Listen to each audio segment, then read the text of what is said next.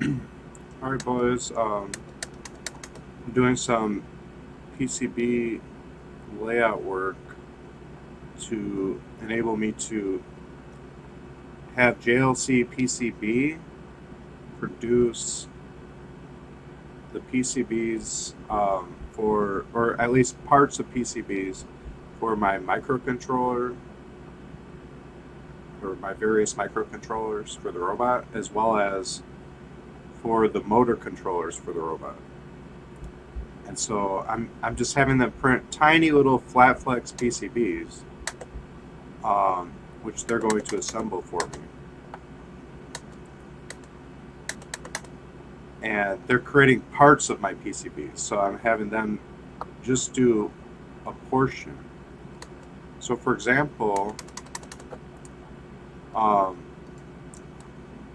like this LED and this resistor, we're going to have them just make these two with a line between them. So there will be a pad, and then a little trace between them, and then a little stub of trace sticking out of either side. And then they're going to cut that out mostly, and then I could finish cutting it out with scissors and then like place it manually on top of the microcontroller. So basically they're creating like little SMD component breakout boards for me in flat flex cable, super thin, that I'll just be able to cut out little tabs. Like I'll have it mostly cut out or perforated, and then I'll just finish the cutting. So I have them like with a laser cut out most of it. And then I'll just like use an X-Acto knife to cut off a couple little tabs and release it from the overall 100 millimeter by 100 millimeter board. And then I can place it onto my microcontroller, which is this whole item, like it shows here, something like it. And it'll just make it easier since I won't have to solder this little resistor on or this LED on. That'll be soldered on by them. And I'll have traces to start out with, and I can just solder additional jumper lines to those traces. So I'm not having them make everything. I'm just having them make like just the LED and resistor. So like that's here. Here's the LED and here's resistor. So I'll just have it stubbed out, and then mostly cut out.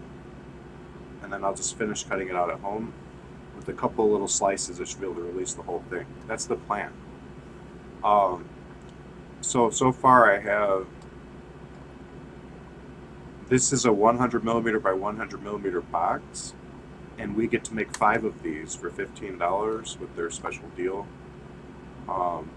Quantity PCB 5, we've selected Flex, and it's $15 special offer for that. It's a 2-layer. We don't really need the 2 layers, I don't think, but it says 2-layer there. So yeah, that's what we've got so far. I'm trying to make the Gerber, because you have to have a Gerber file to be able to do an order. So everything in this little cluster is all the little components we need for the microcontroller. So we have 5 bypass capacitors, 0.1 UF, and it's just going to be a little pad with a couple little stubs of copper sticking out that we can then solder onto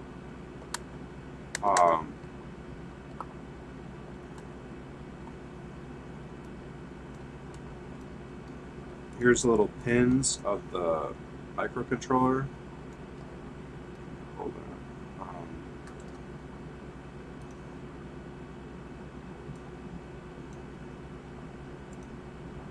Okay. So here's the pins of the microcontroller. Here's the capacitor, 0.1 UF ceramic capacitor.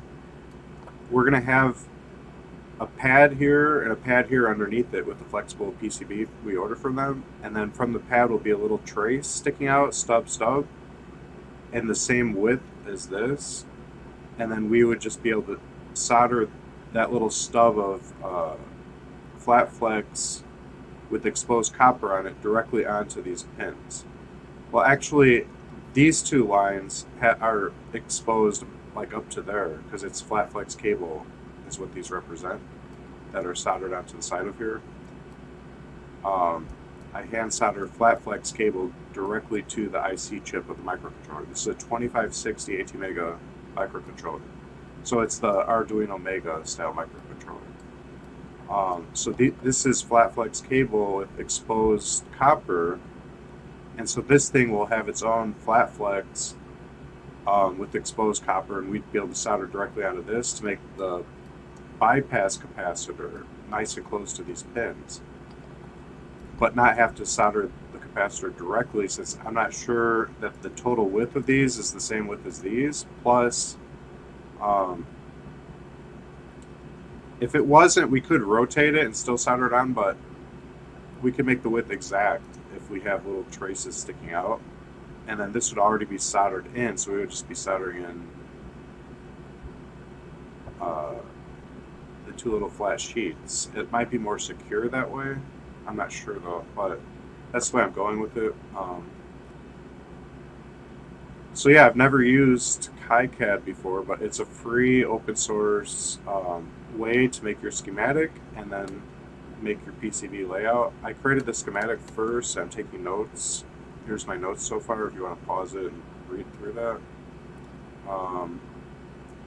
I'm following a YouTube tutorial, which is here. Kicad 7 PCB layout in 5 steps. It's only 13 minutes long. It goes really fast, but I can play it at slow speed and rewind it and press pause.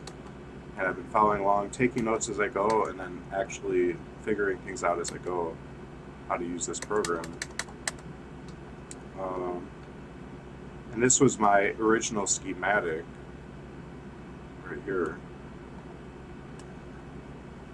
So this is an inductor for the microcontroller.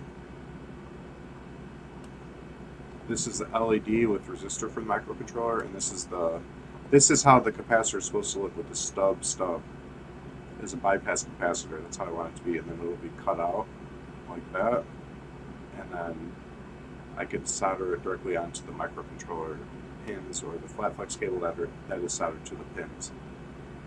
As close to the pins as possible. We want each decoupling capacitor like this. That just helps remove voltage ripple from your voltage input pins of your microcontroller. And if you see here, we have one here. This is a bypass capacitor near the pins. And then we have one here, one here, one here, and one here. And if you look at the schematic,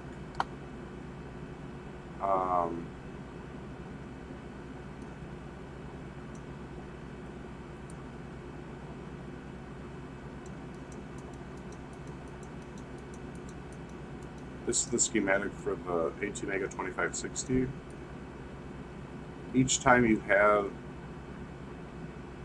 VCC and ground, you have to put a decoupling capacitor. And then you also are supposed to put one between a VCC and ground, and then this VCC ground, this VCC ground, so, and this VCC ground right here. As close to these two pins as possible. That's standard practice to always do that.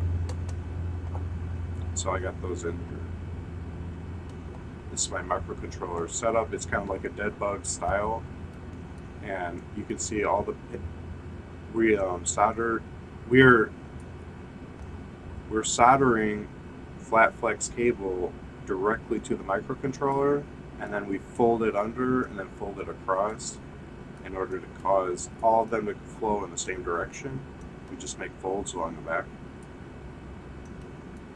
It's like you can see this one first folds down and then it folds in, and then you can see it folds at a 45-degree angle in order to start heading that way.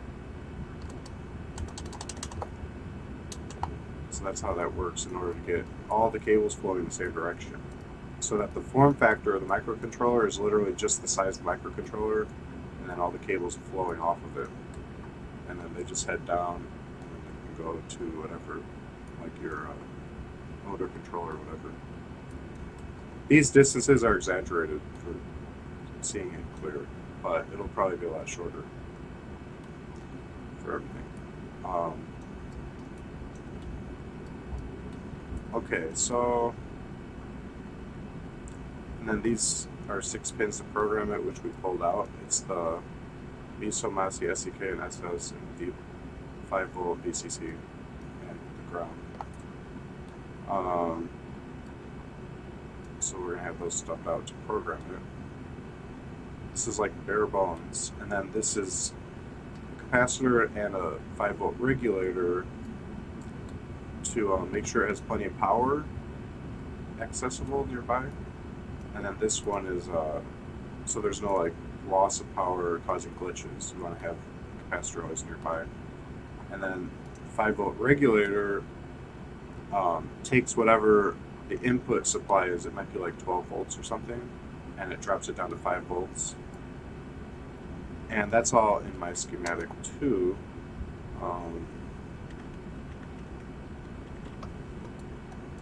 For Arduino standalone, you have like your wall wart or whatever. You're supposed to have a capacitor before and after your 5-volt regulator. A LED that indicates everything's turned on. Another LED is just to run a blink program to make sure everything's running. You have a quartz crystal oscillator with 2 capacitors, but I found out you can actually buy a quartz crystal resonator, which has built-in capacitors, so you only have one component to worry about.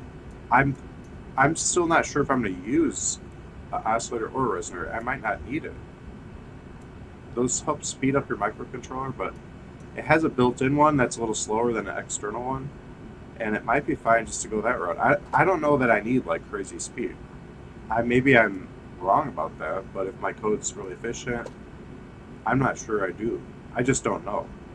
I'm not saying I do or don't, but I'm going to try it without, and then if I feel like, man, it's running too slow, then I can add it. But that's like one less part, so we're reducing complexity to leave it out. And reducing complexity is good if it's a completely unnecessary thing to have. And it may be unnecessary. Okay, so that's where we're at with that. Let's see if chat said anything. I doubt it. Yeah, no one's watching it. Okay. And whatever.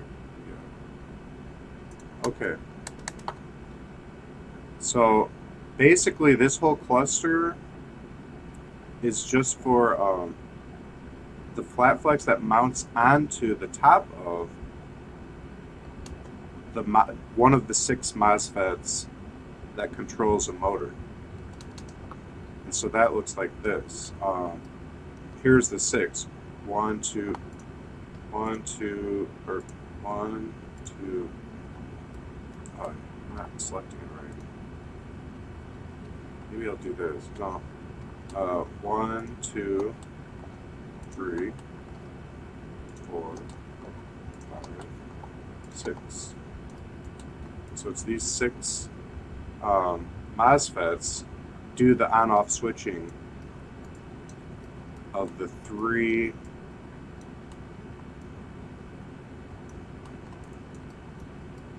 wires that come out of your BLDC motor. 3 wires, so each wire will have a ground MOSFET and a positive voltage MOSFET, positive 8 volts. And so it's like a dual H bridge. So each one has 2 MOSFETs assigned to it, 2, 4, 6 MOSFETs total. So it's on, off, on, off. So it'd be like on to positive, on to ground, and then off to both,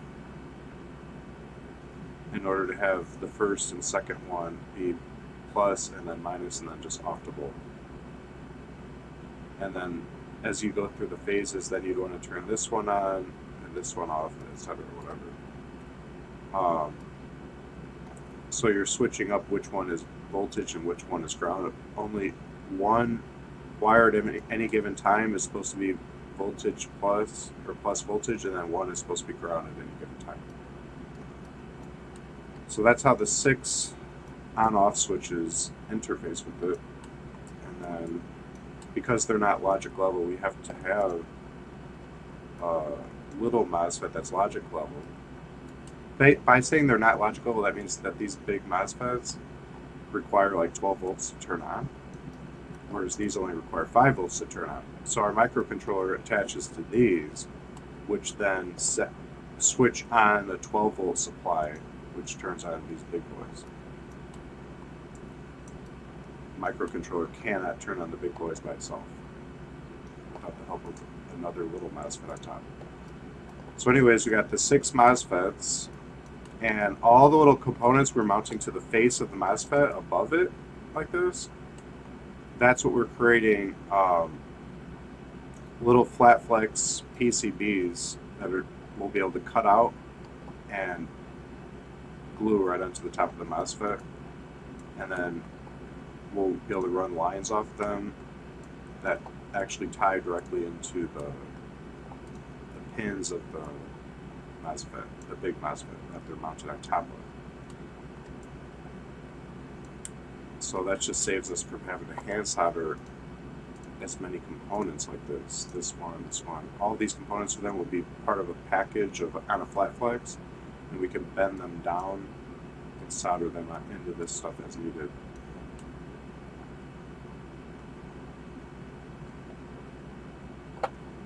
So this is the layout for that. You got your little MOSFET, 100 ohm gate resistor, 10K ohm gate to source resistor, and then this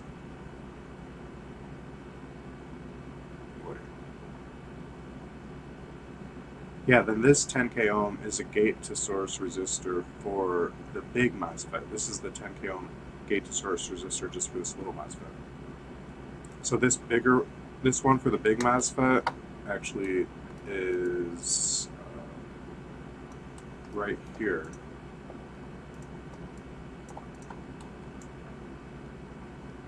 It's underneath, you can see it tucked in. And it connects this pin with this pin of the big MOSFET, the 2 outer pins. This one and this one. It's supposed to connect those two. So this won't be attached to the rest of this stuff. This is going to be a standalone, but I just put it here because it's located positionally right there. And so all these components then, 1, 2, 3, 4, 5, 6, 7 components total. Are for one of the big 6 MOSFETs.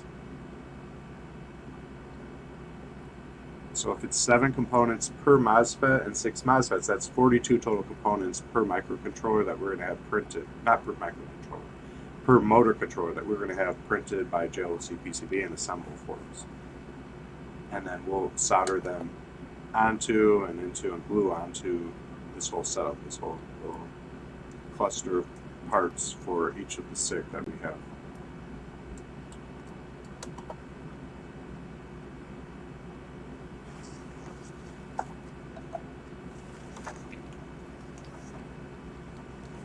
It's funny because I haven't even tested any of this. Like, I don't even know if this is gonna work. It may not work, guys, because some people like insist on using a MOSFET driver IC, and I didn't do that. I'm just like using a little MOSFET to switch on a dedicated 12 volt power supply that turns on the bigger MOSFET. And I gotta admit, I made up like my own schematic that's maybe outside the box. Maybe it's not how it's supposed to be done. It might not work. So, and I haven't tested it, and here I am like having somebody make a bunch of them. But it's only like a $20 or $30 investment maybe. So it's not the end of the world if it fails, and I could definitely use some of it, I'm sure, for something. if it doesn't work out. But I'm taking a chance at it. I feel like it will work. I mean, people order, it could be a good practice order too. People order from JLCPCB and they have mistakes and then they reorder. Or they like use a lot of what's called bodge wires or like mistake wires to like fix their mistakes. And it looks a little sloppy, but then their next order they get it down better. So I might end up doing something like that if things go badly. But there's a chance I nailed this. There's nothing wrong with what I did. I thought it through well, and it works great. And that's what I'm banking on. But like with anything, you know, when you're doing stuff for the first time, you don't really know as much until you like test your theories. So you got to start somewhere. So anyways, let's continue with this. So, okay. Oh, so like the first step, like I was saying, was to create this schematic. So these are all for the basic aspects we want. We want a 10 microhenry inductor for our ATmega 2560 microcontroller, which goes onto its, that's right here, that's part of its analog pin VCC. It's supposed to remove like corruption. It's called a bypass filter, I think, where that and the ceramic capacitor together create a filter to smooth out like any electrical interference on your VCC and ground. The capacitor gets rid of some voltage ripple, and so does the inductor somehow. They work together to get rid of different types of voltage ripple stuff. That's my understanding of it. And I'm pretty sure I got this whole schematic. I drew it in my own style with like the swervy lines and stuff and little kind of cartoony look, like the switch and stuff. Just to make it easier for me to look at as a beginner. But the schematic itself came directly off the Arduino website, I'm pretty sure. And I took little notes about stuff, like why you need each part and whatnot. And so a lot of the same principles for this ATmega 328P dip style chip that I did in this schematic, it all applies the same way to any microcontroller as far as the VCC and ground pins and having the or bypass capacitor, etc.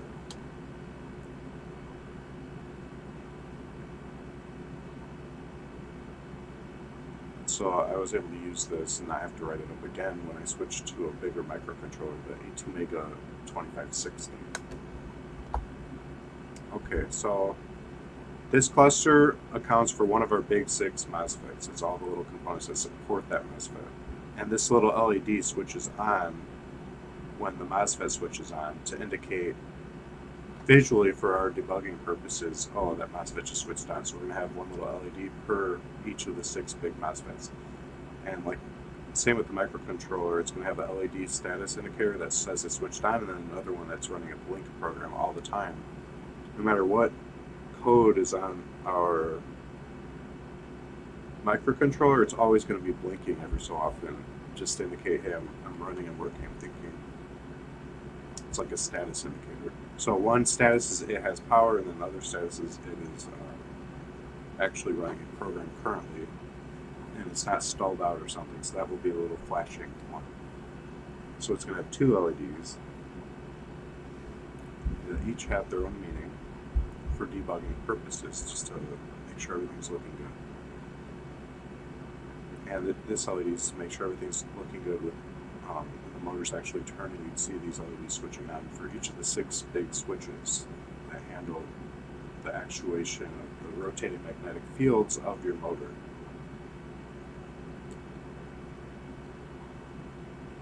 So this is the schematic editor. The main window when you create a new project looks like this. And we had to click schematic layout editor first, which popped up this window, and we made our schematic. And then the next thing, we had to click on this one to do the PCB layout editor after our schematic was done and saved. Do the PCB layout editor. And that's where we're at now with this. So that's all I've done so far off stream. I decided, hey, I should stream this because I'm doing some pretty cool stuff, and this could be good for me just to kind of review everything I've been doing and have this kind of like a video note to myself for future. If I forget a lot of this stuff, I can like refresh my memory on it all. Because this process is kind of daunting and complicated, and it's not something, you know, if I go 5 years from now, I'll be like, what was that one program I used to help me get a PCB made? I don't remember the name. Like, I won't remember any of this stuff. So having some video could like jog my memory and get me back on track if I wanted to have PCBs made in the future. So my goal, since this is everything just for one MOSFET, and this is everything for one microcontroller, each microcontroller is going to handle 6 motors, I believe, which means since each motor has 6 MOSFETs with all these supporting circuit for the MOSFET, 6 MOSFETs, not including the logic level MOSFETs, I mean the big boy MOSFETs that run the high end main switching to the motor. So the 6 MOSFETs per motor and 6 motors. That means we'll have 36 of these types of clusters. Because each one of these is for one MOSFET. We're doing 6 MOSFETs per microcontroller. This is all the stuff supporting the microcontroller. This is all the stuff supporting one MOSFET. So times 6 will be 6 MOSFETs, and then times 6 will be 6 motors with their individual 6 MOSFETs. So 36 of these will be next to this. So I have this, and then 36 of these. That might, let's see, 1, 2, 3, 4, 5, 6, 7, 8, 9, 10, 11, 12, 13, 14. Let's say 14, 15, 36. Yeah, we might be able to fit.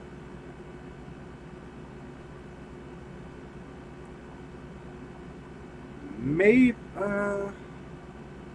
there might be enough for 2 microcontrollers and 36. So basically like 1 microcontroller and 6 motors on each half. So 2 microcontrollers and 12 motors total on one 100 millimeter by 100 millimeter board. And then we get 5 of those. So that would mean 12 times 5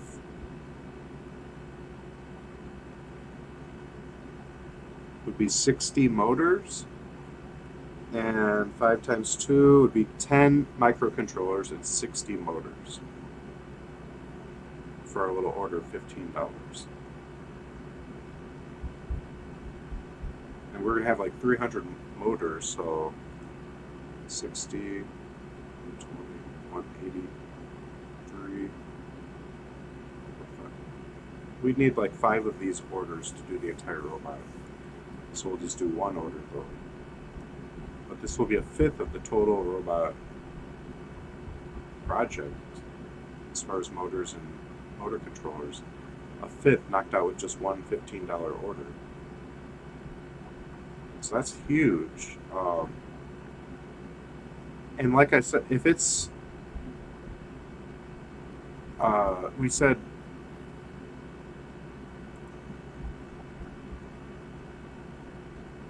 12 times 5, 60 motors.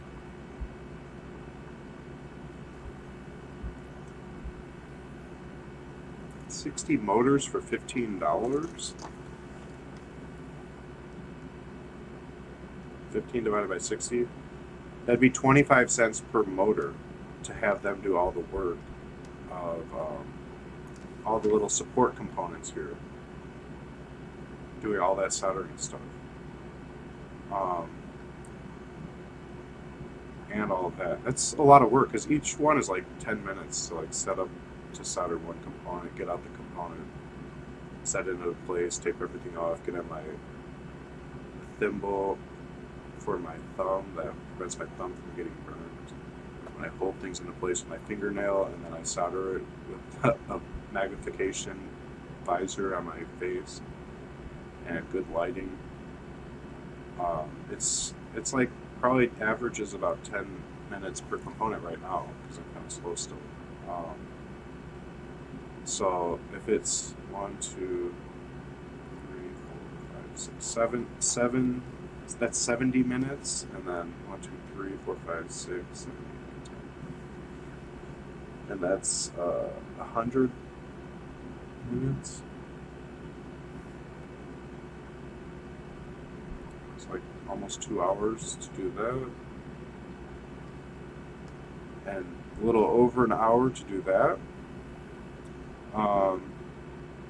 So we're looking at, that's like 2 hours of work saved as far as me doing it. And if you imagine that multiplied out to you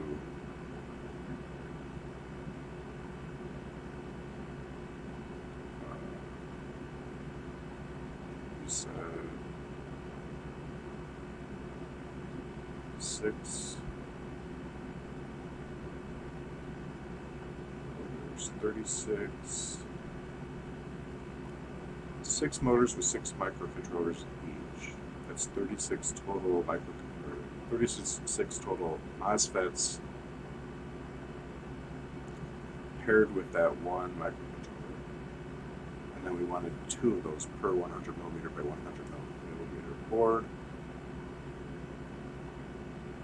So that's 72 total MOSFETs per board, which we said was an hour per. So that's 72 hours times 5 boards, 100 millimeter by 100 millimeter boards.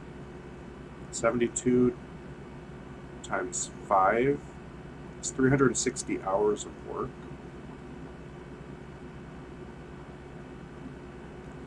And I pay them $15 to do that. 360 hours divided by $15. Wait, no, $15 divided by 360 hours. That would be 4 pennies per hour. I would be paying myself to do this by hand. 4 cents an hour. That's the worst wages ever. That's not minimum wage. So basically, like, if they charged $360 to do it, it would take me 360 hours, then I would have been only billing myself $1 an hour to do it myself instead of have them do it. And so it's like, well, $1 an hour is not worth my time. I'll have them do it. Now, if they charged 360 times $10 an hour, that'd be $3,600. If they did this job for me for $3,600, it'd be like, well, if I do it myself, I'd pay myself $10 an hour savings as opposed to having it outsourced. So is my time worth $10 an hour? Maybe, since it's hobby related, I might value my time at $10 an hour. So especially since I'm slow and it's good practice, it's really good skills to have as far as being able to solder really well. So yeah, I probably would do it myself if it was $3,600 to do this, but it's only $15 to do it. So that's why the economics of having this outsourced is a no-brainer, big time. It's a huge, huge cost benefit for me to have them do it.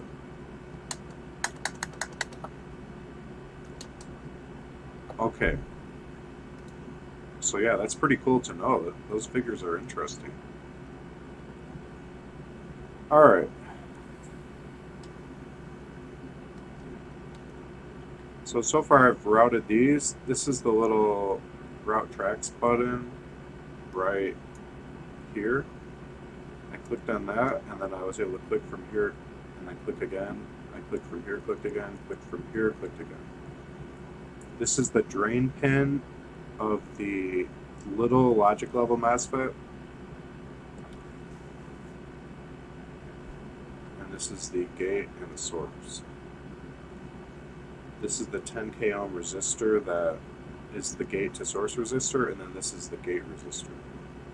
The gate resistor is 100 ohms always, and it prevents ringing when the microcontroller tries to turn this on. From its digital output pin, it sends 5 volts to here, and it switches this on. You want 100 ohms to prevent ringing.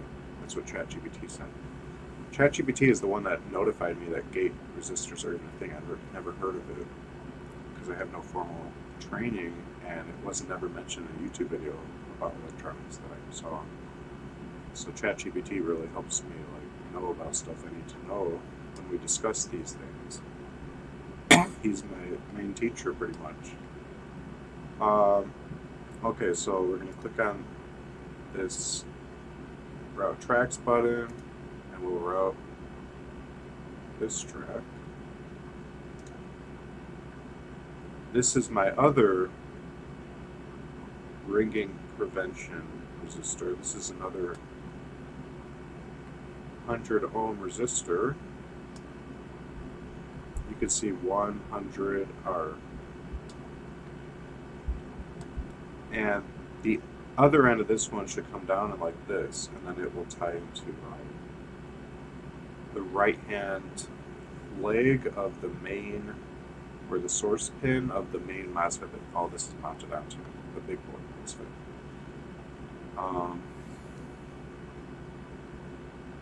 I'm not sure how you would route that to just empty air.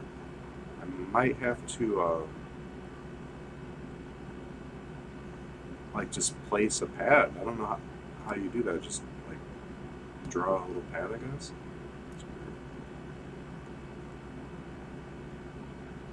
Just like a random pad.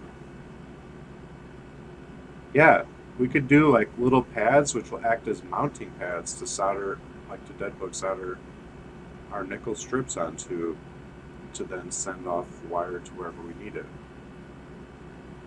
So we'll need to create just a long, narrow pad. That's not a component pad, it's an attachment point pad.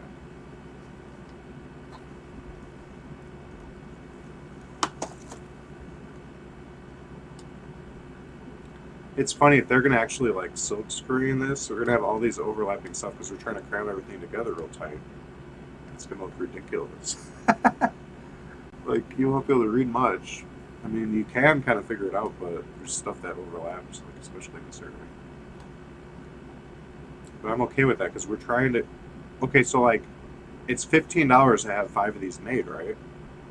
So we want to cram as much stuff on it as we can to max out that $15. Now, I think they also add additional fee of 0.4 of a penny per solder joint or something like that. Or it might be 4 cents per solder joint. So it is going to be more than $15, but I just said 15 because as of right now, since I haven't finished my order, I haven't uploaded the Gerber file, it's just saying special offer $15, and we don't have the exact price yet. Until I add my Gerber file, we won't have it. And you also upload a part list file too, if you want them to assemble it, and I want to have them assemble it too. What that means is that they're going to have a pick and place machine to actually put down the parts and solder them into place, and that's free right now as part of a promotion. They're doing a bunch of promotions at the moment, and so I'm definitely wanting to do that because, like I told you guys, it's saving me a lot of time. Now, granted, just having, even if this was just all copper work and we soldered on the parts ourselves with a reflow oven, that would cut down my time per component down from 10 minutes to maybe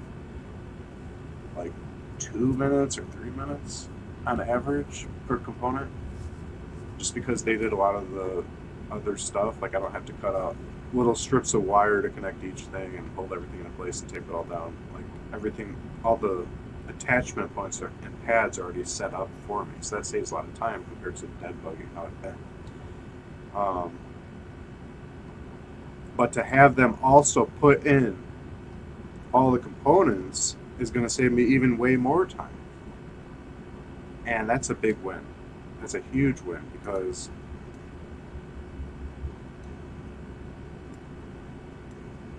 I've been working on this robot for years, and if I can save tremendous time for very little cost to me, that's a no-brainer.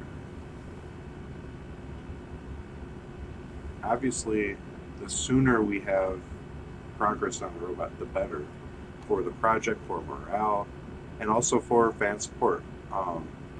And I'm primarily interested in just continuing to garner more and more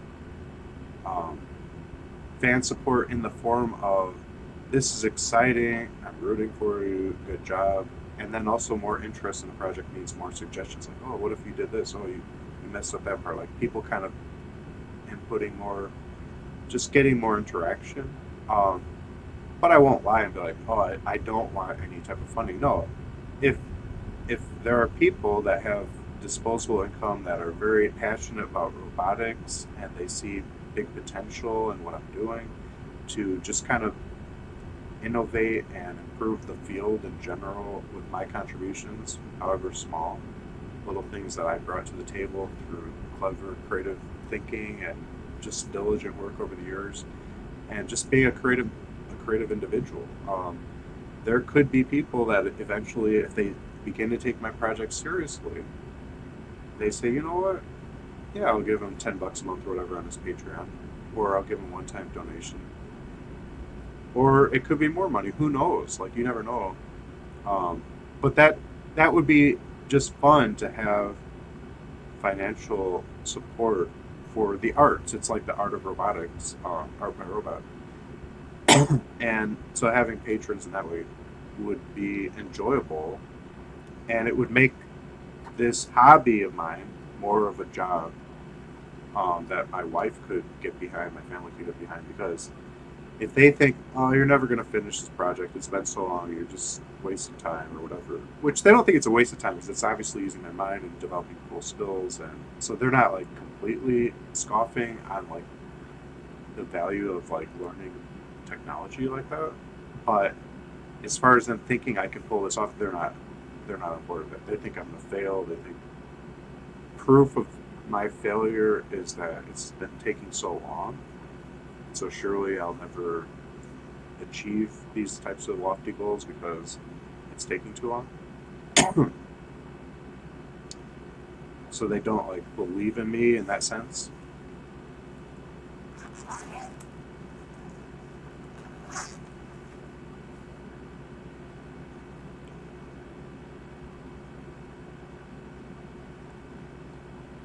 But my wife always calls this my hobby, and in order to convince her that it's my job, I'd have to have some kind of money coming in for it.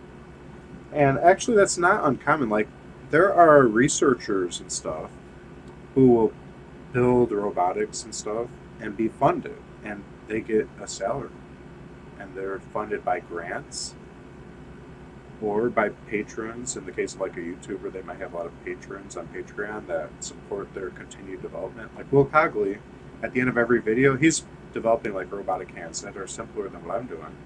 And at the end of every video, he'll have like 50 patrons names rolling through. And so he might be getting like $300 a month or whatever. And if I were getting patron money,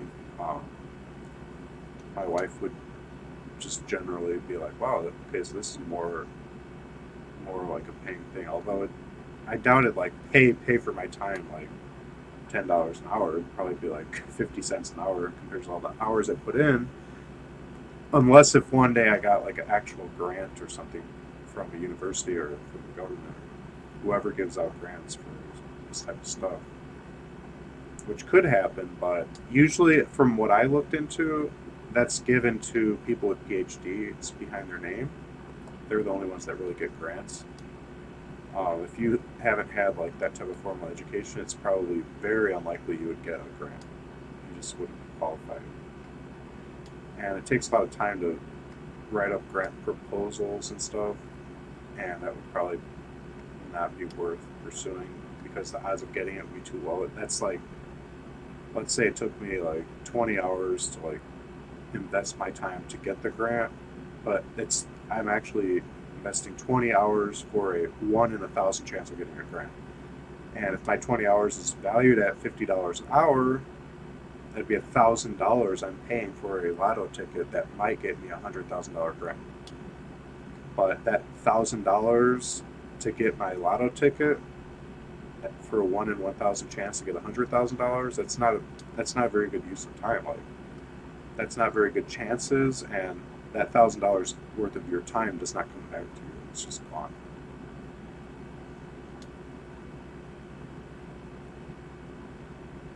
Now, if the grant were like $1 billion and it only took me 1 hour to fill out a grant proposal, then that starts to make more sense. That's like $50 worth of my time to do the grant proposal for a chance at $1 billion. And what if I had like a 1 in 5 chance? Now that'd be worth taking the shot. But as it stands, it's not worth it. Okay, back to this. I know I can do this. Here to here. Oh no. So this one, it wants to connect to there, so I gotta flip flop this diode. Or no.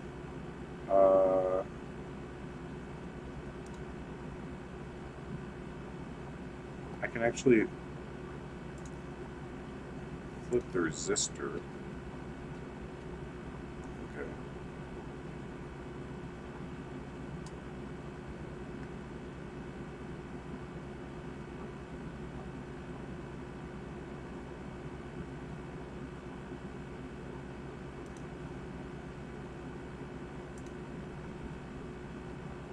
Huh.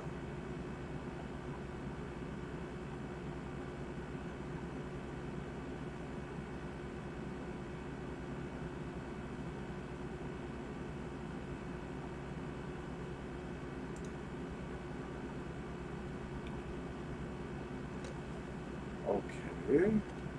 That was not it.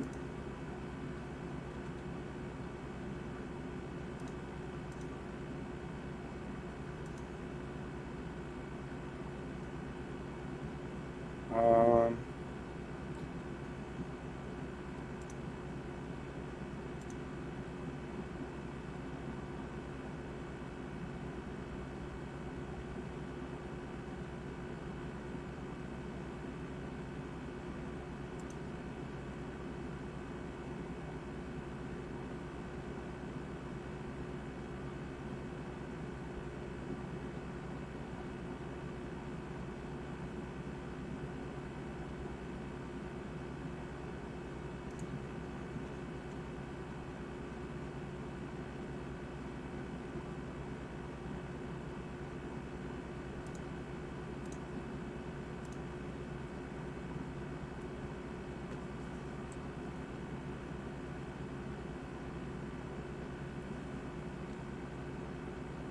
This is saying plus 5 volts on this side, but the schematic,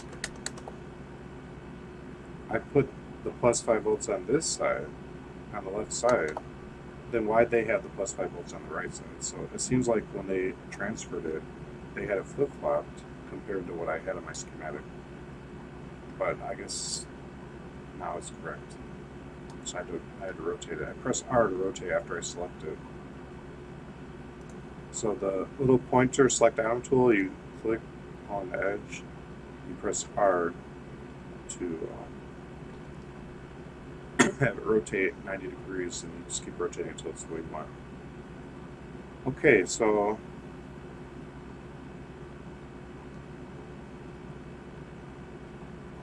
oh, oh, I can move this one closer.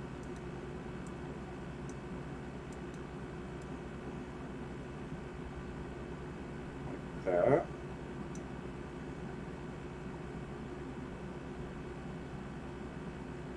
Wait, what just happened?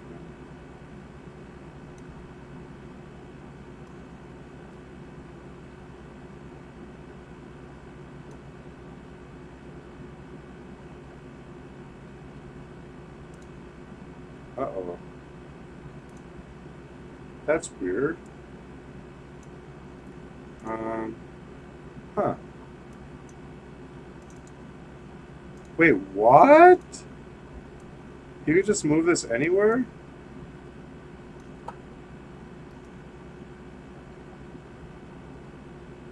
Interesting.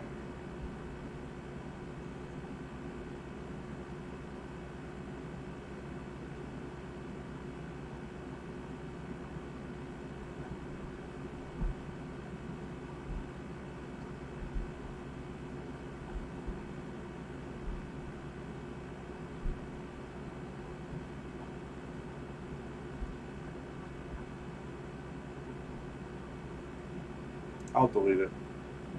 Okay.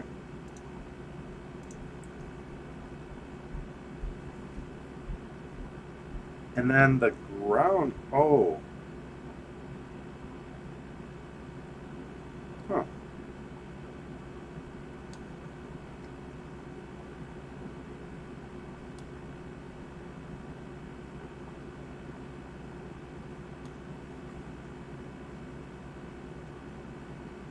Hmm.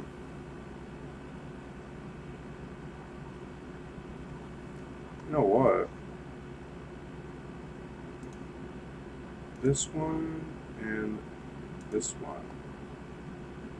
I want to move closer.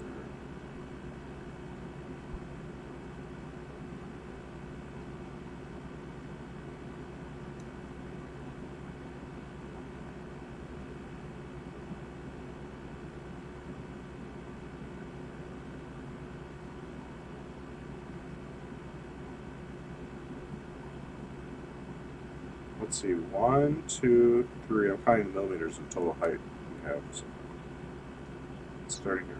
1, 2, 3, 4, 5, 6, 7, 8.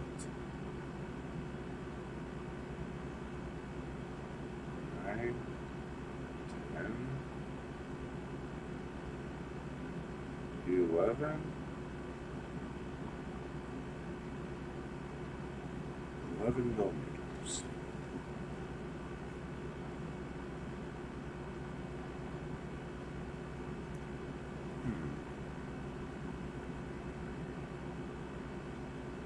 That's not good enough.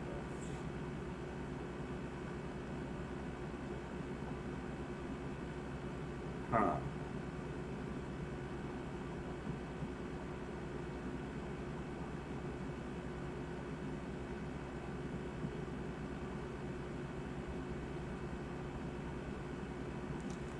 Okay, we gotta completely rethink this then.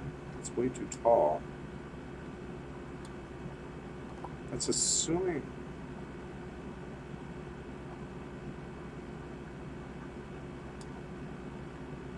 Wait, was I even counting it right? Wait. Is this millimeters? Let's see. 10, 20, 30, 40, 50, 60, 70, 80, 90. Yeah, that's millimeters then. And so yeah, it's 1,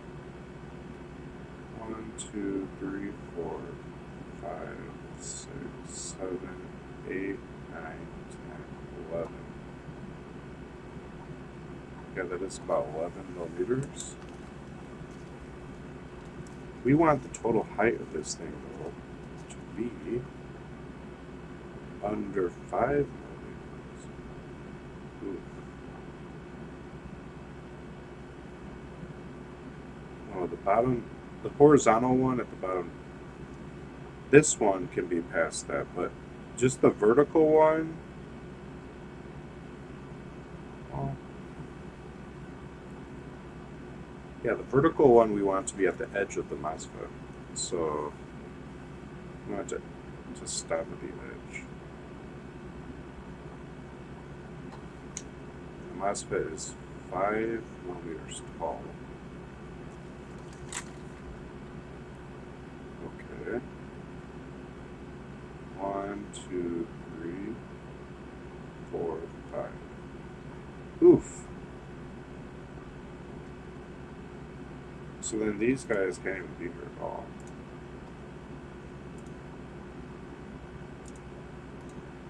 Oops.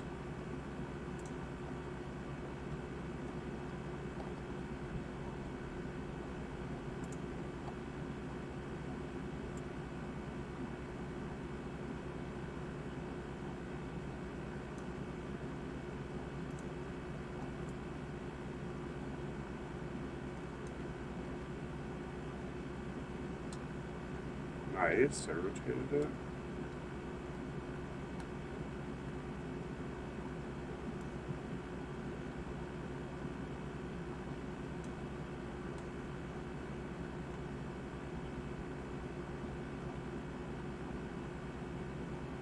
Rotated it again. Okay, LED at the top.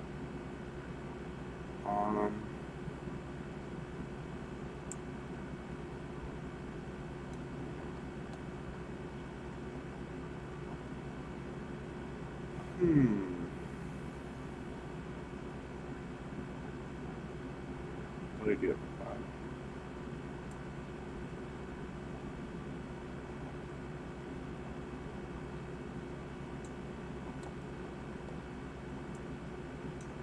I was worried about that.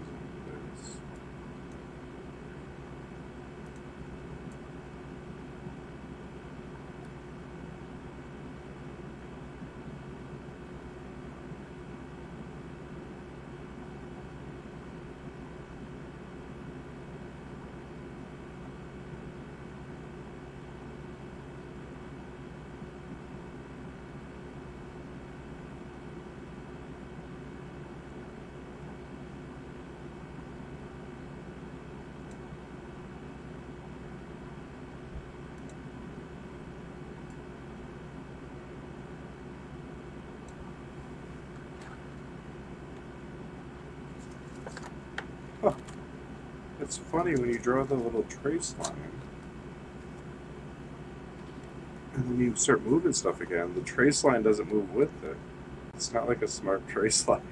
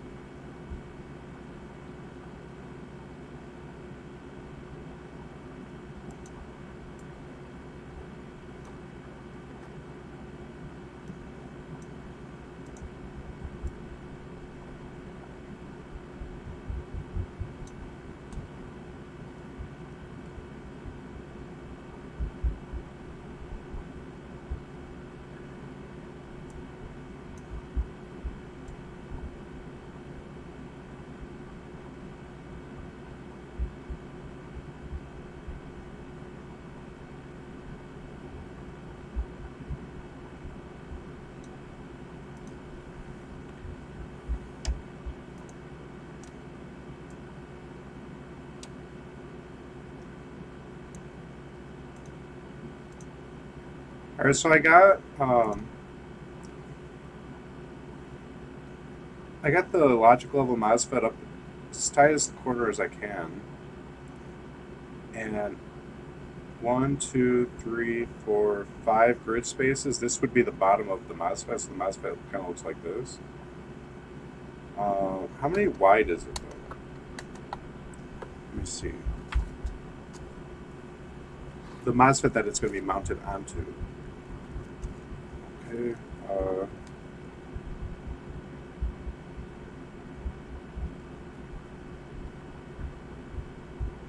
5 wide. Okay, 5 wide. Um,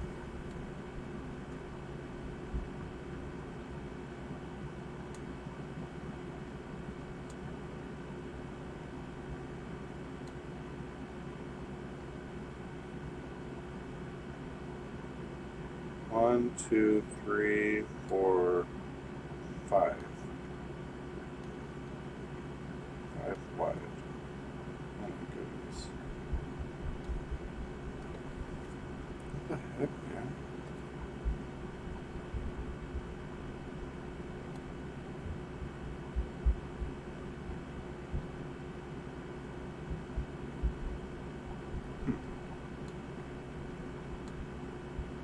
I don't know why they're so spaced out.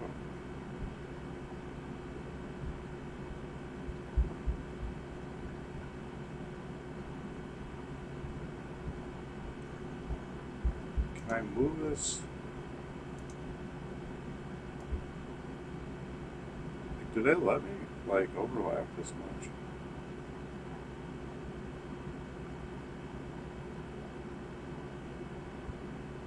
I guess.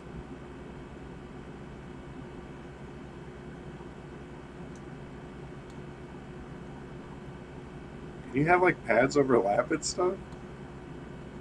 Or will they like bark at me like, hey, you can't do that?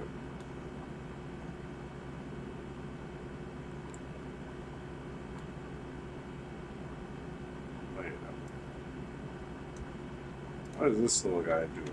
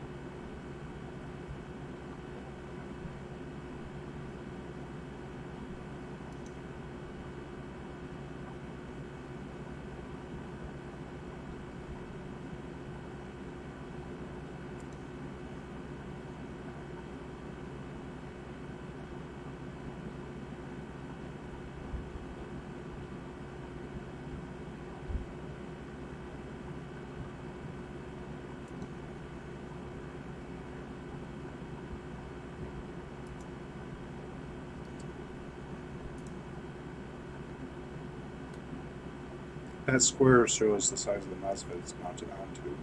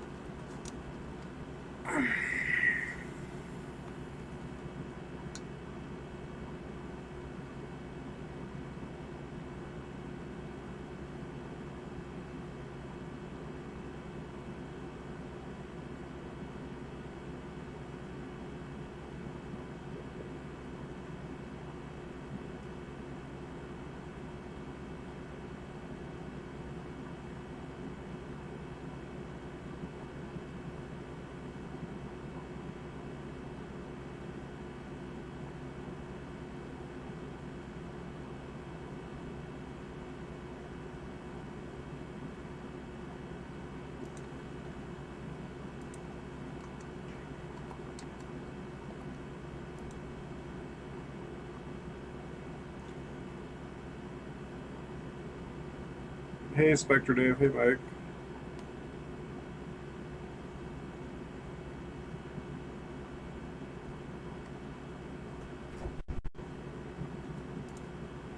Please stop streaming.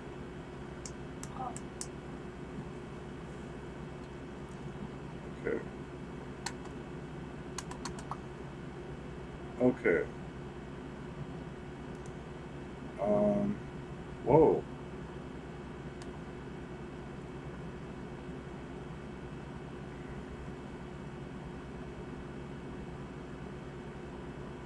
They're basically saying I did a horrible job.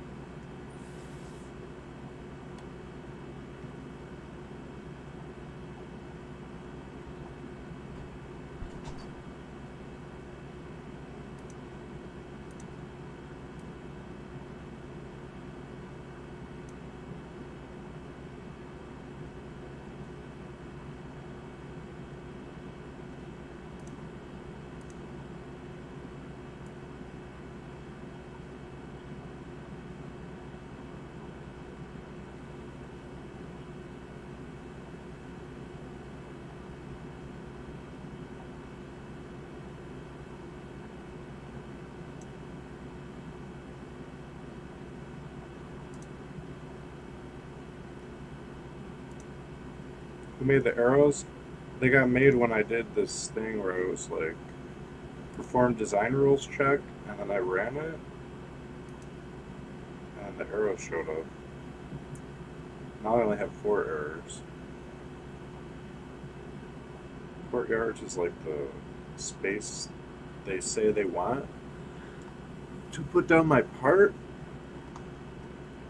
but it's supposed to be liberal. They said you can't ignore it, I guess, but at your own risk.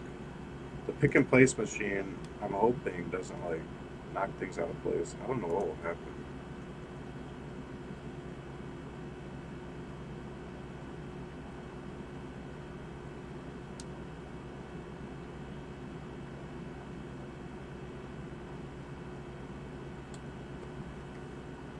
Okay.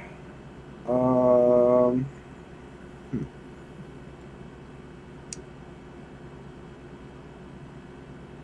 yeah.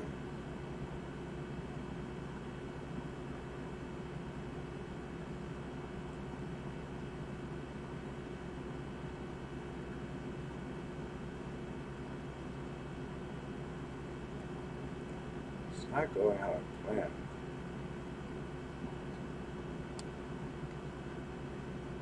It's going bad.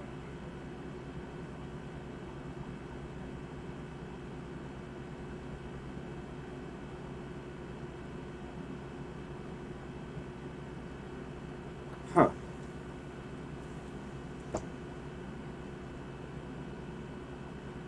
Oh, I could do this line. Okay.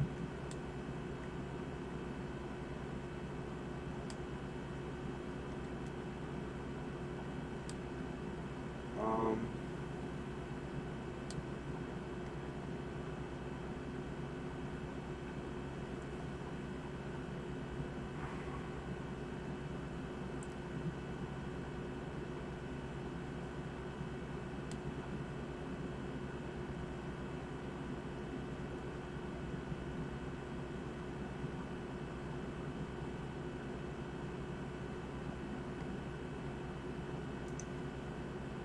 Ah.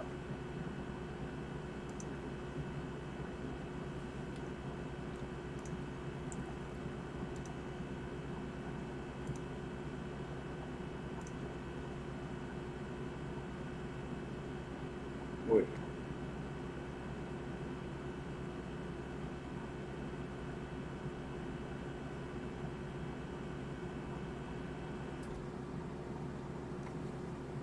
Um.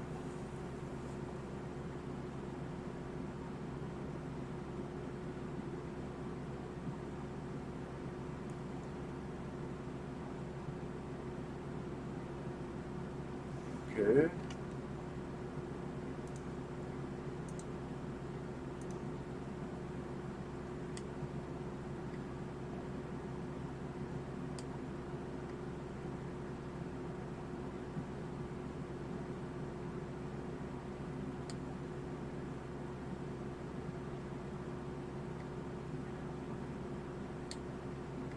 my goodness.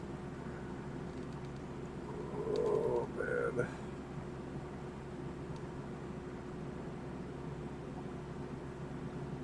Should I make them smaller? Is it too late?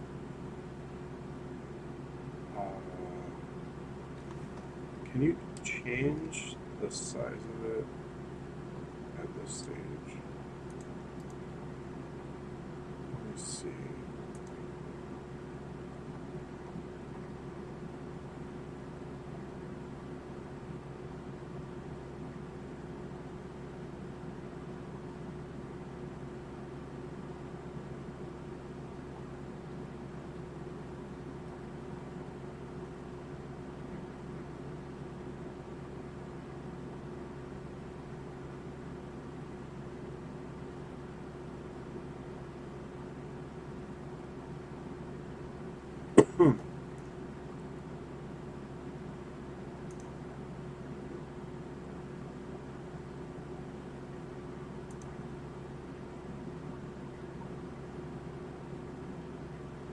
Wait, how do I do the 3D preview? Update PCB from a schematic button. Oh, wait.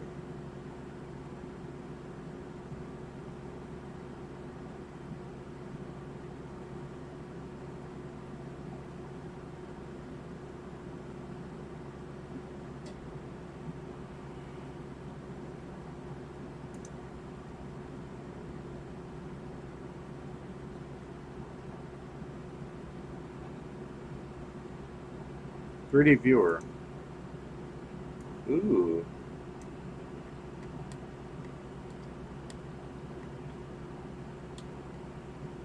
See? Shoot.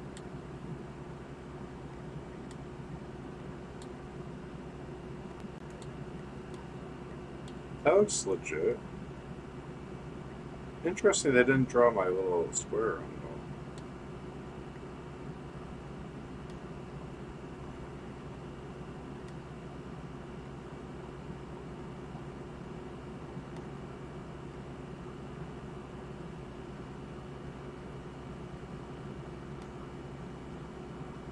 That's not bad. Hey.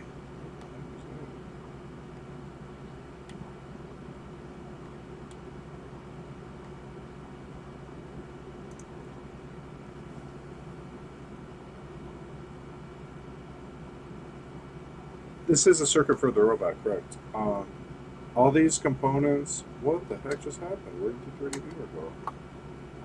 All these components on this left-hand cluster go with. They'll be mounted onto flat flex PCB with them. So this will all be cut out and then mounted right onto the top of a larger SMD MOSFET, like this. So the larger SMD MOSFET is right here. And these mount on the top of it. And it's on flat flex, so it'll be super flat. And the MOSFET is about this size. And these little strips are going to come off of it. This connects the two outer legs of the MOSFET, which are right here.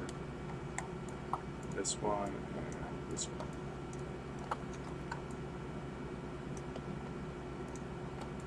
Like that. This connects those two.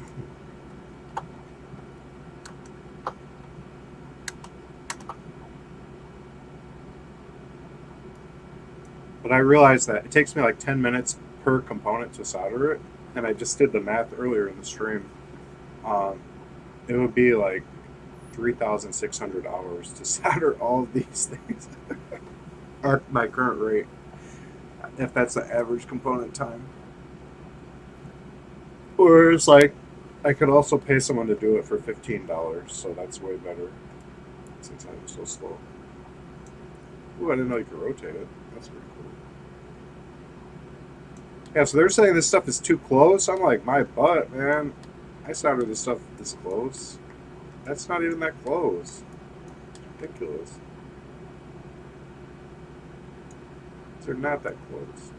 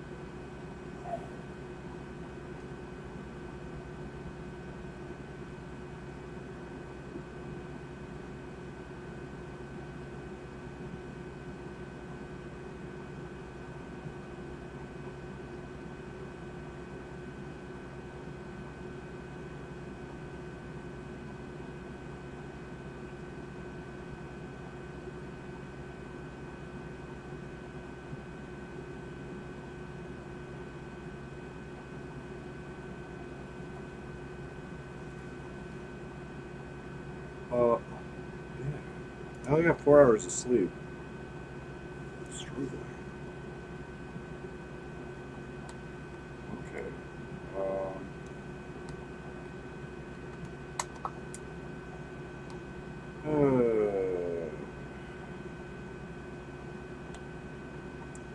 So I press Alt 3 to see it in 3D.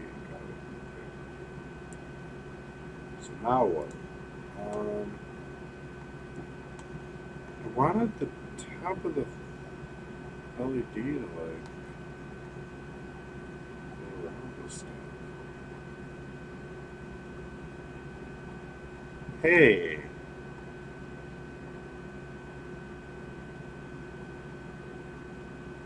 Wait. Can it go under this, then down?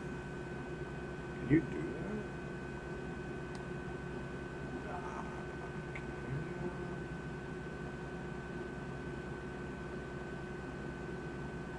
Um,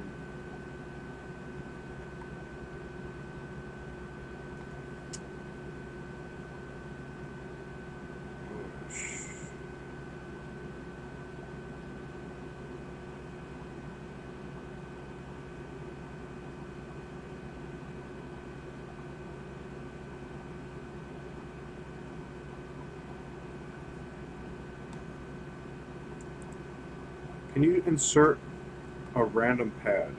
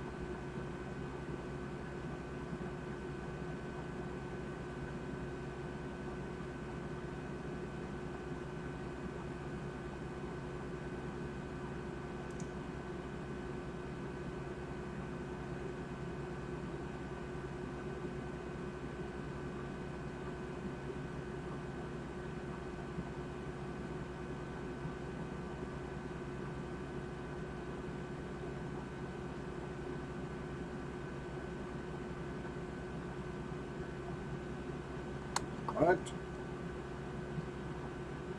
Place?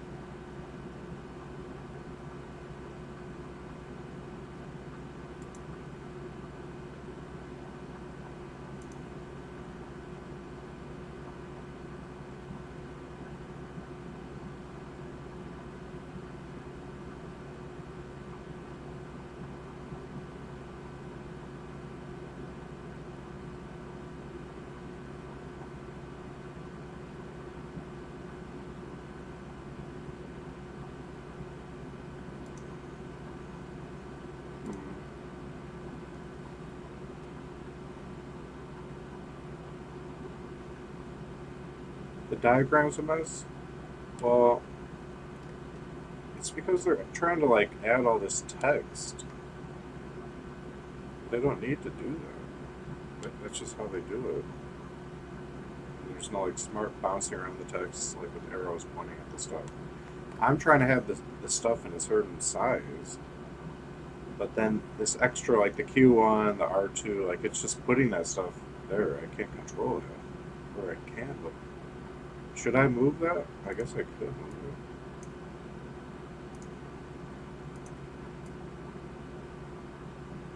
Would that help?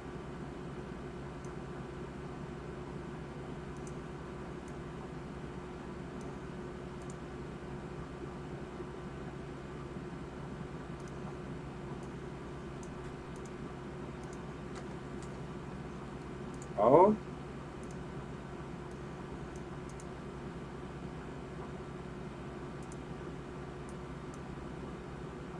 They won't let me move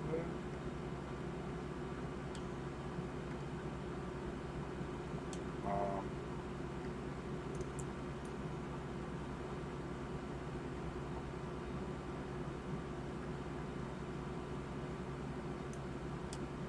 does that help?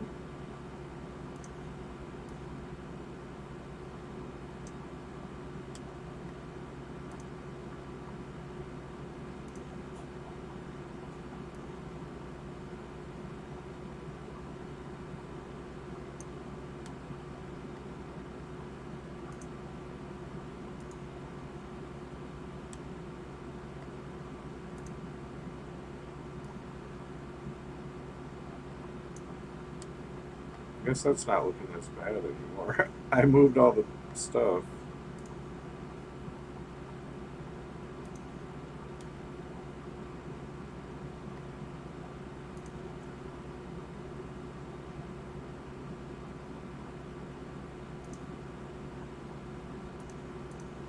Nice. I got rid of the arrows. Now it looks more organized. And then we can 3D view it like this.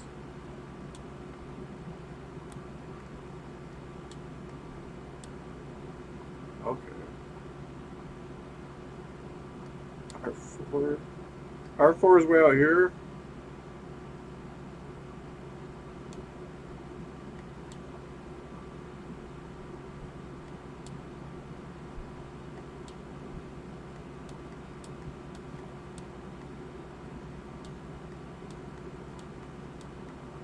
This must be R4.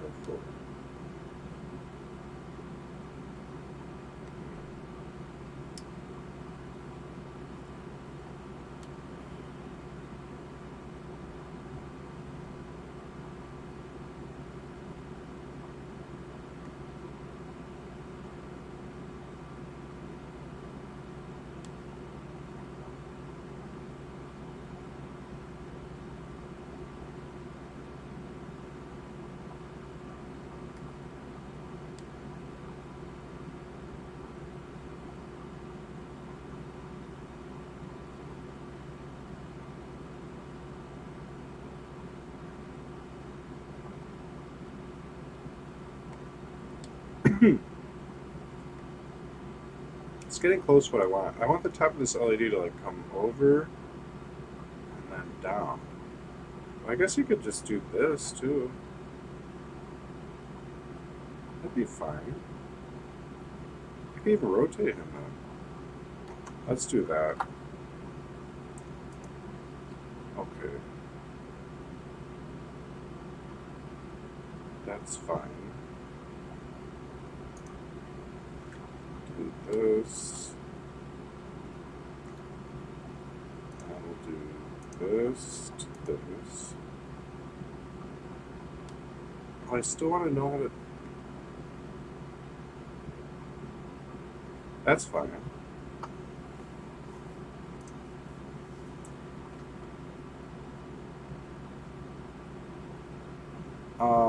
It looks bad still? Oh, no. Oh, here's R4. Okay. We could do this. Well, actually, I'll just put it here. This I can move to here.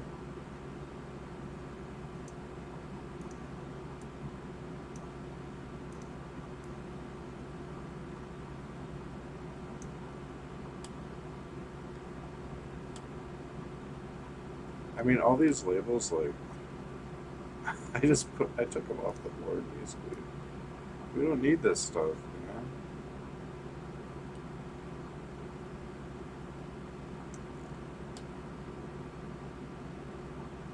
Um, they're just in the way.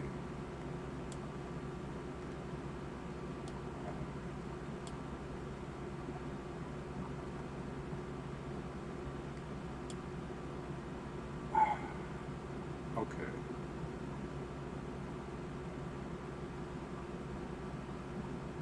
I could put a pad anywhere I want. How do you just make a pad?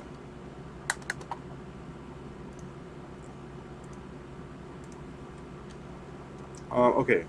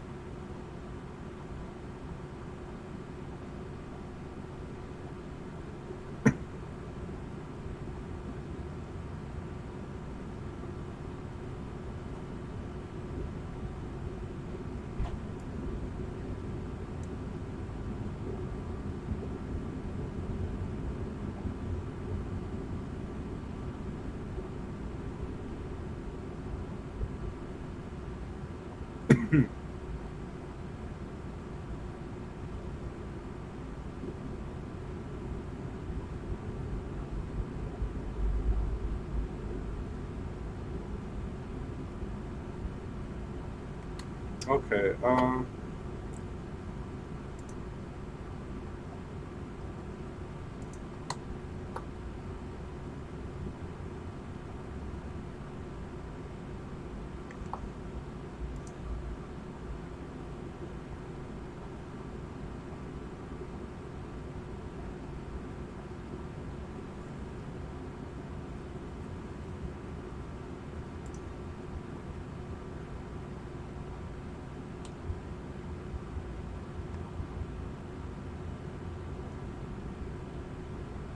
Ooh.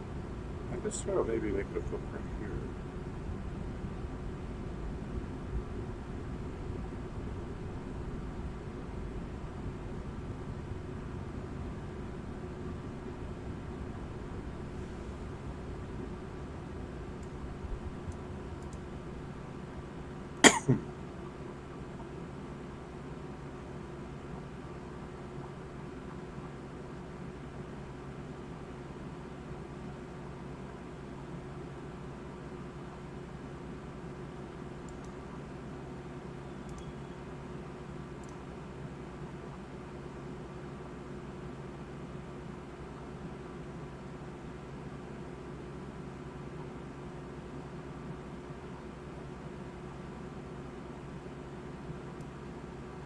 Single solder pin connectors.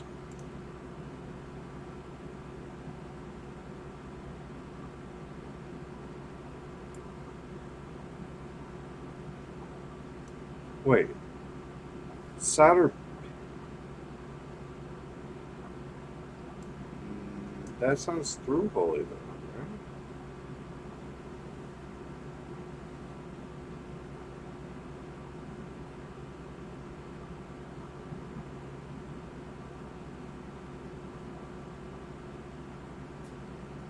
Fuse. Oh, I have no fuses in my whole schematic. Okay, wait, can I click cancel? Oh, no footprint. You have to select one? A test point! Ha! Now I know that should be fine.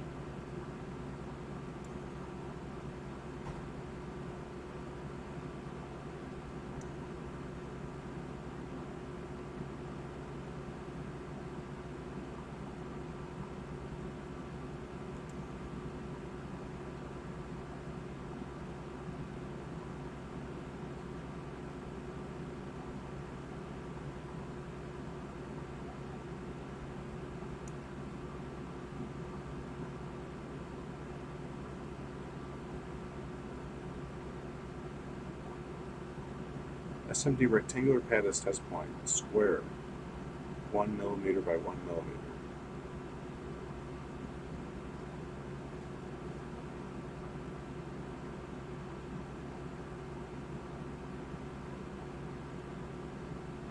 How do we do it?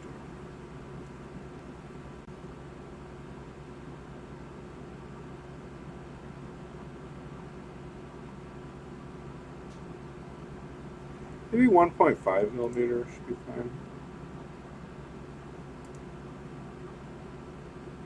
Oh my goodness, look at all that text. Oh my goodness. So funny.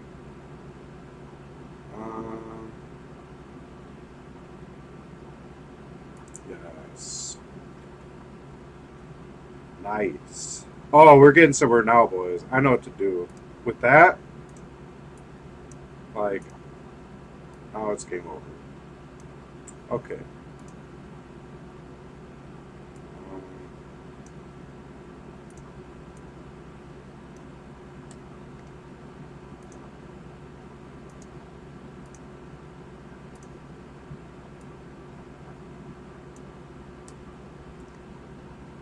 okay, but can I change this? Wait, why did that move? Okay.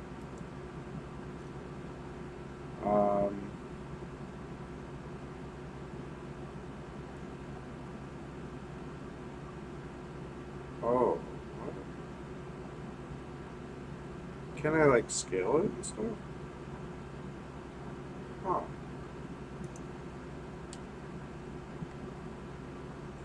Yeah, I want to change it. Properties? Ooh. Ooh. Ooh, yeah. What is this?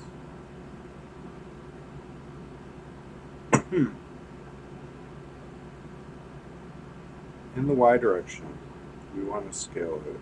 No, X direction. Actually,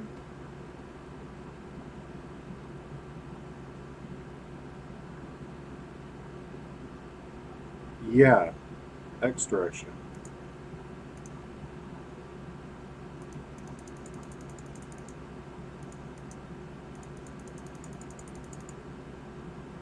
Two times?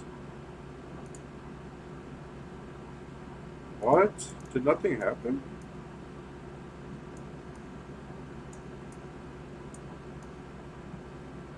Who's that?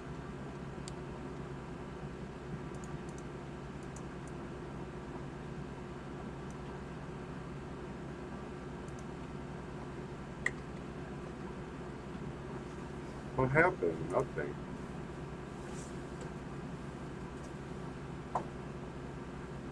Okay,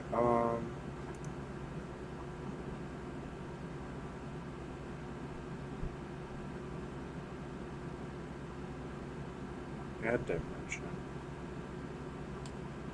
Not sure what that means.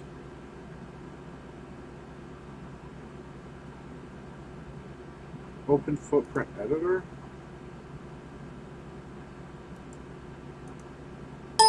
Oh, there it is. Um,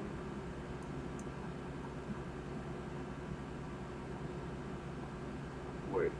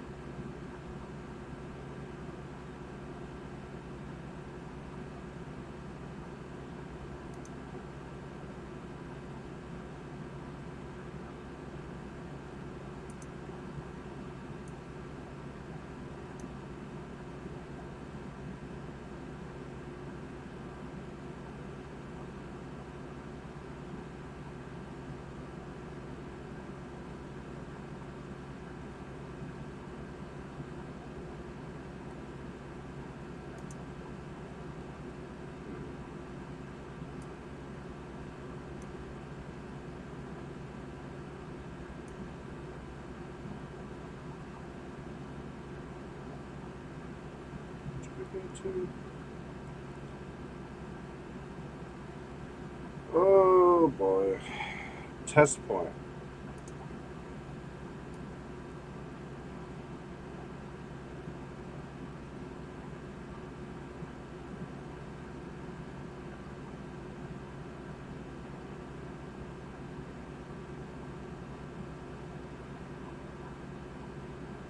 Oh.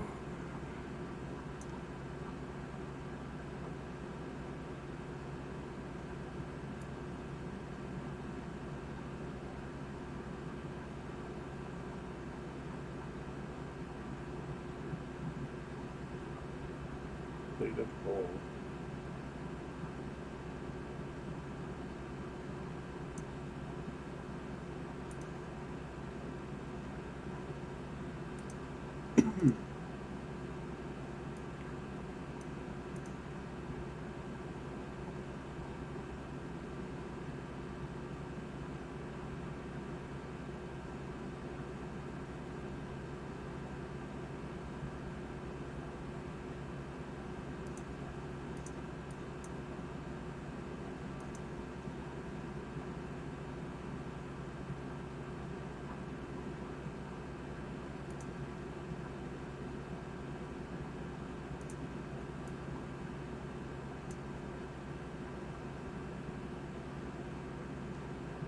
Huh.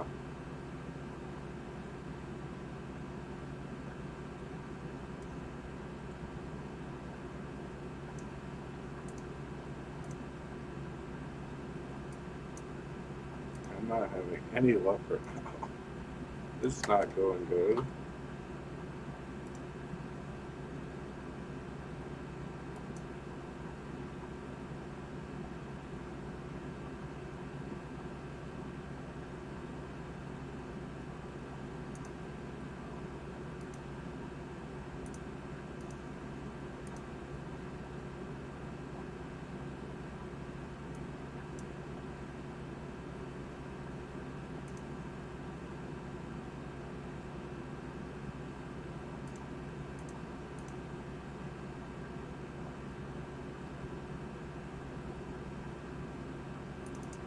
Oh.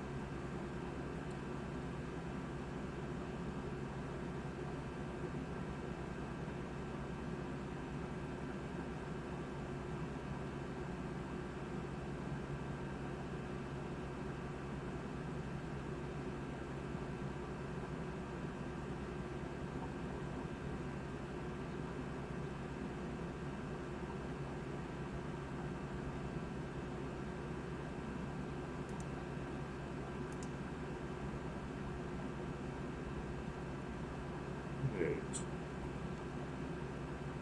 Why did it even say virtual?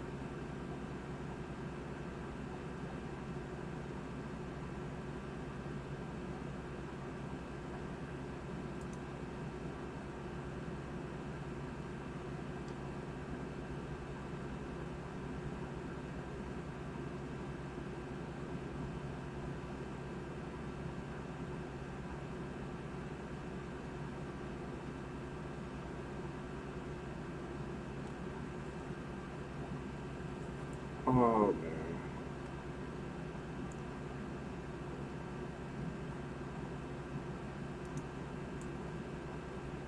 I'm a little bit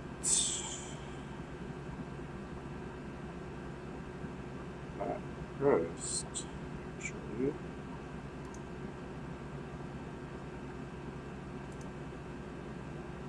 What's that?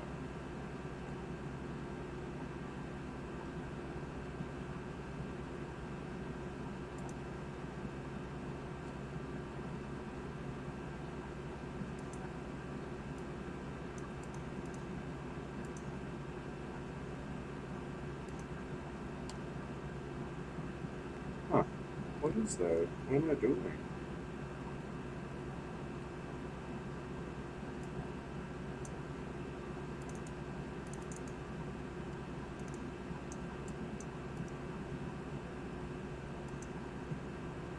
I want to just make it twice as wide. That's all I'm trying to do.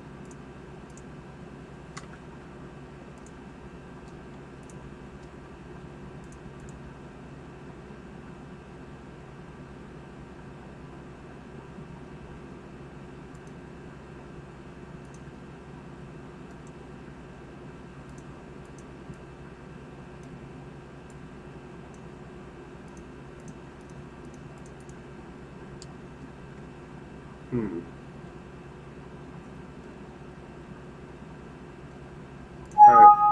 discard changes. Let me just delete this thing. It's not doing what I want. Place footprint. Okay. Let's just say here. And let's say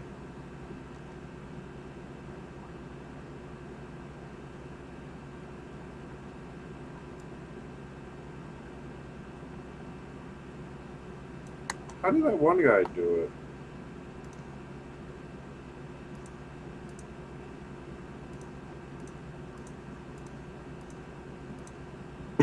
New symbol.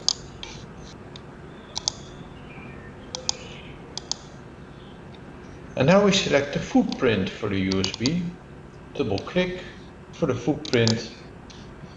We go to My Custom Library and double click, and the schematic is finished. Save, click here, then should be at 2 mm. US1, my close the symbol editor and start the footprint editor. Then we make a new footprint library, file, new library.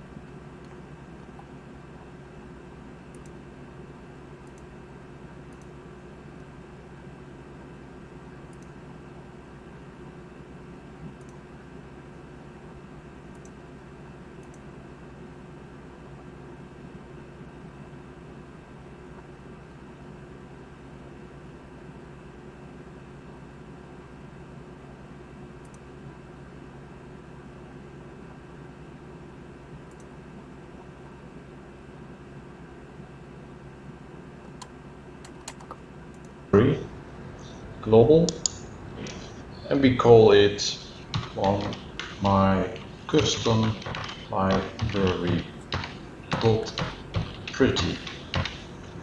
Save. Now we click on new footprint. Footprint name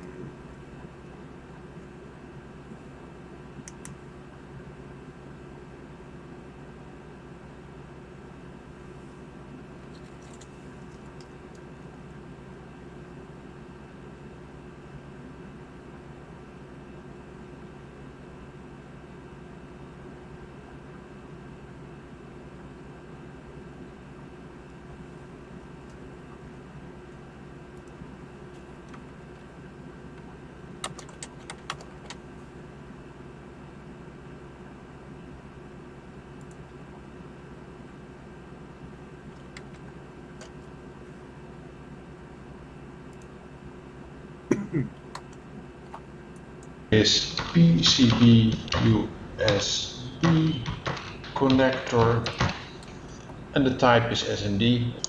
Now we add 4 pads. Pads are here. Add a pad. 1, 2.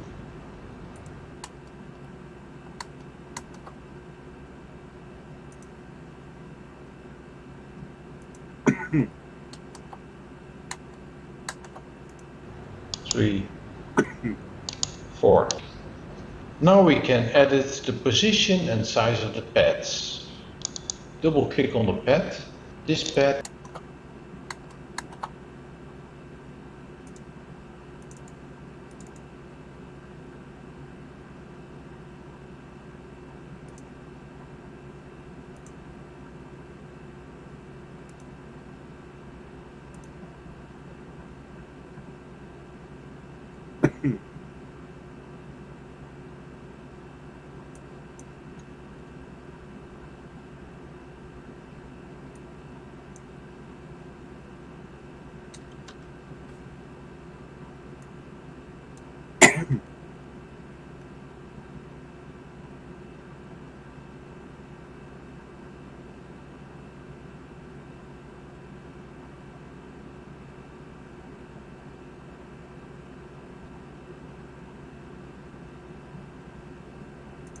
Yeah.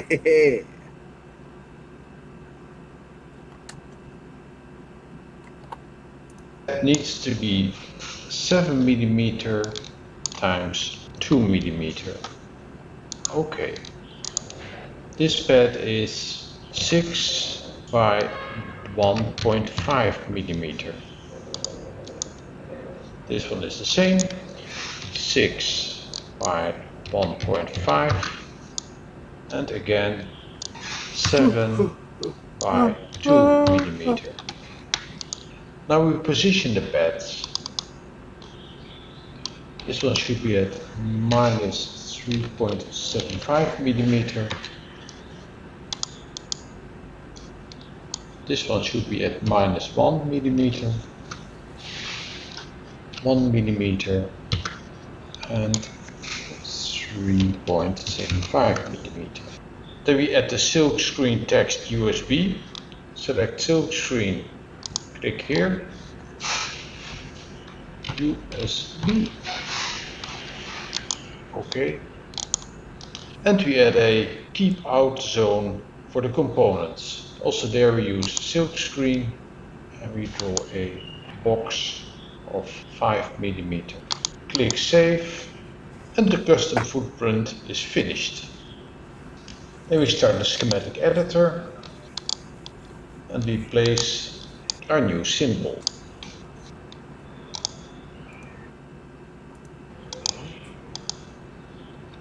And now we select the footprint for the USB, double click for the footprint, we go to My Custom Library,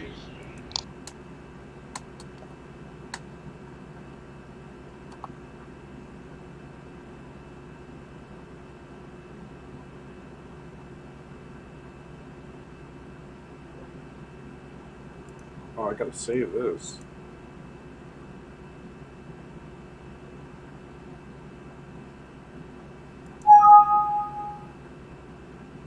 What?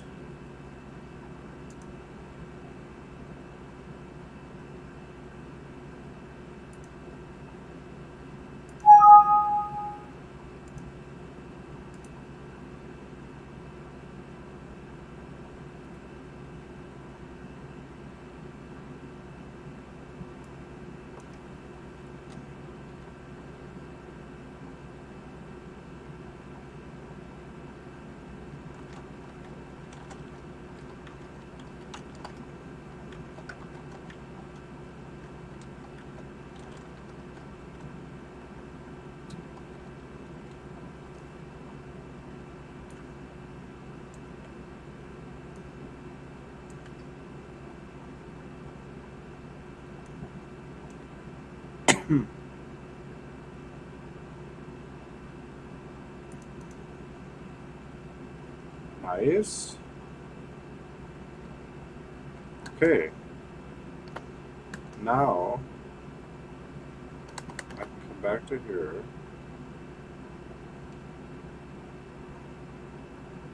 Add footprint.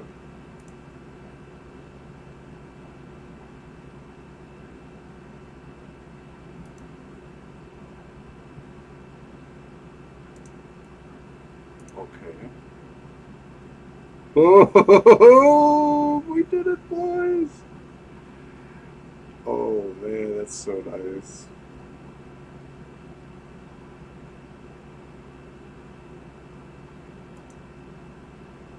Okay.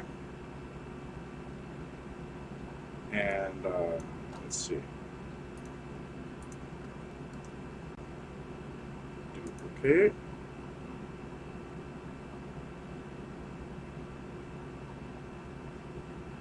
Boom.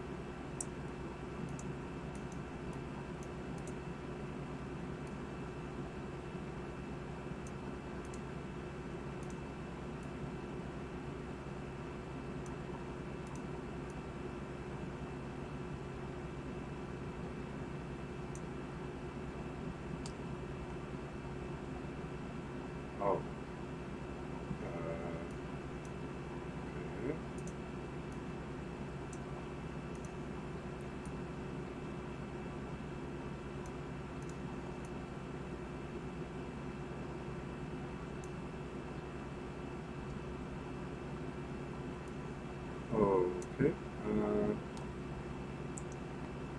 Oh, it's fine. So now, this we don't like. Okay. Boom. What? Why? No. Why won't it let us do it?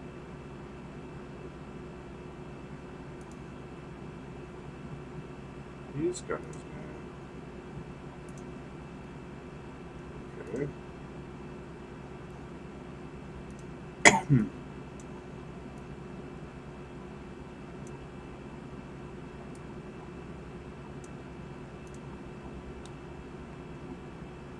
I'm allowed to do that, right?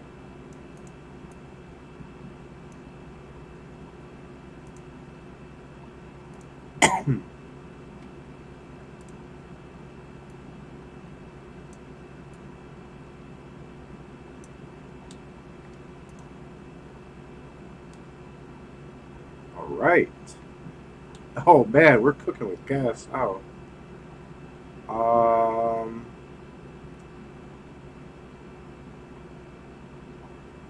Okay, the next one we want to do.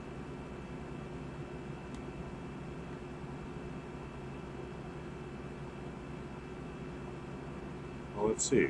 Um, 3 millimeters long would be good. So let's do that. Footprint editor.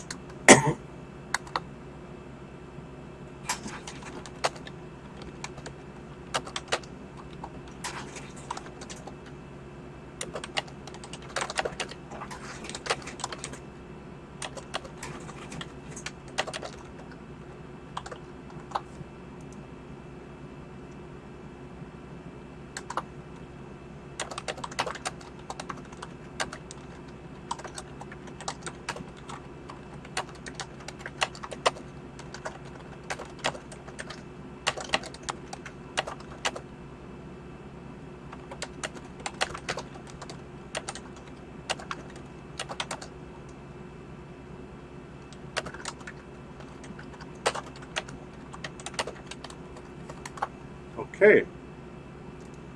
Had to take a note of that because that's super important to remember. Alright, so let's go through the process now. Alright, footprint editor. File, new footprint. Footprint name.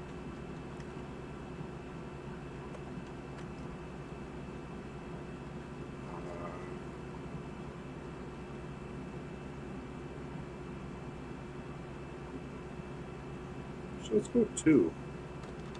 2 by 3.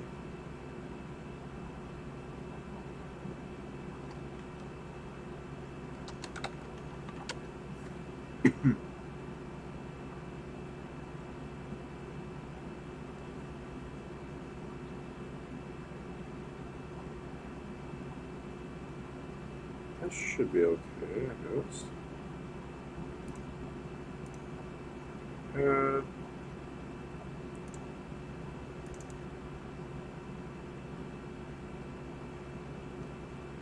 Alright, so this would be 2 by 3.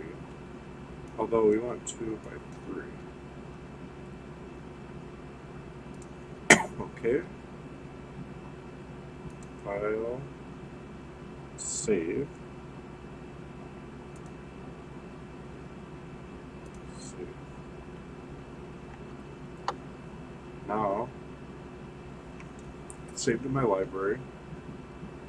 Place. Footprint. Click. Find my 2 by 3. Okay. Boom. Now I can right click it. Click duplicate. Do another one.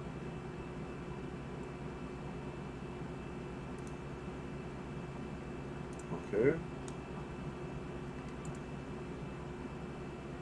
I can get some of this text out of here.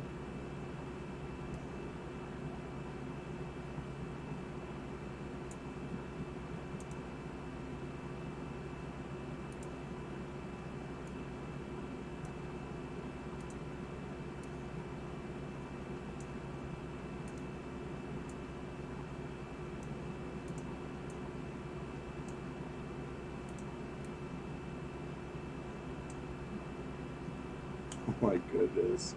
The text is so funny on this program. It's like, I don't know what to do with all this. I don't even want it, I don't think.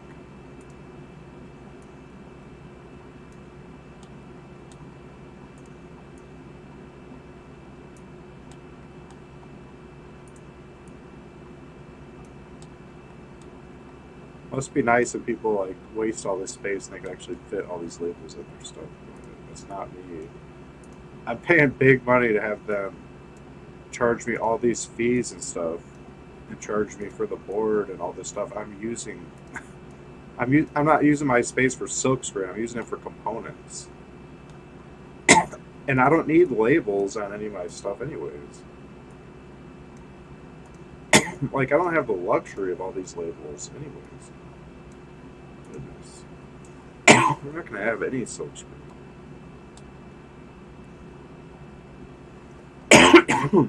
Okay.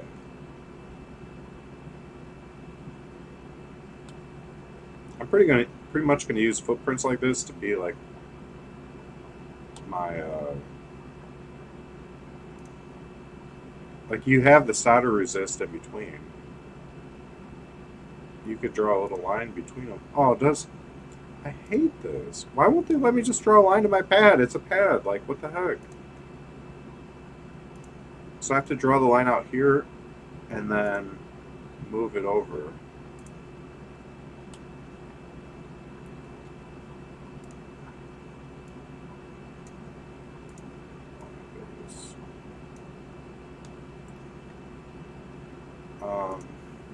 It's just really weird that they don't let you attach 2 different pads.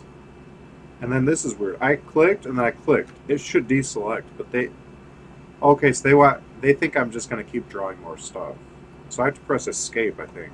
Okay, there we go. I end up just dragging it and it moves my whole viewing pane because I try to click on the other tool to cause it to enter that selection. Also, when I left click and hold and drag, it doesn't do anything. You have to left click, release, and then left click, drag. So that's kind of funky and unintuitive too. But anyways, so I'm hoping these will be attached now. It looks attached to me. So these two bigger pads are where we're going to solder our nickel strip, and they are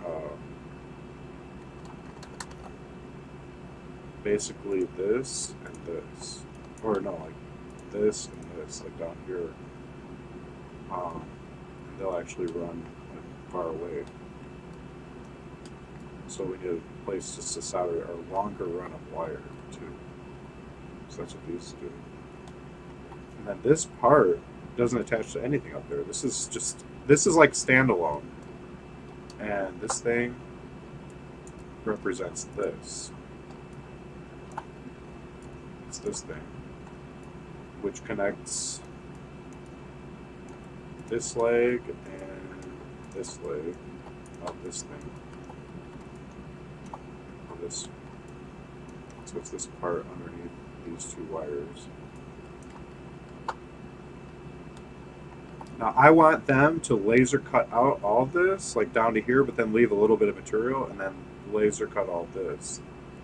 So that all I have to do is just nip with my X-Acto knife and this whole thing comes right out. It's already like pre-cut out. That's how I'm going to do it with all this stuff. I'm going to create tons of laser cutting instructions. Can you hide the text? I don't know. That's kind of beyond my pay grade. I'm very new to this program. I'm literally using it for the first time right now. Use multiple board companies. Oh, this is nothing. Well, I don't think this is that special. What I'm doing here. They wouldn't even know what this is. They would be like, "This guy's retarded. We don't know what this is for." It's like a bunch of random stuff. It doesn't even seem to make sense. Unless you have like the full this thing. But like I said, I don't actually know for sure if this is all going to work, but I think it will. I talked to ChatGPT a lot about it. But ChatGPT sometimes gets things wrong for me. Okay, and then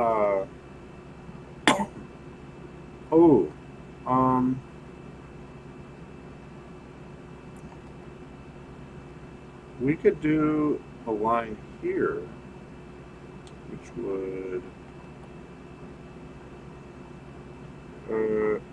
actually.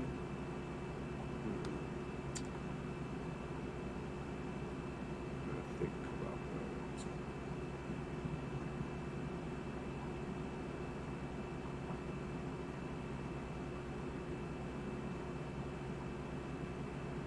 that.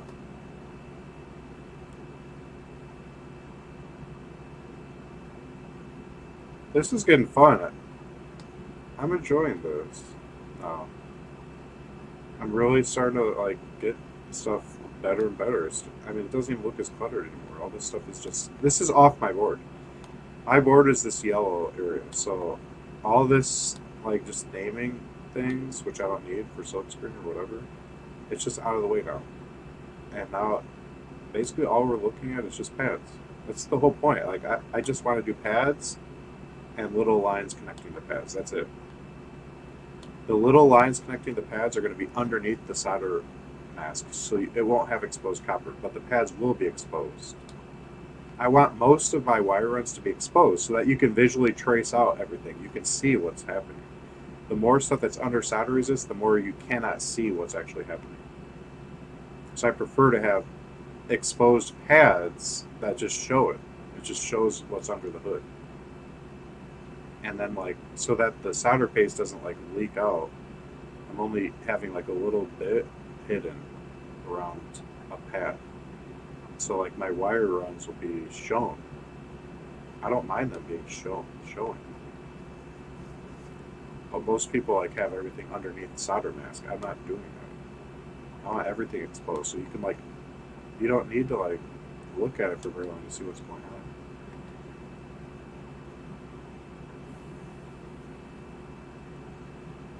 Even this line probably should be a pad.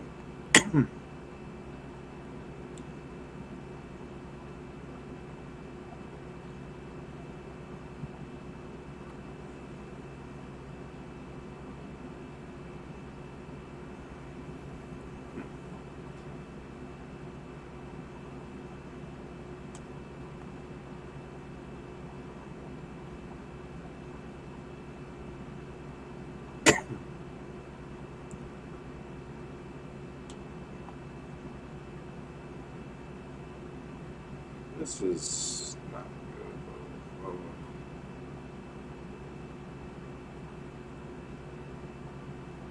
Wait.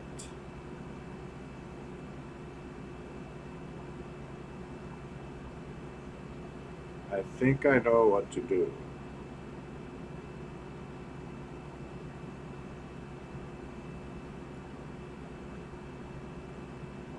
I think.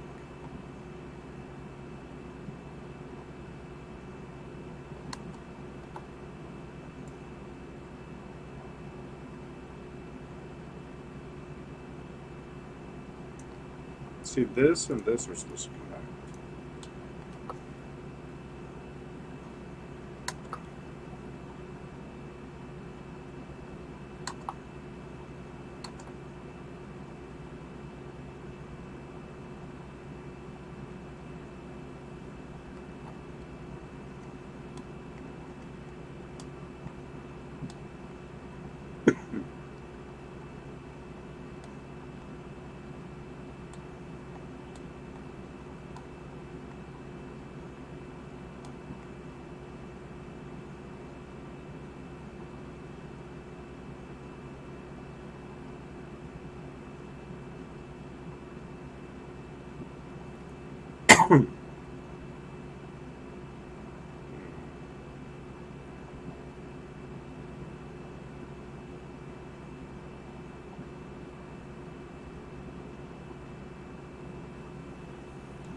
Hmm.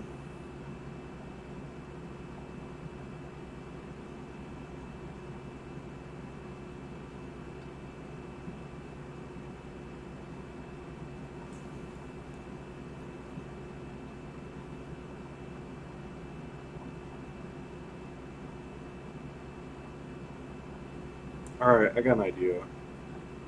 Um,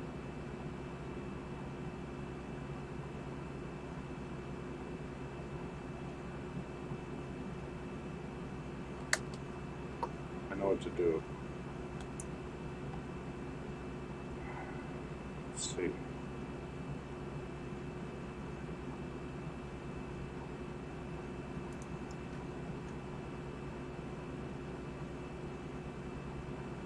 Okay. What? Oh. Delete. Delete. Okay. Boom. Boom.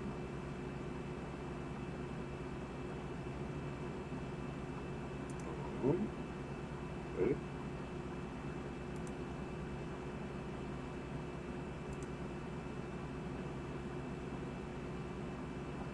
Oh.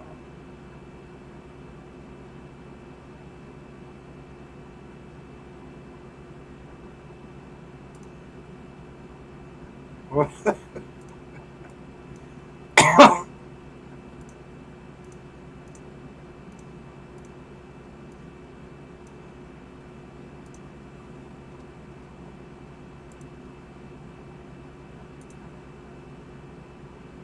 Okay.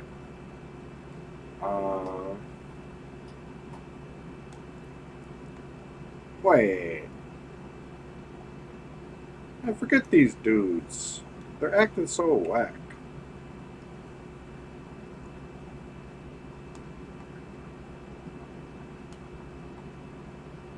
I'm gonna do it all by way of pad, since this stupid thing with its AI, the route tracks, I'm trying to draw something that's like shooting things all over the place, making up stuff, and it's very buggy. I'm not going to use route tracks any more than I can avoid. So I'm going to go to my footprint editor, create a new footprint.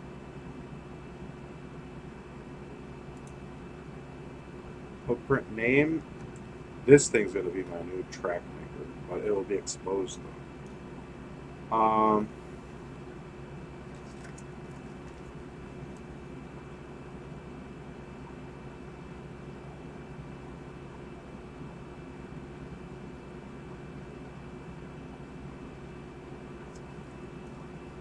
Like 0.2 millimeters?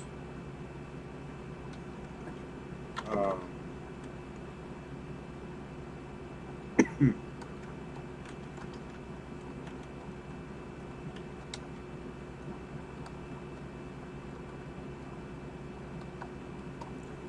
by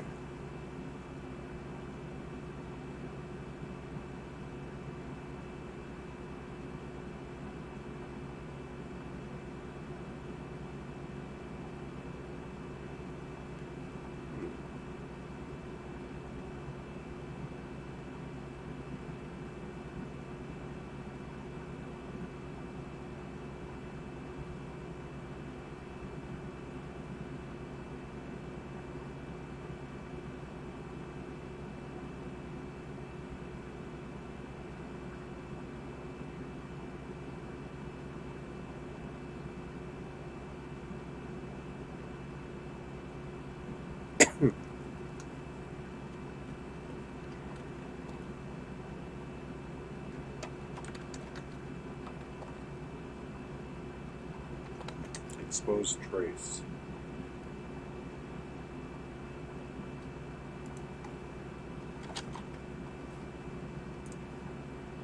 Okay. Boom.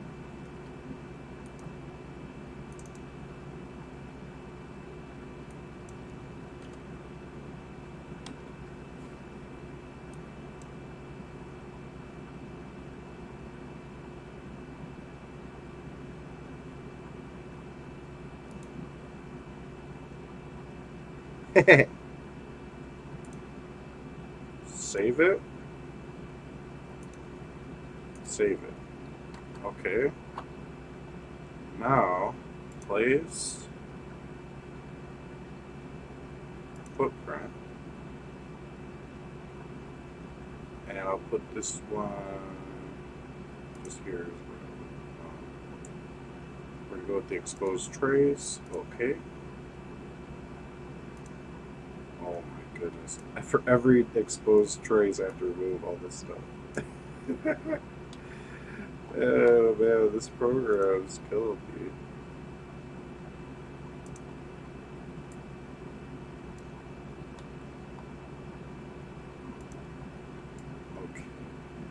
Okay.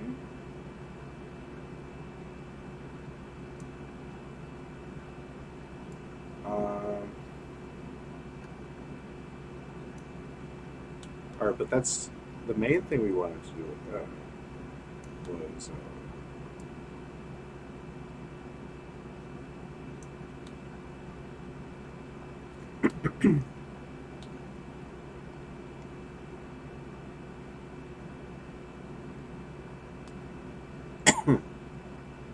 wait a minute. This LED is upside down first of all. Oops.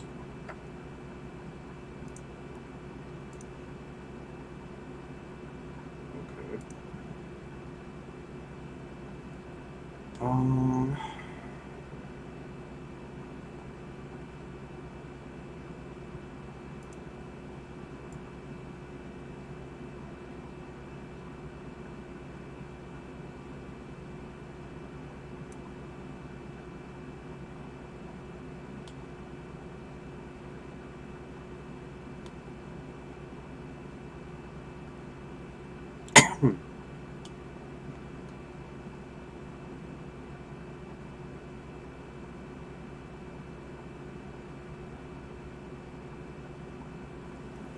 I could do 2 millimeters with it. Wait.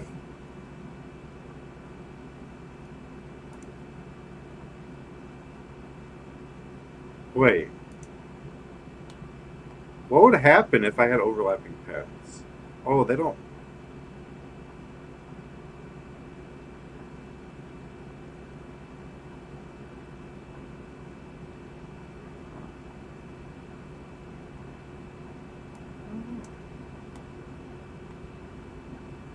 But we definitely don't want to do that for this part. Do we? No, we could have. Yeah. The exposed trace just shows what's going on, and then we'll just do this. Boom. Boom. And then I'm going to do this. Okay. And I'm going to do that again. Boom. Boom. Click escape. Okay. I'm starting to do it now.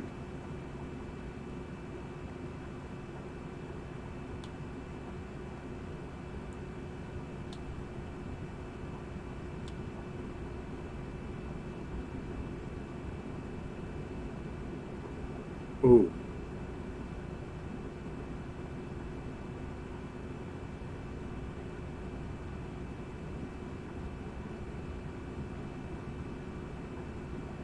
Wait, what the heck?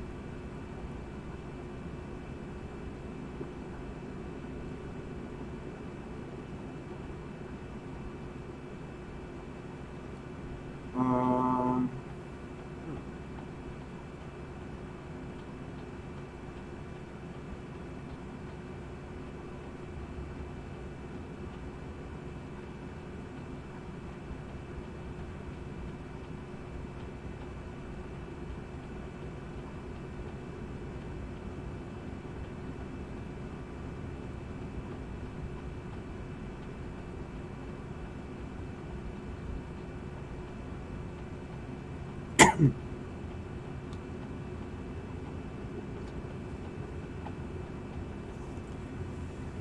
Oh boy, oh boy. Ugh. Oh. Fresh memory here. Okay, this one.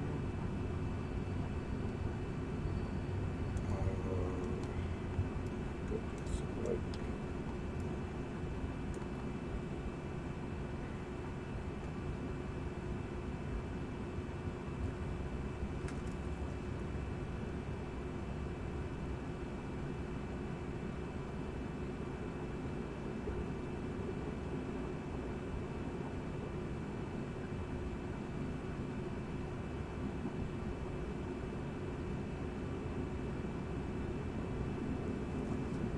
What? Oh, that looks fine. Okay, 1.5 by, we want 1, 2, 3, 4, 5, 6, 7. 1.5 by 7.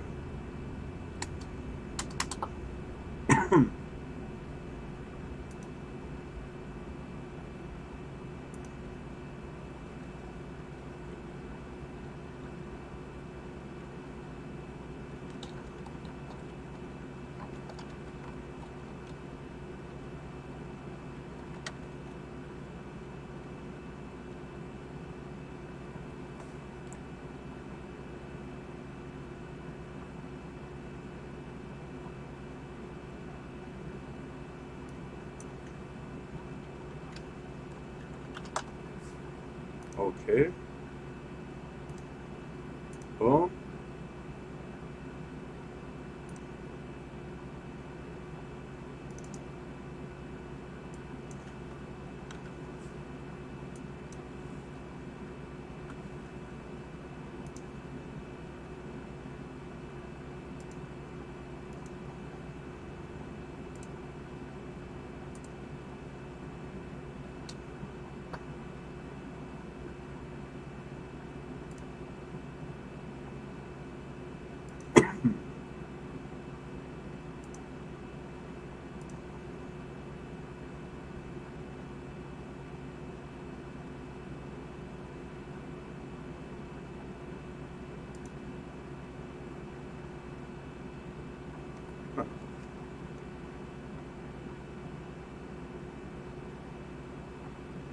5, is that kind of excessive?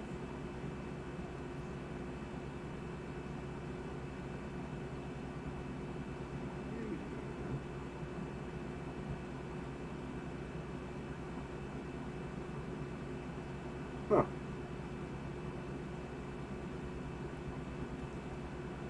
All 3. Wow, look at that, how it's all exposed. That's so cool.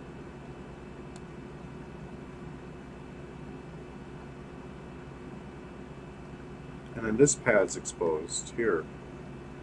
That's actual, that'll be solder showing. That's cool.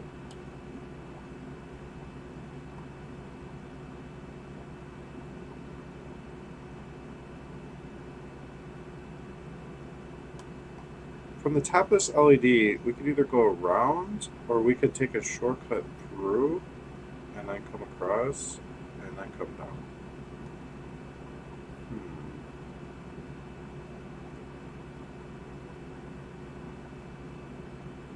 That might be cool if it like disappears under this, and then it pops out over here like, hey guys, remember me? Here I am. And he comes down. And he'll just keep coming down too. Like, way down here. So everything needs to be moved over to the right. Oh, that's gonna be a bear. Moving all of this up to the right. Would it be easier to just move the the whole board? Well, yeah, this would be easier to move this at that point. Uh-oh.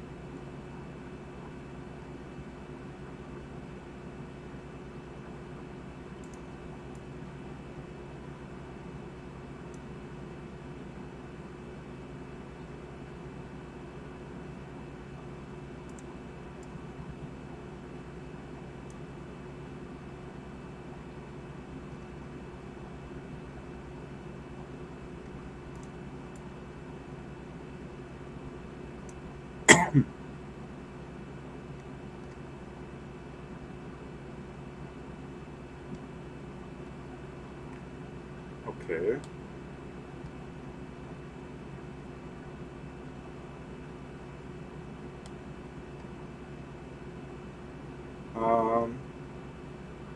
Alright, so now we want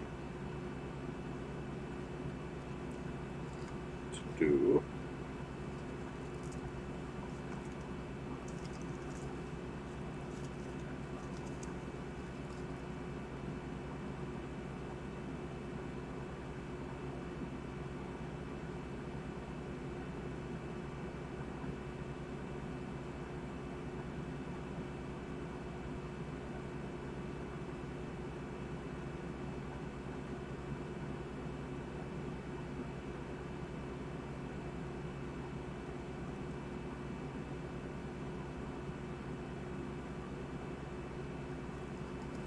let's go 3.6 millimeters wide by 0.2.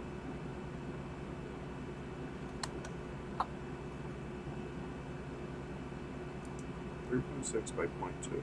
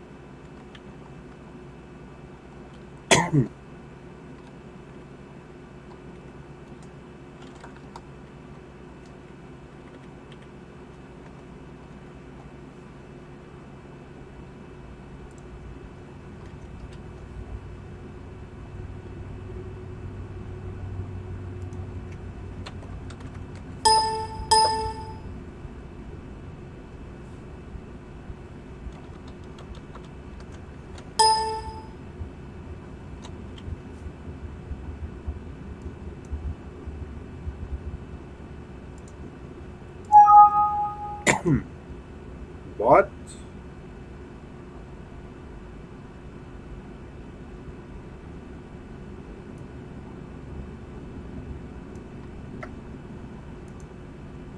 Okay, must have been too long.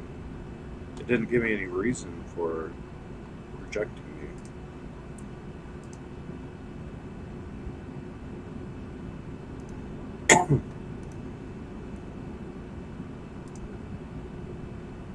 Okay.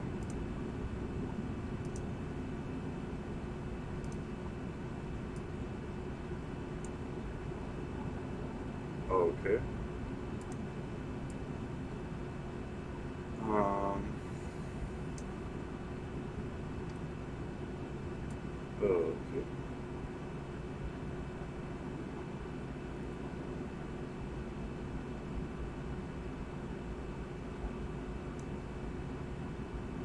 I mean,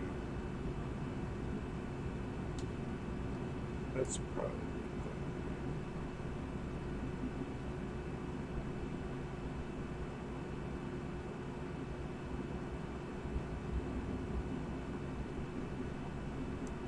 Okay. Let's just do a little doohickey.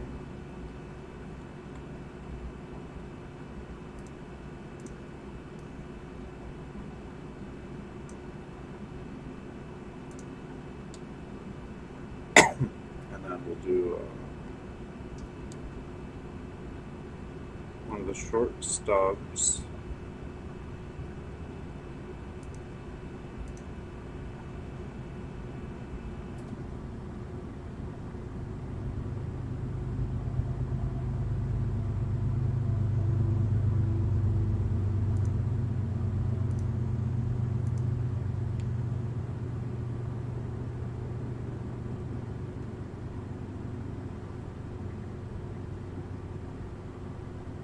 Ah, start doing it this way.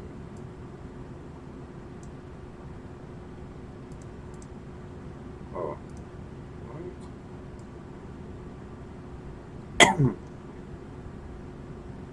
Okay.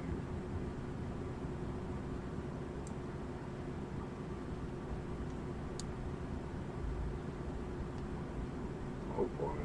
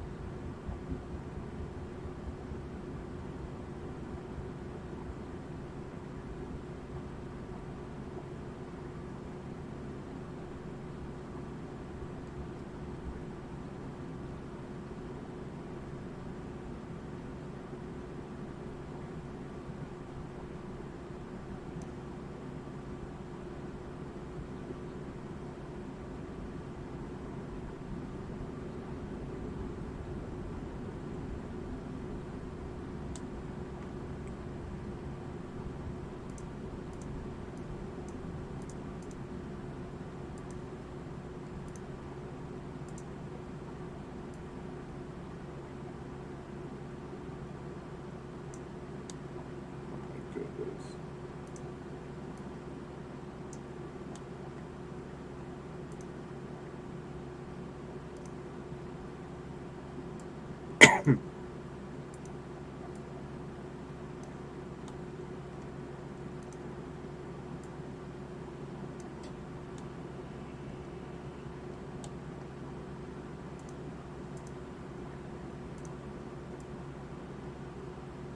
Wait, no.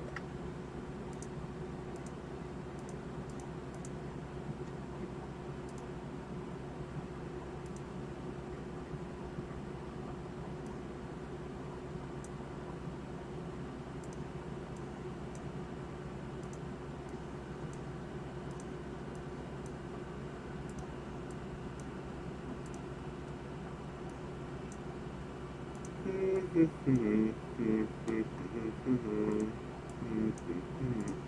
on. They're flagging me for double clicking. You have to like wait after you click once for a long time before they think it's a second individual click. So they think click is double click. You have to literally click 1,000, 2,000 click for it not to be registered as a double click. So it's kind of annoying. There's just a lot of clunky stuff. It's little quirks that make this kind of hard to bear this program.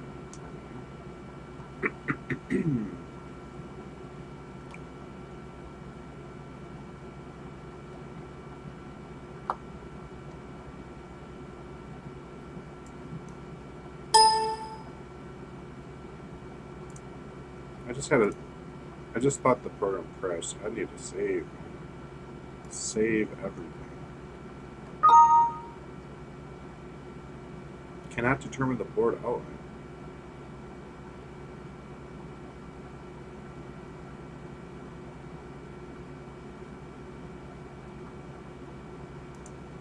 Oh, I think I know what's wrong. Let me do snap to grid of 1 millimeter for now. And then we'll just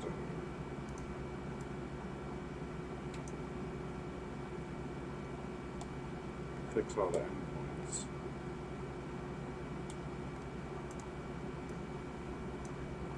Since it's trying to be a little punk.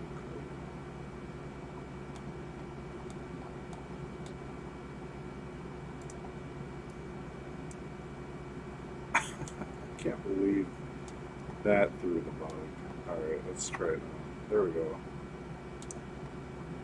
So now I can switch back to like not much snapping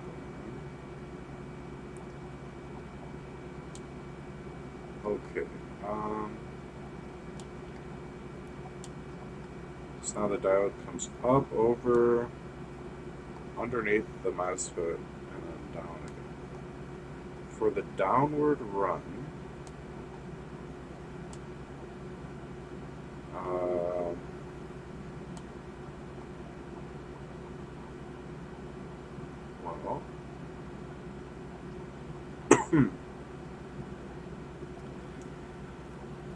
well, da, da, da, da, da.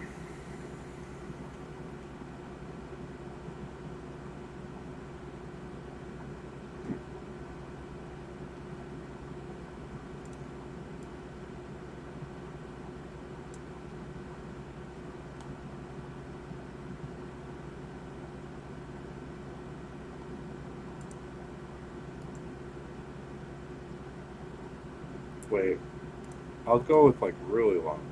Let's see. So this would be 1, 2, 3, 4, 5, 6. Yeah, we could just stick with that one. Okay. So all the custom footprints are starting to be enough of them to where we can start duplicating them. We don't have to create any more for a while. Oh, what happened? Oh, here it is.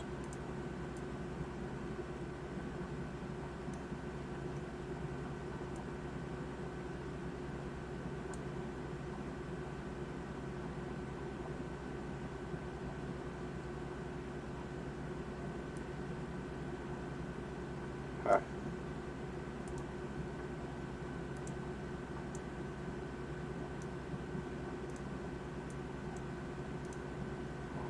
Flag me for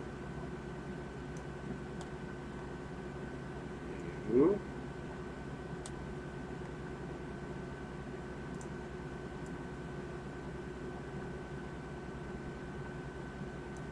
Okay. Actually, let me move this out.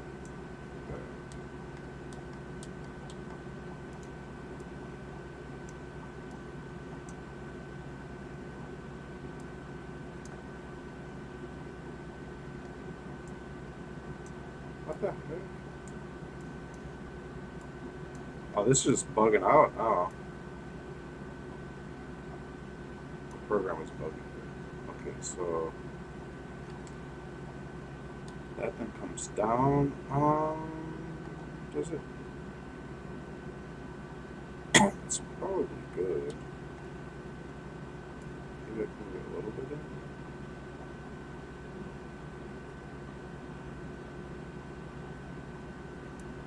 I just realized you're supposed to like not take 90-degree turns though. That's kind of lame.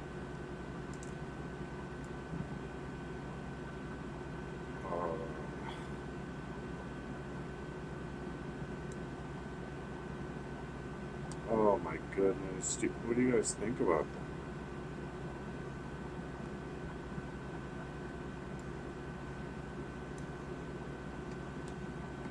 What?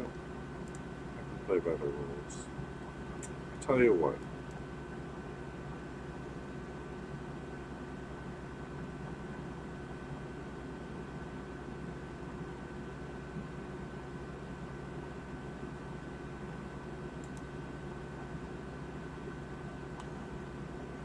Ah, I know what to do.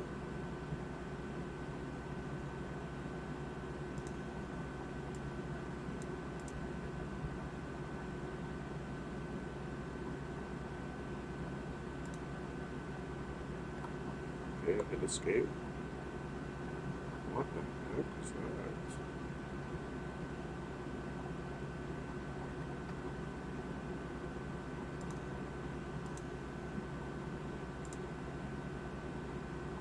It's weird.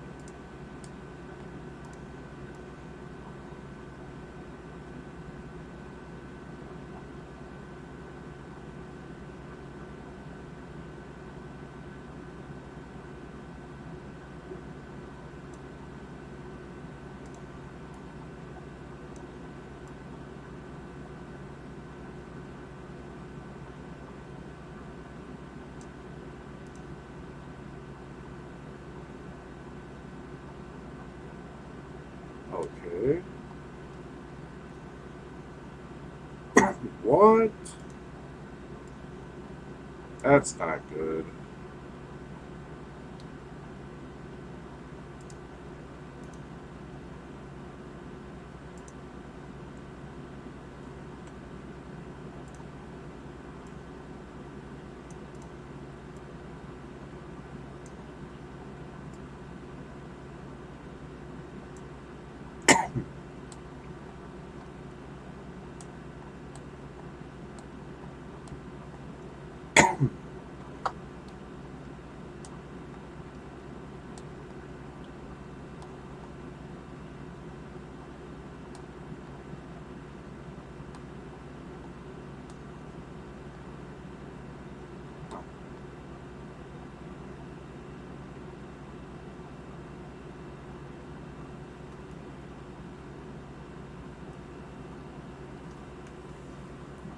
Oh, boom, boom.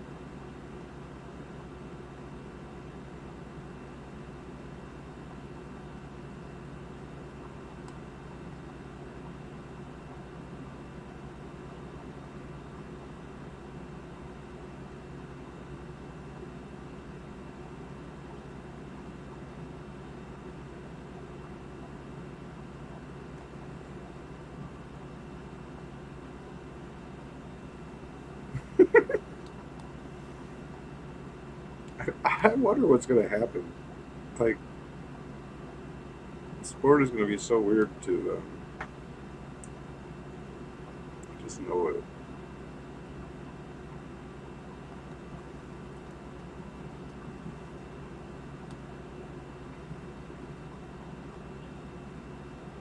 Okay, so after this one comes down. Yeah, this is fun. It is. I am making it happen. I'm doing what I want to do. I don't like this though.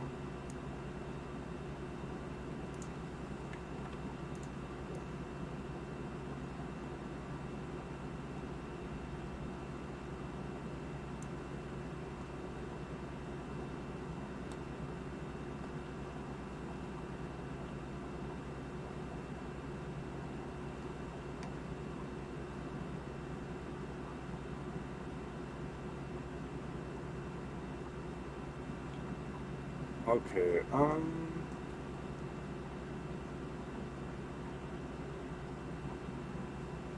1 millimeter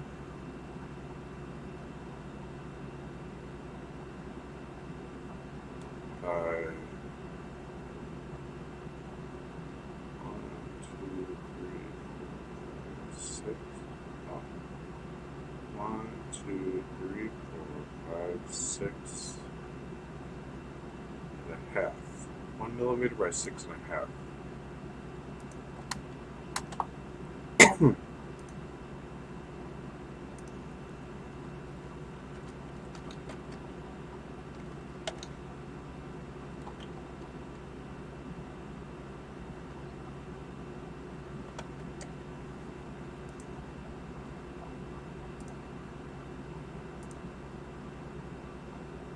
Okay.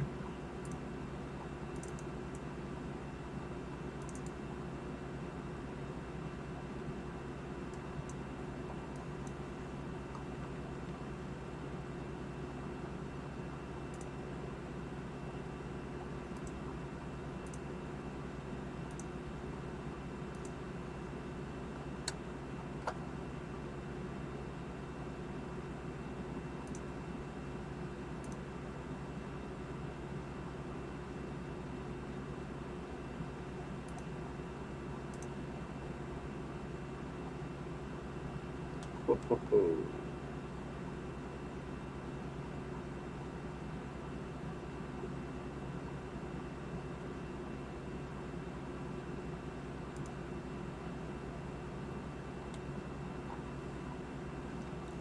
Ha.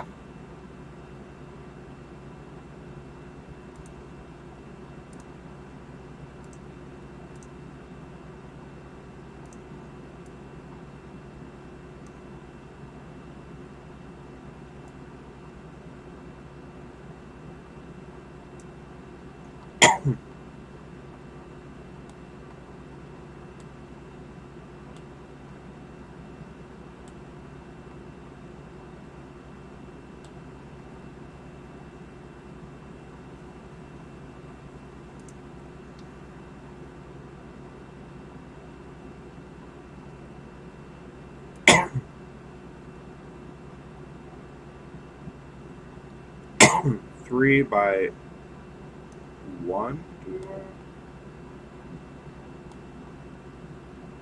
I want to make it skinnier? It wasn't even the most recent one we did.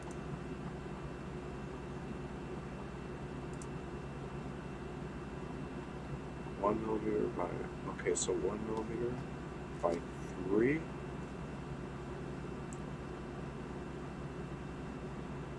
Well, it depends.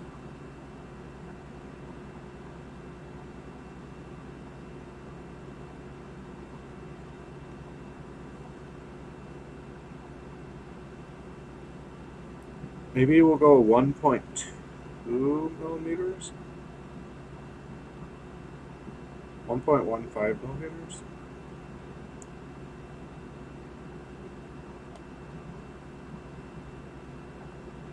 1.2 millimeters.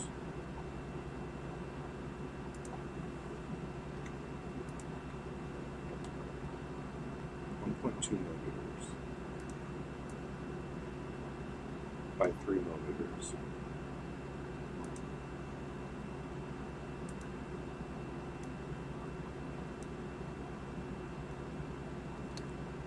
One 2 by 3.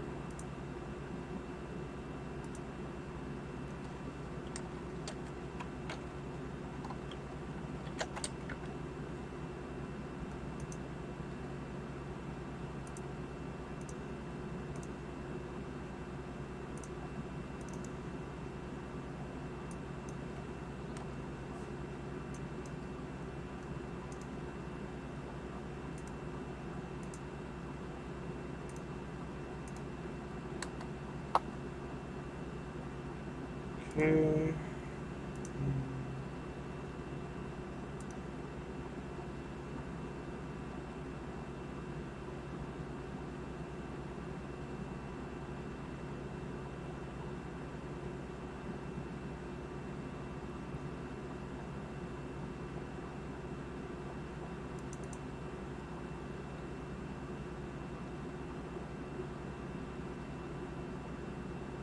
Perfect.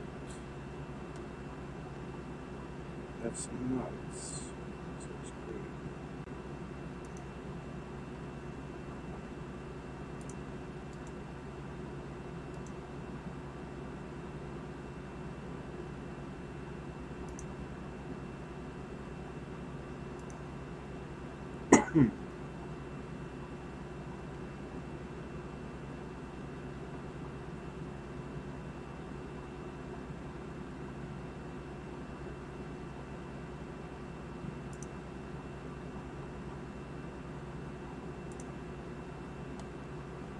All right. Let's give it a peek.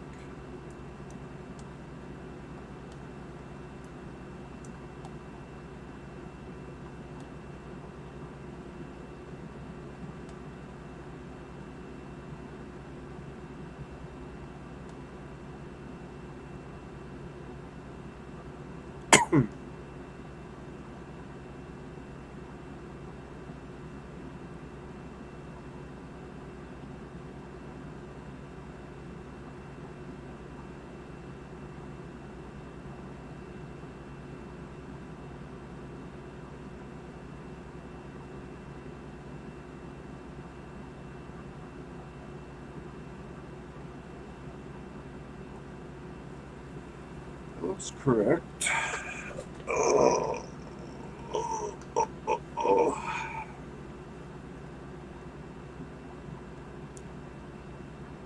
I want to bring this one closer.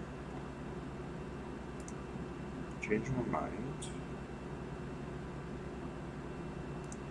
So let's get this out of the way.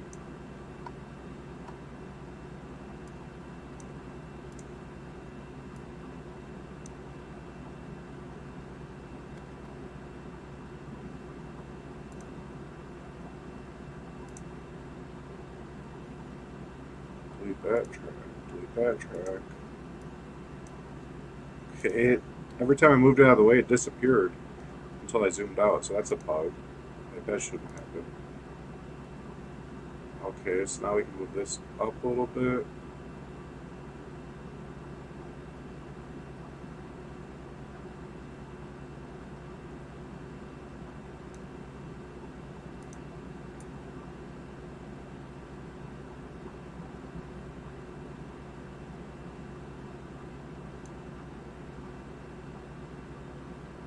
And then we'll do this thing in Bob.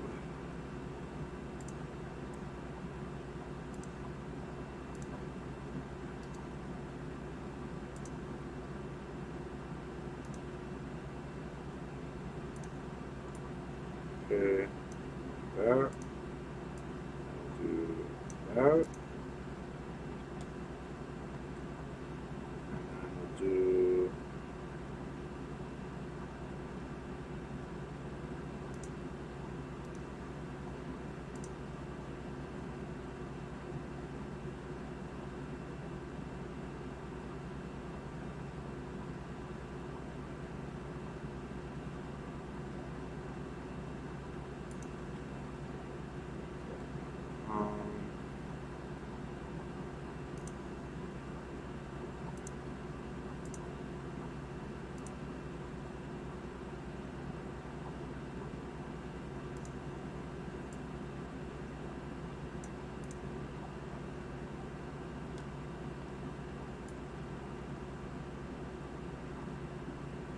do that. Okay, so this goes through to here. This goes through that to here. This goes all the way up, over, down to here. This goes through resistor, down there.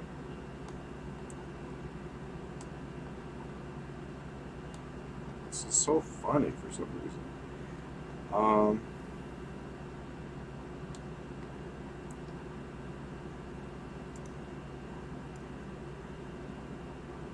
Let's mark this up over here.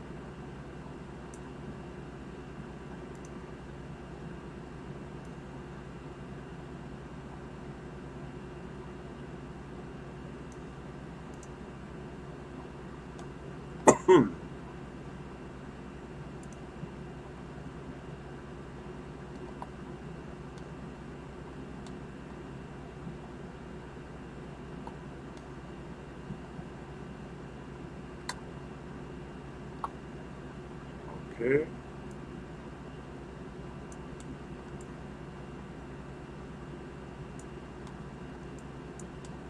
Looking sharp.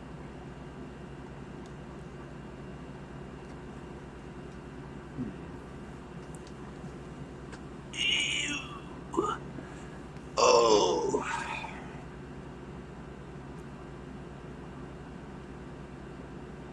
Ooh, I can't wait to figure out how to like have them laser cut in between stuff on the board. So I can like have them laser cut a line right here. I gotta cut out all this stuff.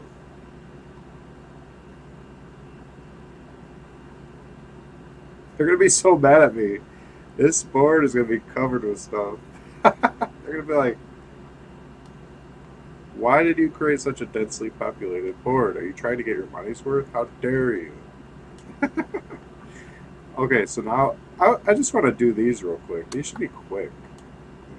So we're taking a little break from that. Okay. We're so much faster now. We're starting to get the hang of this program.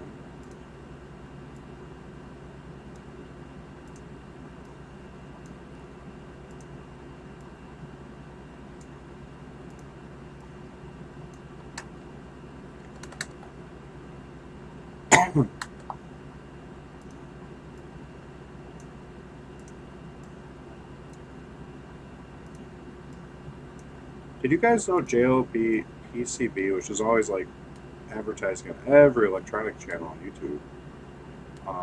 So you just hear about them over and over and over. By the way, all those ads actually caused me to like use them now. I know you usually think like ads don't work on me. I'm never going to buy stuff if I see ads, but when it finally came down to I need a PCB manufacturer, JLB, PCB, I've seen so many gazillions of ads that when I wanted to do it, I just went directly to them. I didn't even check the price of any competitors. I didn't even look. I'm just like, let's just get this over with. I didn't shop around at all.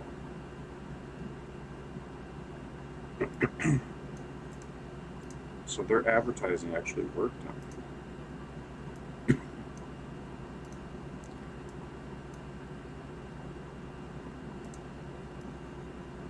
Really surprised about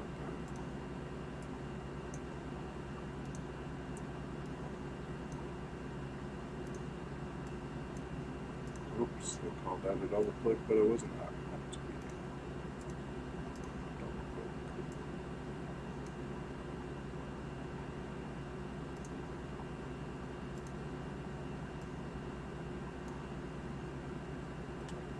Okay. And so now we are ready to do. Oh. All right. Let's see. Huh.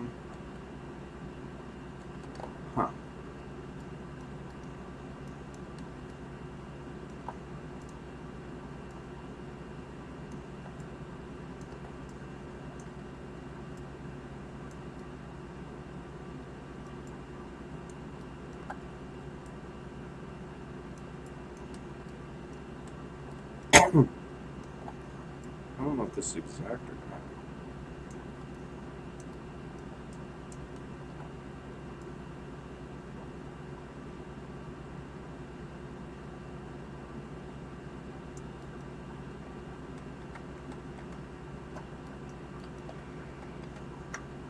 I don't trust that one. Let me see here.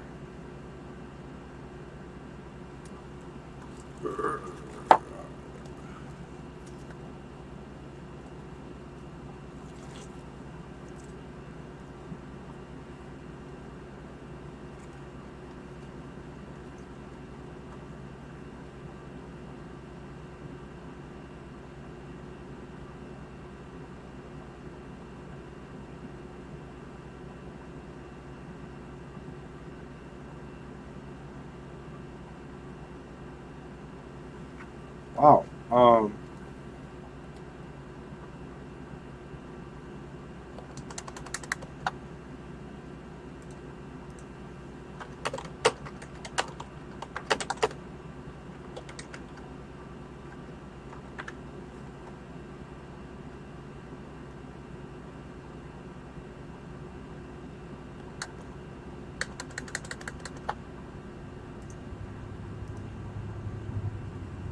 'Let me see here.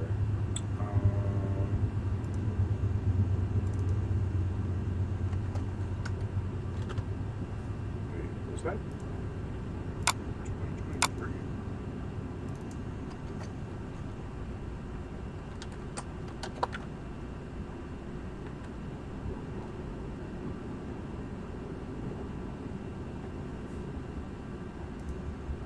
Hmm.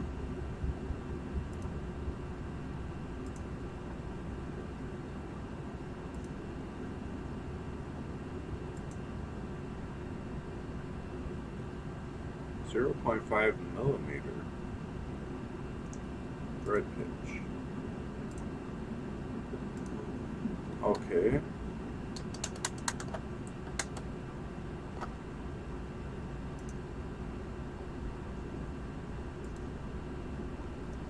Um,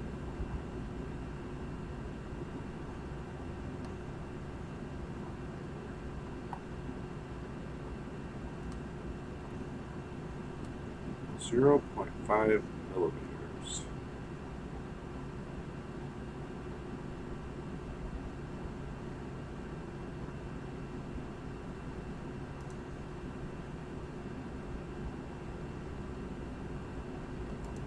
Let's just create a footprint that size to start out as a measurement tool.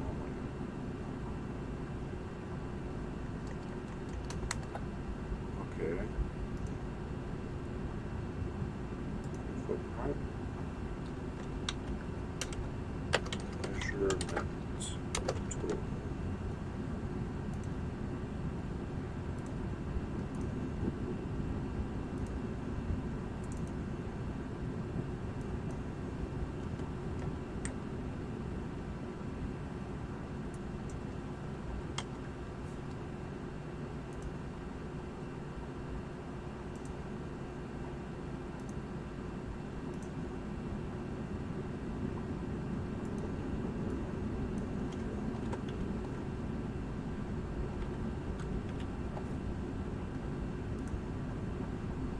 Okay. And we'll place it.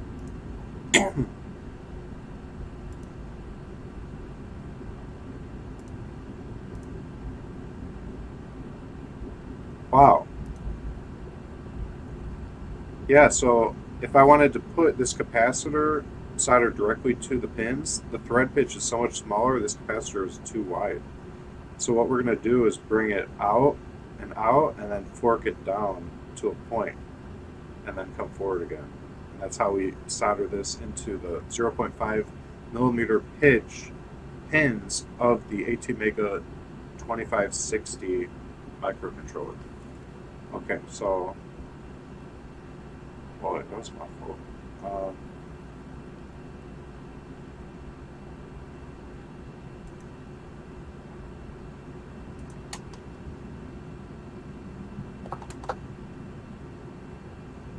We'll do 1 millimeter, and then we'll probably do a diagonal. Let's see.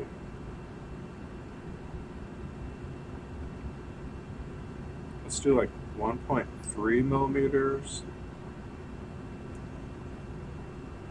No, 1 millimeter. And then we'll do another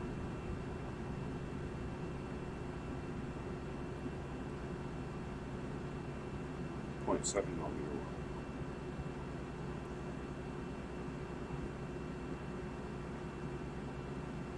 0.2 by 1.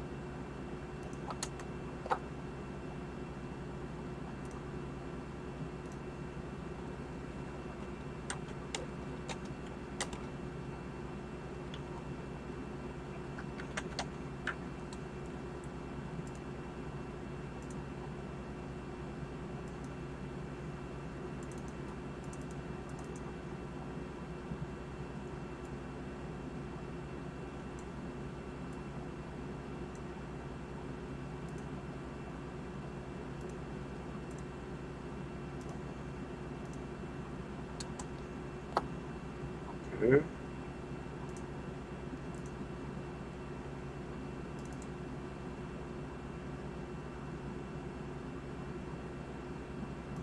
Good. And we'll do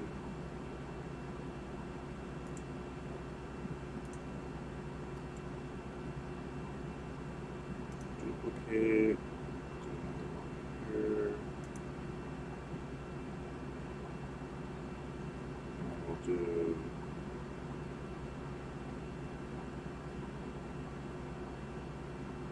that is what.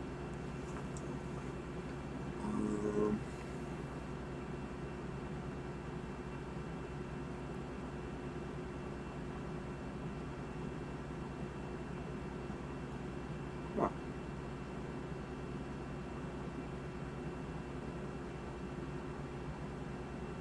It looks like 0.8. So 0.2 by 0.8.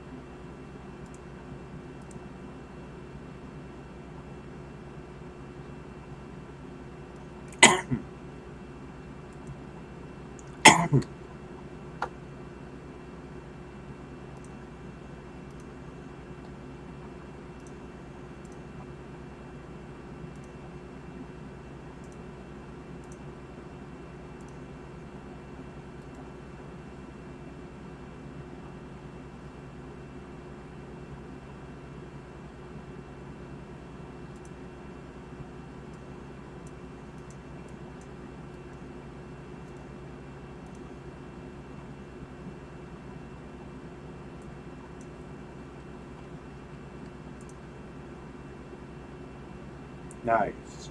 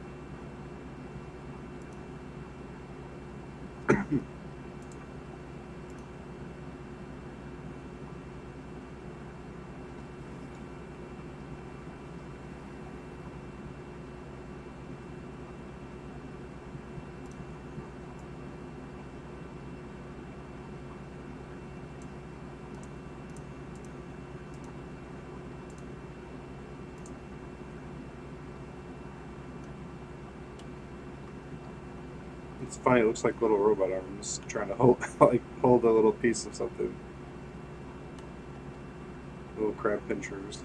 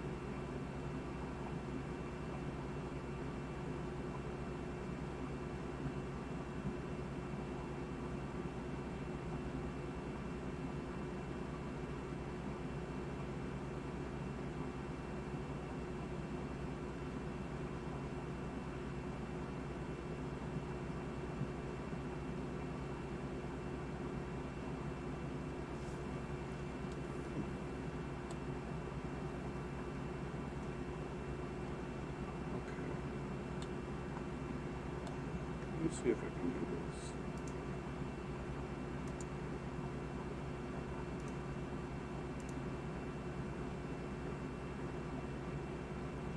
Okay.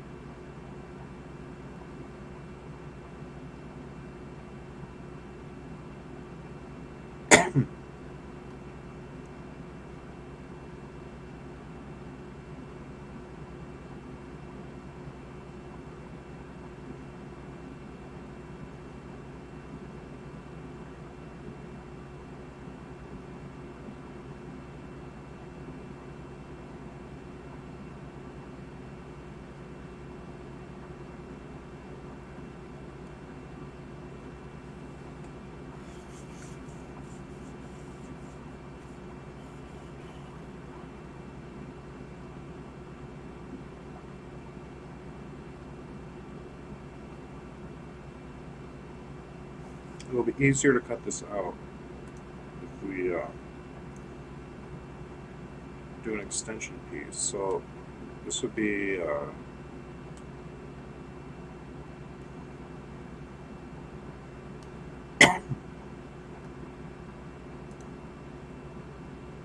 wait.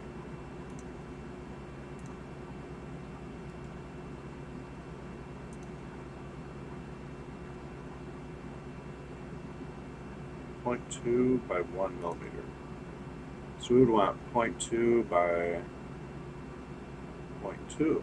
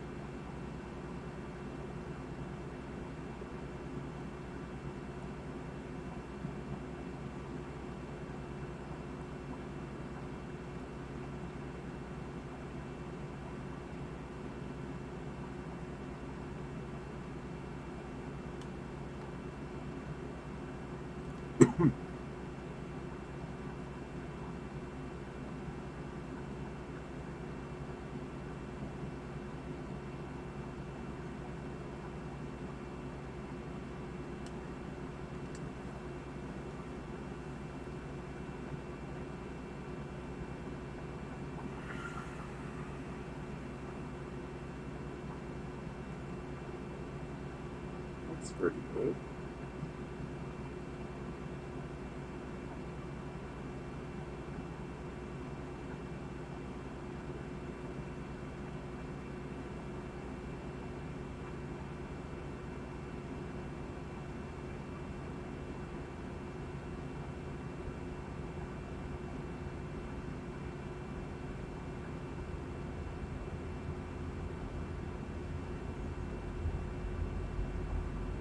Oh yeah, I want to make this extend it out a lot more. So never mind that last bit.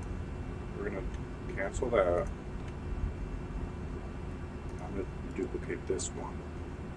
Because this way we could put this whole thing on top of the microcontroller and then fold these arms over the side and then run it out and then solder it in. So this could be glued onto the microcontroller. That'll make it more secure.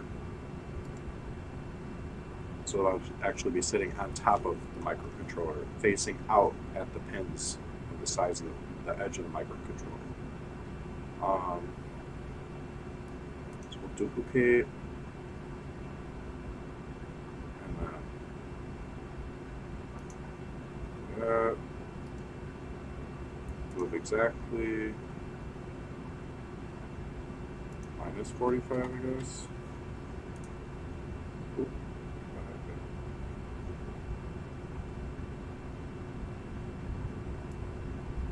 Oh. Ha! It didn't. Okay, move exactly. Let's try that again. Let's go 90 degrees to the right. Okay.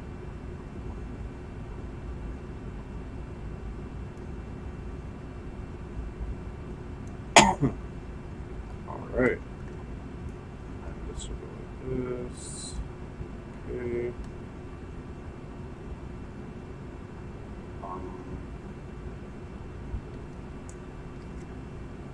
So that's about a millimeter long. That is 1 millimeter. Okay.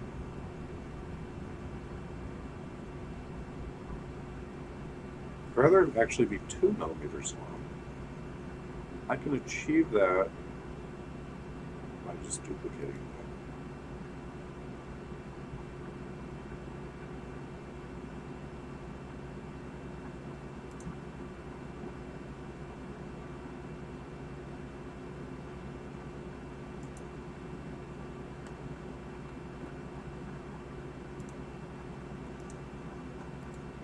Okay.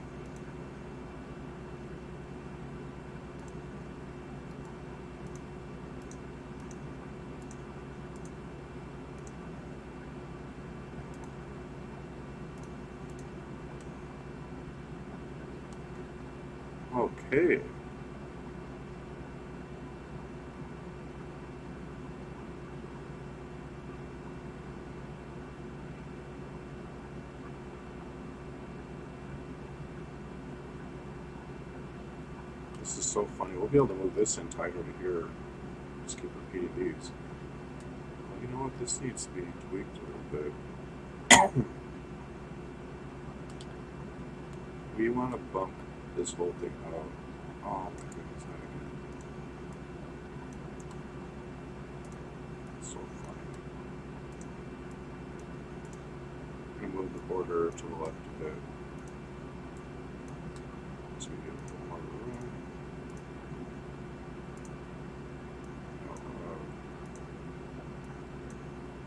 I don't like that feature where they make you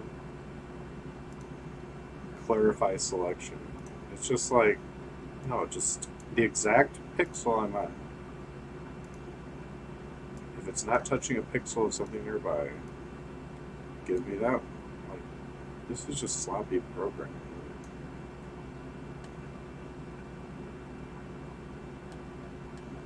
That'd be pretty cool. Well, it's open source. I'm thinking like, what if I contributed that to the open source project? I just make a couple of those changes I've been complaining about.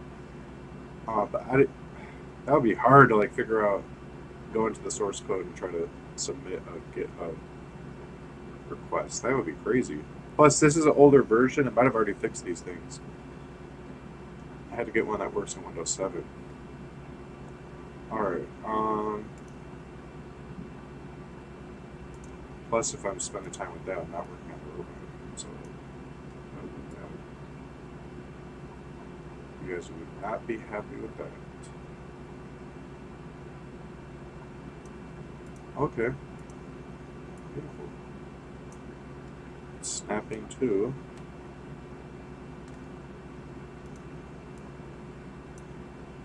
Snap to, and final.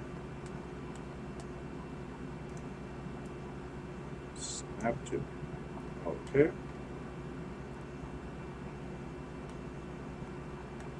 Alright, I want to repeat that 5 times for the other bypass capacitors. He has to not leave it.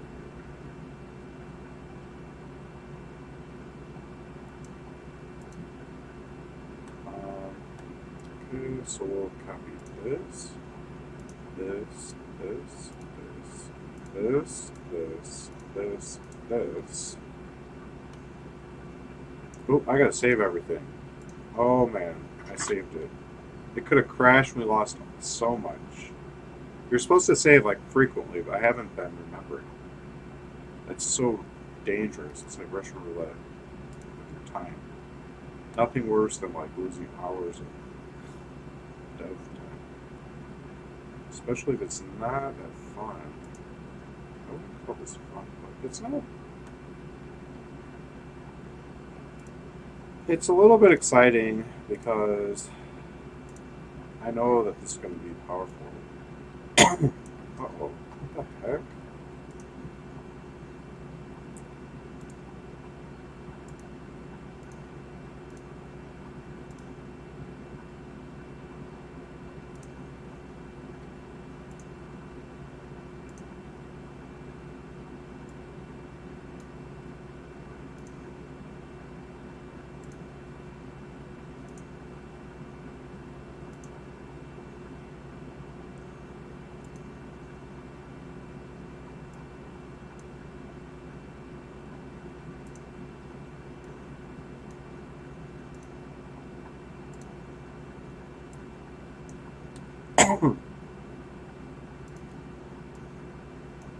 Yeah, so pretty much like JLCPCB, I saw a factory video and they've got like insane like pick and place machines, everything's roboticized.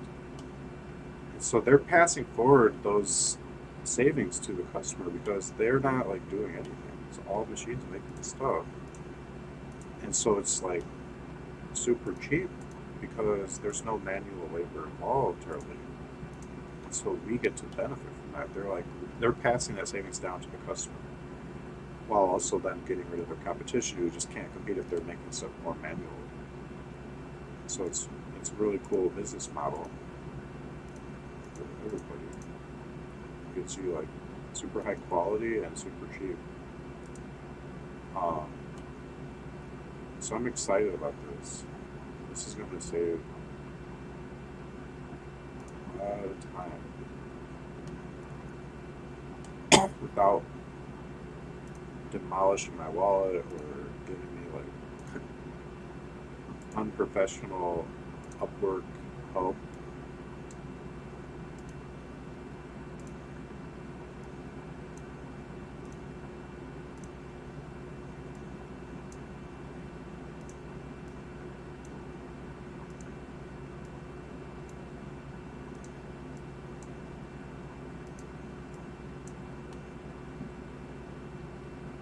Okay, let me all three it. Take a peek. Looking nifty. Looking pretty awesome. Oh, we're doing it, boys. Okay, but I'm gonna do something fancy here. I'm gonna duplicate the top and bottom resistor here. For the right hand side. And bam. And bam. Bam. Okay. Yeah.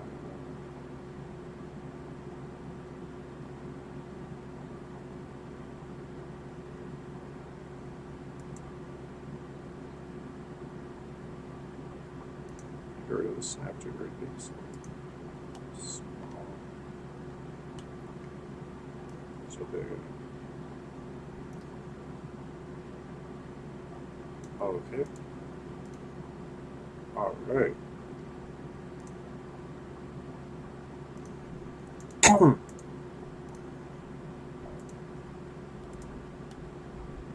then we'll do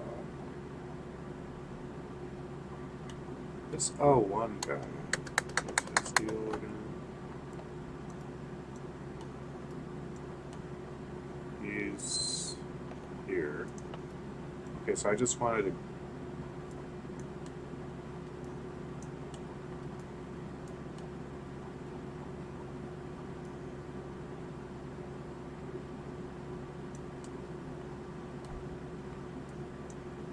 What do I want to do with him?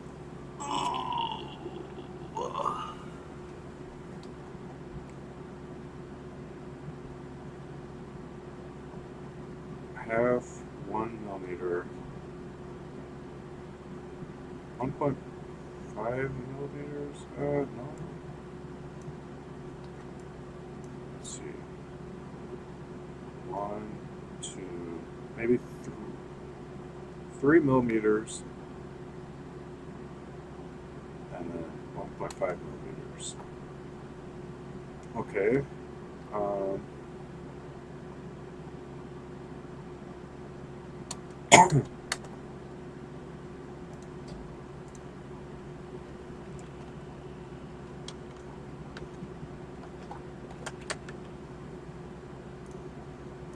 Three and then 1.5.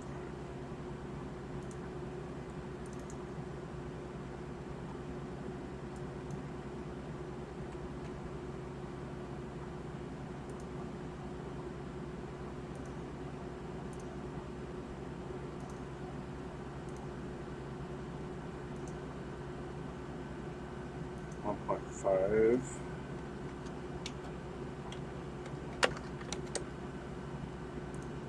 Two.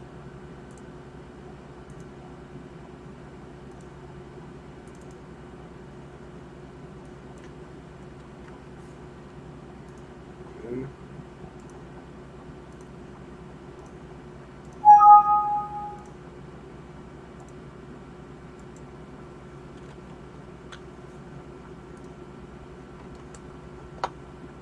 Okay. And then we'll just do boom, boom.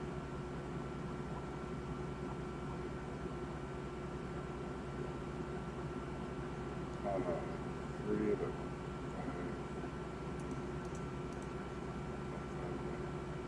2.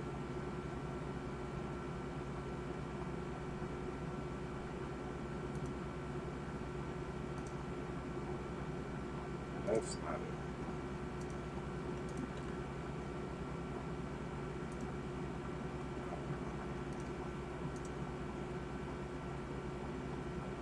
Two by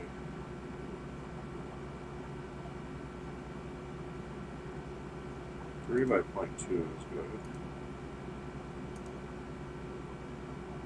Okay.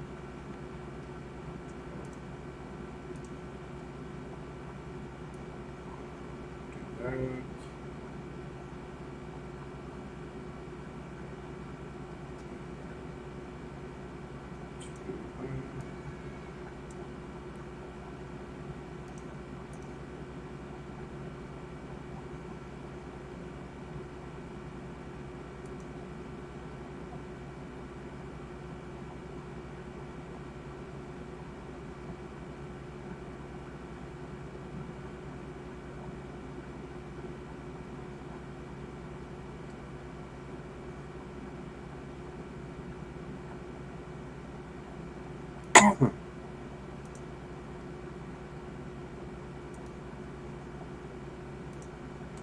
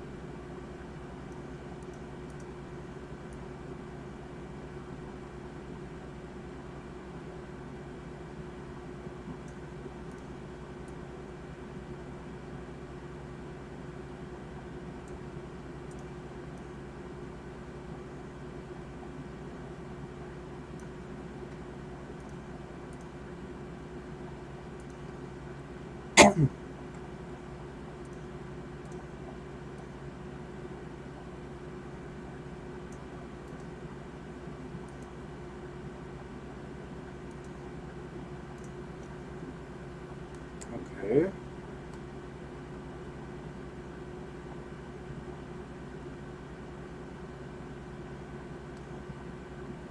These are just a couple of resistors. Got it. Okay.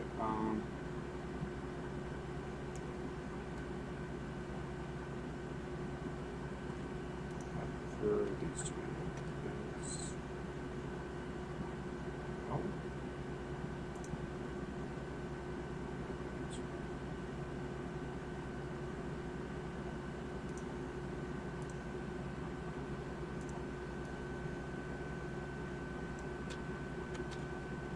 What?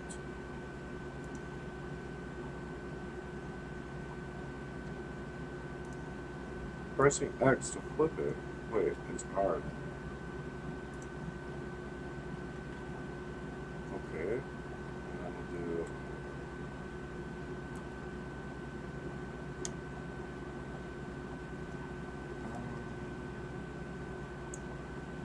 I grab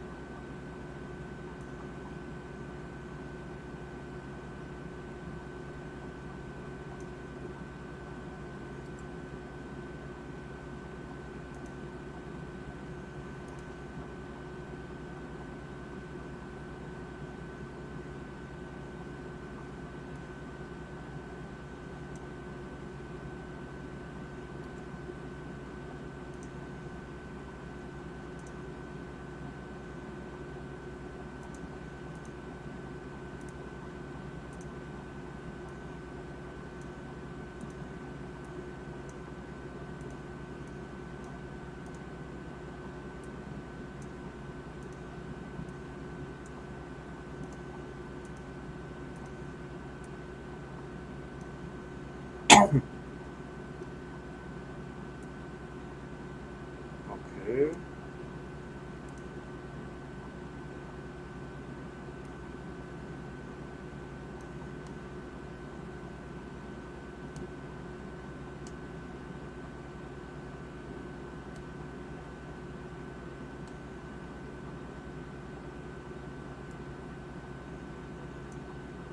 This is gonna be wild to receive this stuff.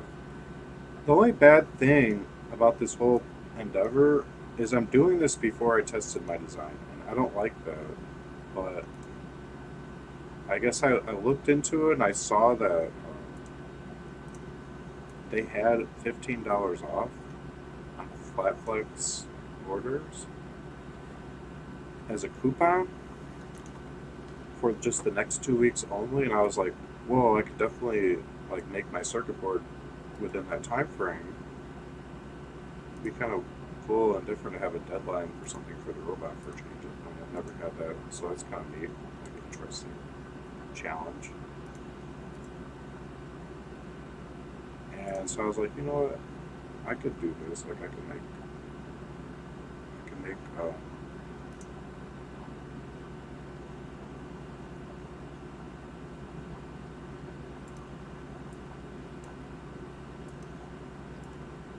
this happen and make a PCB to be printed with that nice discount. But it's a gamble because it's like I'll have to buy it all over again if it doesn't work. If if my circuit's just like totally brain dead or some big mistakes, which the probability of I'd say is kind of high because I'm new and I made up a bunch of stuff when I was doing the circuitry. Like by that I mean, like I reasoned, okay, if I turn on this switch, the power gets there. Like seems to make sense to me, but what if I'm missing something? Like you could be missing something even if everything seems to be straightforward, and that's why I'm like. Plus, like why do people use MOSFET drivers if they're so optional? Why do they get used at all? Because the way I'm doing it doesn't require a MOSFET driver. But the fact that people sit here and buy MOSFET drivers is a red flag. Then, if it's not needed, they wouldn't exist, right? And yet I'm making mine without it. So then it's like, oh, maybe I'm missing something here. It's kind of a red flag. Okay, but I might just be doing it a better way or something, maybe. Okay, now these we could bend.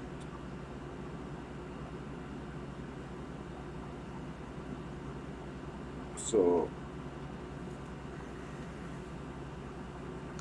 I could just make it.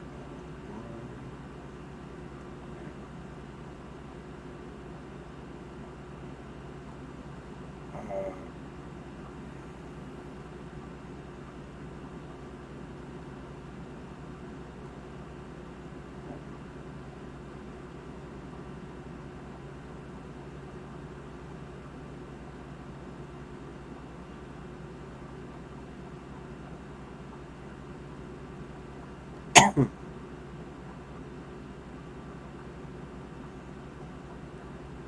3 millimeters.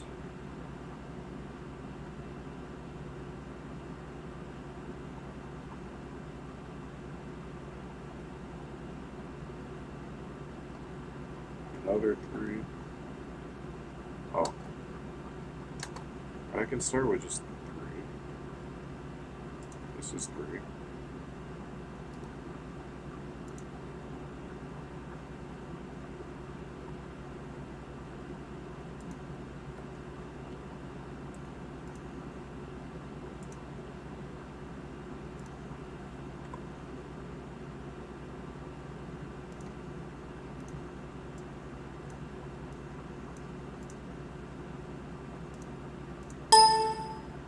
Yikes.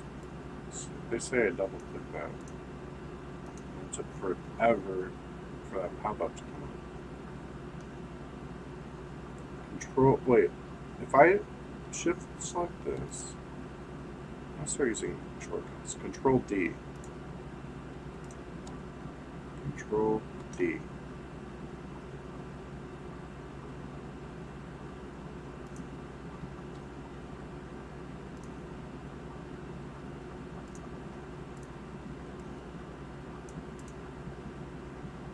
Okay. And then, oh,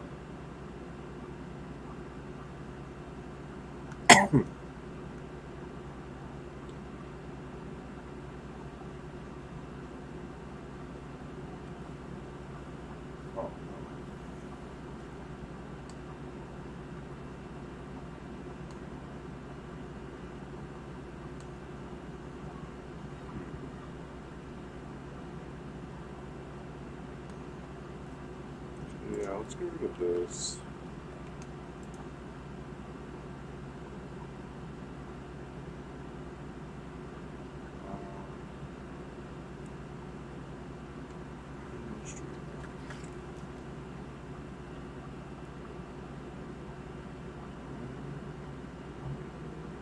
.8 millimeters by 3 millimeters. Let's go with that.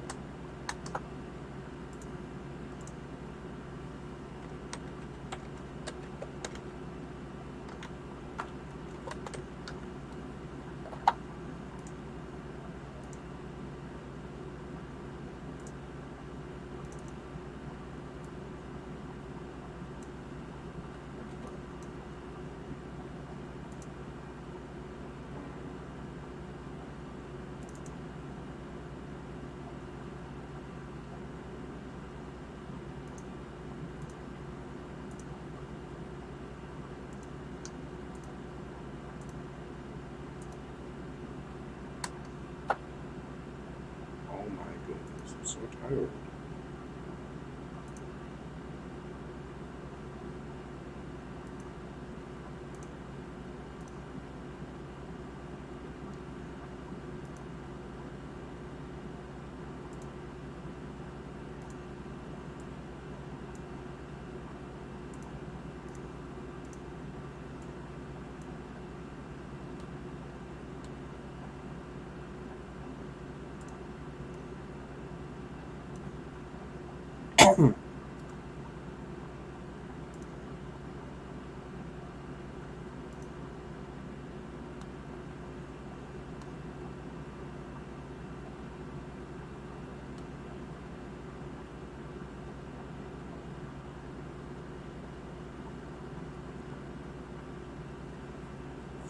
Five.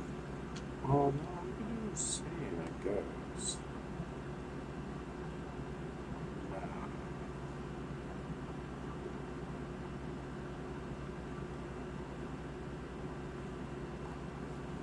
We could do 7 millimeters. We're doing this part now, I guess. Although this resistor is like right here. So this is how far. 1, 2, 3, 4,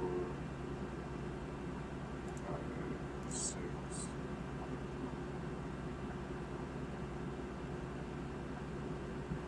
Yeah, probably 7. 7 sounds good. 7 by 0.8.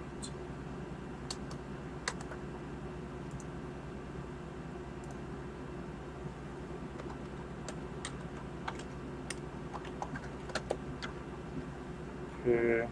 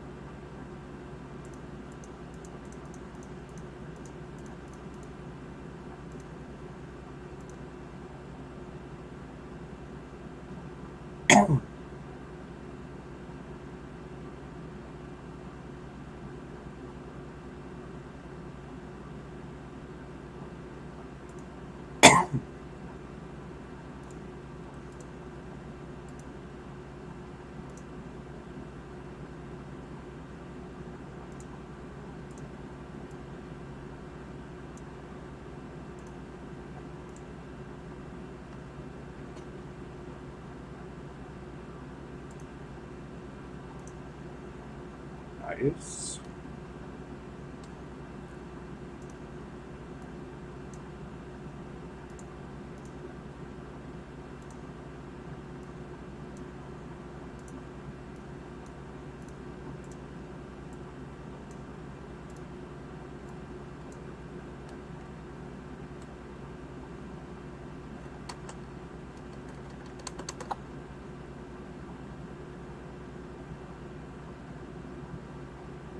Hey, Adrian. All is doing very well. I'm still at it. What program is doing the circuit design? This is called Kicad, K-I-C-A-D. It's free and open source, and it's like the most popular one, I guess. So, Blackmore. Okay. So that's our LED. It's a little LED and then a resistor. So that's that. Pretty soon I'm going to want to set up the laser cutting to cut out each of these so that it will leave like just like a little piece of plastic here and a little piece of plastic here that I could just snip with my X-Acto knife and pull this whole thing out with the tweezers as like a full component. Kind of like how model cars have like parts that just have like one little thing touching and you have to cut them out. It's the same principle I want to use.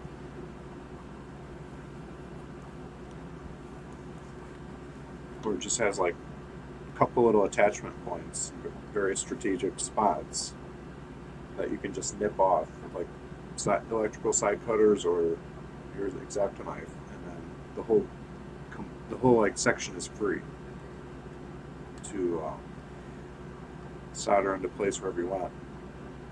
So these are kind of like breakout boards I'm making. That like this is a board, this is a board, this is a board, this is a board, this is a board. Like each of these are going to be separate boards that are all cut out and completely separate from the overall board. Like it's meant to be like tons of tiny little boards that are all within this form factor that I'll be removing, soldering into place into the robot.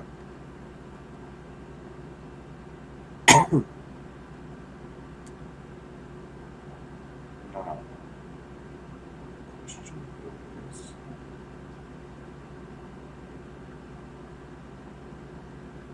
I can rearrange this whole thing, I guess. Oof.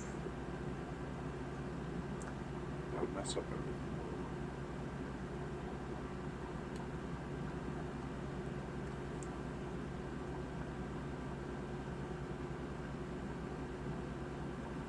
How do we do this?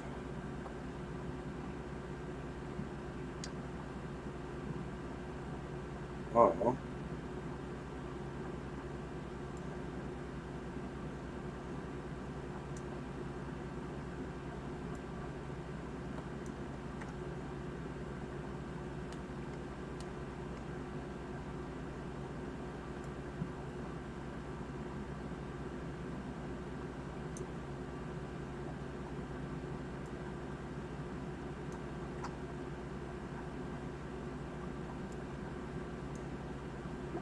Heck?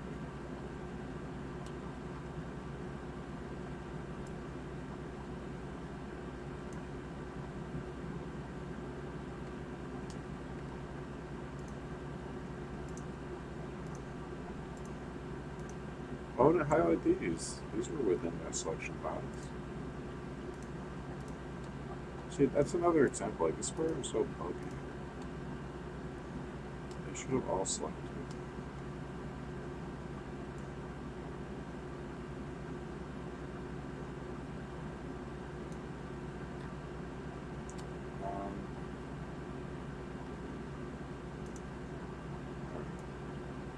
Stick this all.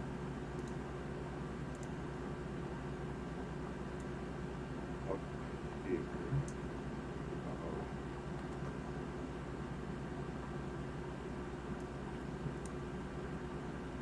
How is this to be one file and then one slide? Okay.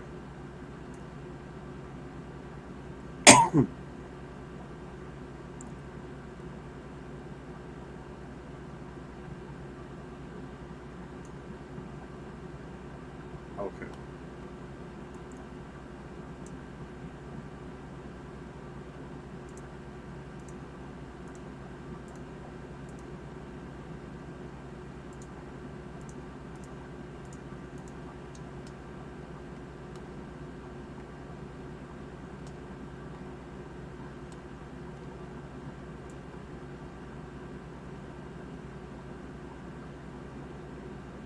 Oh my goodness. Ah, I gotta move all these stupid things. And that pop-up window was because they registered as a double click when it was definitely not. All these pop-up windows are gratuitous, disgusting nonsense. Oh, their timings on the mouse clicks is unlike anything. It's awful. Like, you have to wait for the count of 1,000 before you can click again, or else they count that as a double click. It's ridiculous.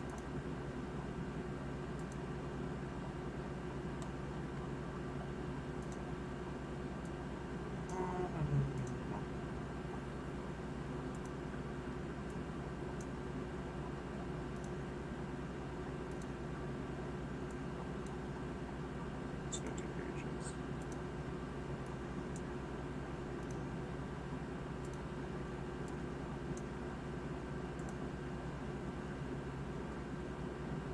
Are you more of a scientist or engineer? Um, I'm just a guy that lives in a basement that wanted to build a robot.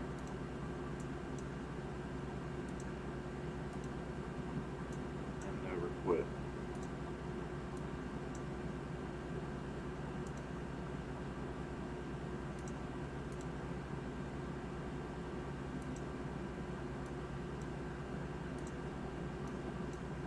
I guess I don't qualify for any type of title like engineer or scientist because you have to have a degree for that. Otherwise, you're a pretender. So I'm nothing. I'm just an idiot that has no qualifications at all to do anything I'm doing ever regarding any topic. I'm just completely unqualified for everything.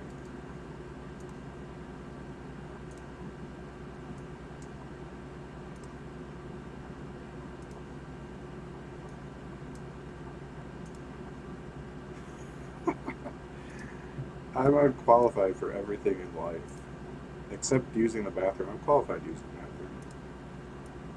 I'm allowed to do that. I don't need a permit or a degree for that.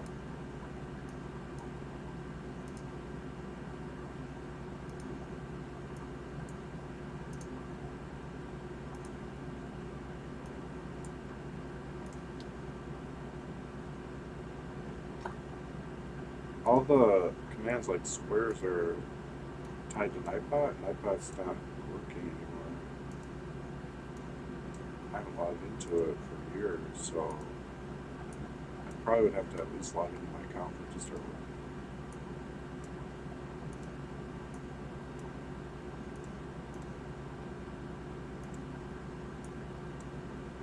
I never disabled it, it just stopped. It just got tired. If I seem sleepy, that's because I only got 4 hours of sleep, and then I've been working on this for like 10 hours straight. So this is my first time ever using this, ever creating a PCB online actually. And you guys can see I'm starting to get the hang of it here. Came this far in one day. And here's how it's looking, boys. Oh yeah. It's gonna be so awesome. We'll do this online. Collect the goods.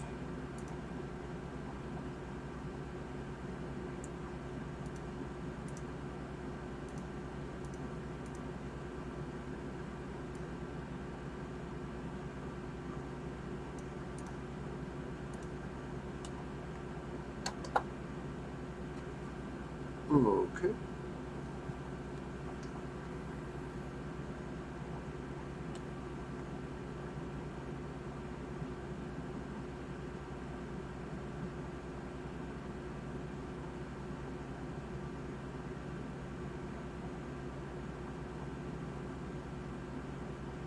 Snaps. Can't help it. I saw it and I gotta do it. Dang it.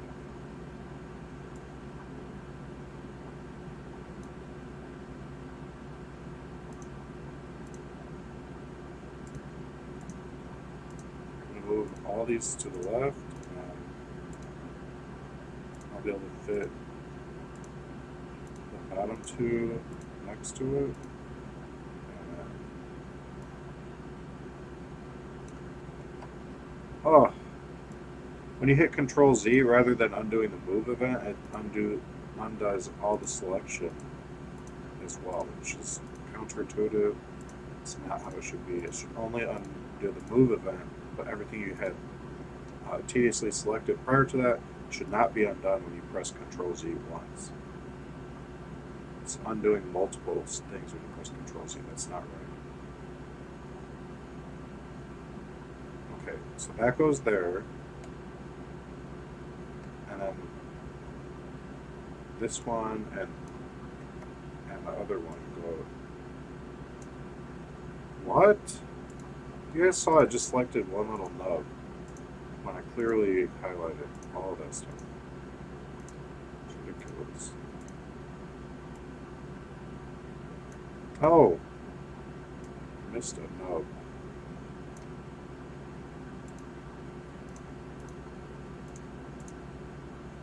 Oh, okay, I'll bring you all here.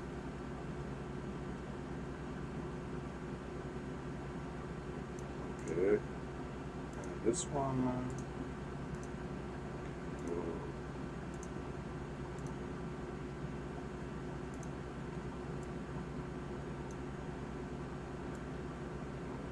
Think about it.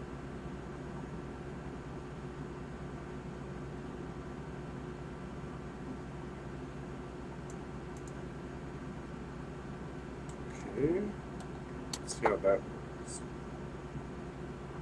There, so all this is for the microcontroller, and then all this is for the MOSFET related support circuitry stuff. How many of these will animate? So all of these that I'm highlighting right now, or circling, are for the 18 mega 2560 MOS or microcontroller support circuitry.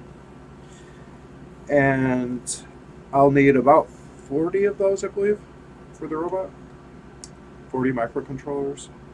And these are all the parts I need to make the microcontrollers, at least that I want to have outsourced, that they'll make for me at a factory with machines.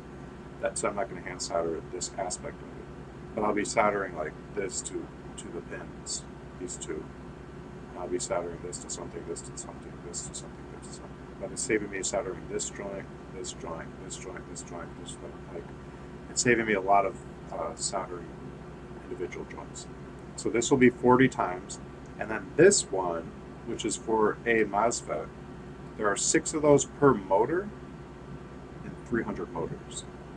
So there's going to be 1,800 of what you see within this box I'm circling, 1,800 of these. So you can see why I would not want to have to hand do 1,800 of those. I'd rather have the machine do that, and then I just solder it into place. Like, I would just solder this. Wait, I would solder this, this, this, this, this, this. But all the rest is all automated. So yeah, there's going to be a lot of these, this group. 1,800, that's nuts.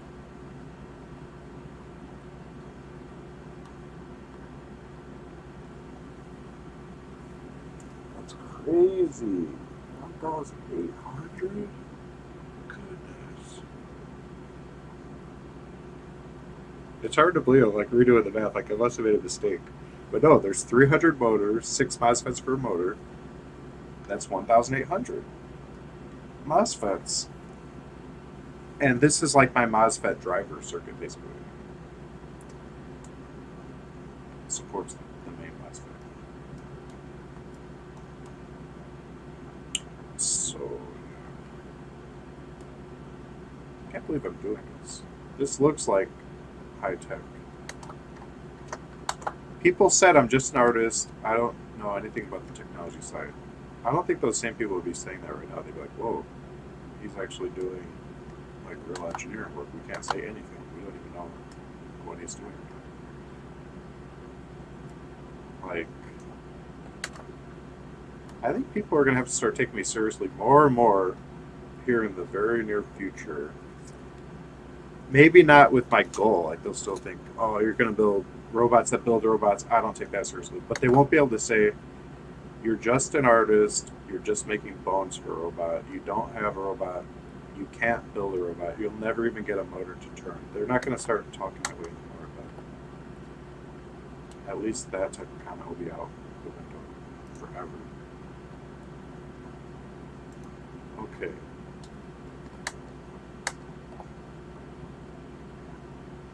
So,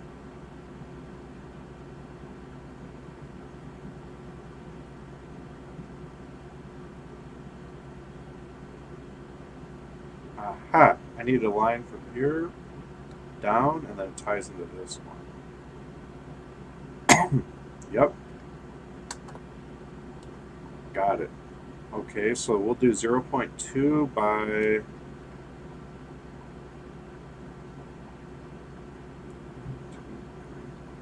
4, 5, 6, 7. 0.2 by 7.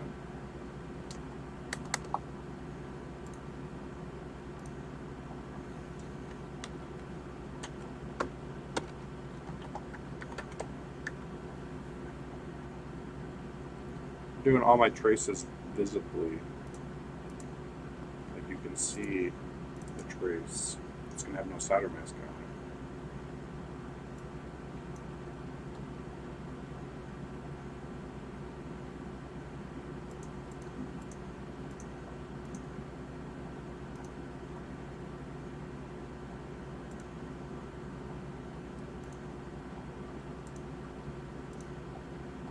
I think that just makes it easier to see what's going on. Debug and stuff.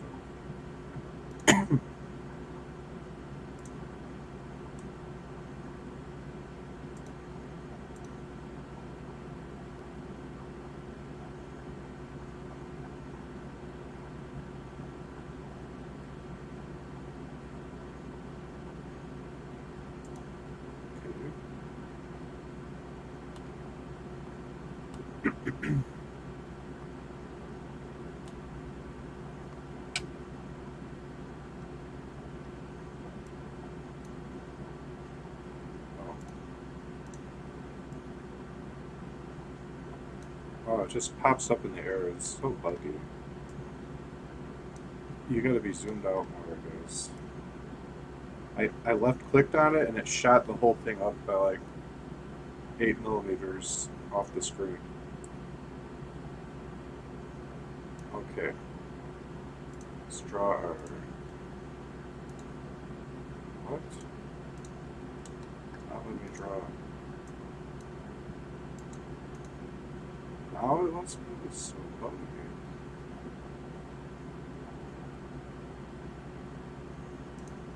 Okay.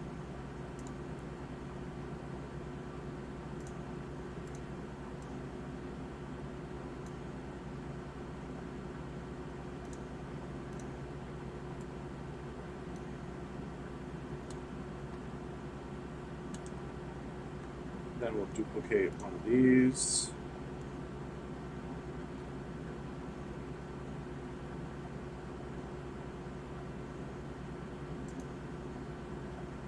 And I'll finish it off with one of these.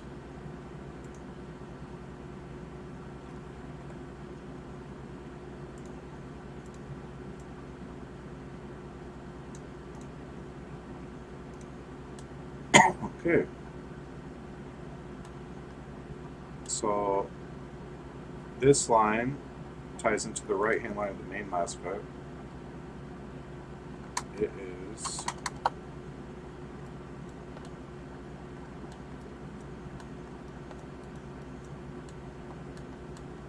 right here. And it ties into an LED and the top drain pin of this supporting MOSFET. So that means it's the top drain pin, goes through a resistor, 100 ohm gate, 100 ohm gate resistor, and it goes to here. Oh, normally, because it's going to the source in this case.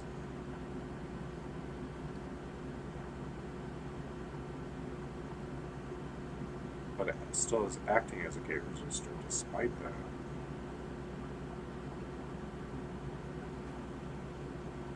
Oh, does that not?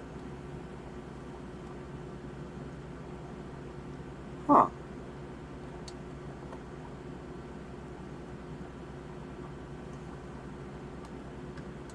Is that irrational?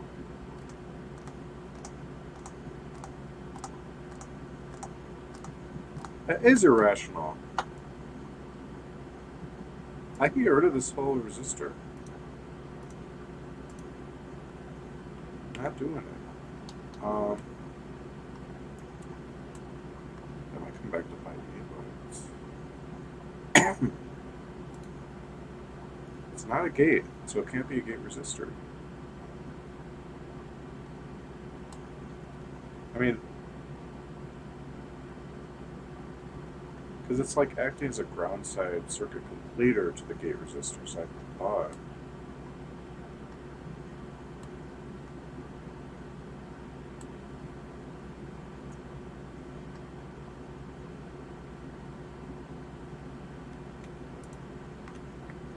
Anyways, let's see. 1, 2, 3. 3.5 by 0.2. Is there already one like that? There's a 3 point by 0.2.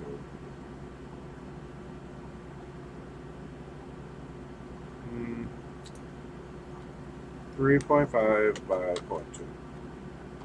Trace. Yeah, we're gonna get rid of that.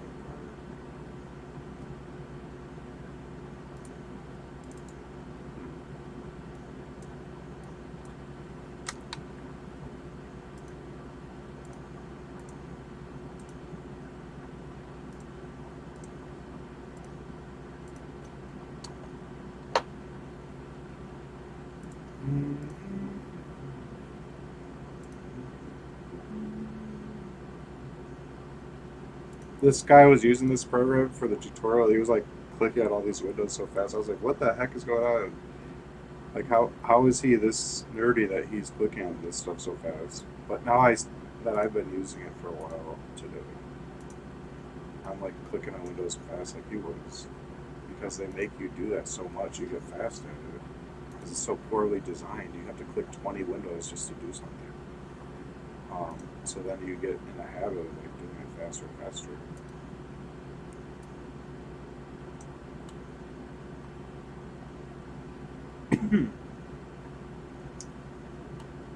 um,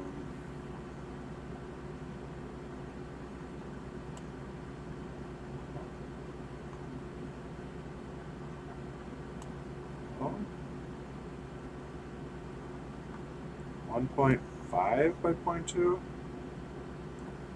I don't know if we have one. We have a 1.5 by 0.2. Yes, we do. Nice. Okay. Oh, I just got a subscription. Thank you for this help.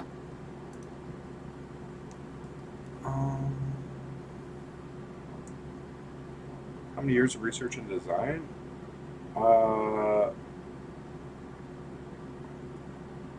8. But it's not really fair to say 8 in a way, because if you think about it, like if you, let's say you worked on a research paper or a math problem for 10, you say 10 years, right? But you actually worked on it two sessions for 10 minutes. So you actually worked on it for 20 minutes, but it took you 10 years. So if you say it took me 10 years to solve that math problem, that's misleading if you only spent 20 minutes working on that problem during the 10-year period. So like I didn't work on the robot that much, or I did, but I didn't. Like I probably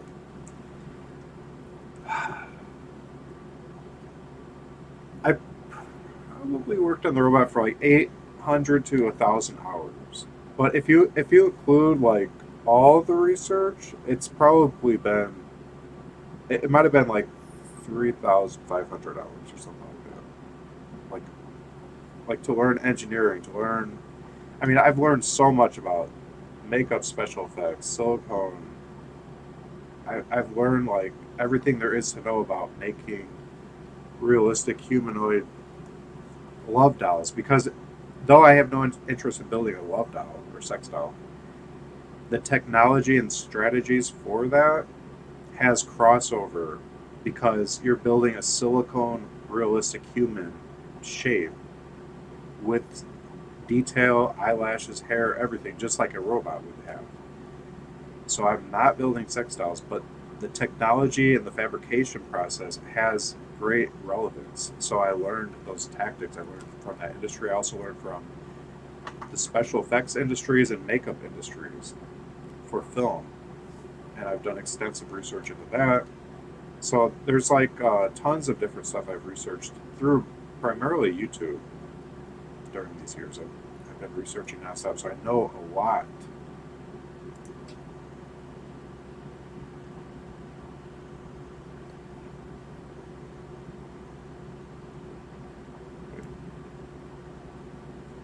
Um,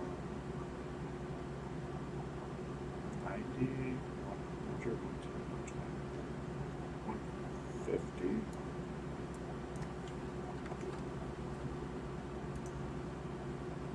How'd that do? No!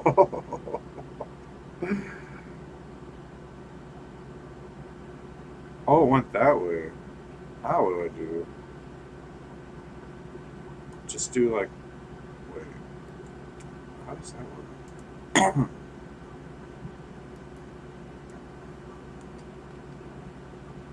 200?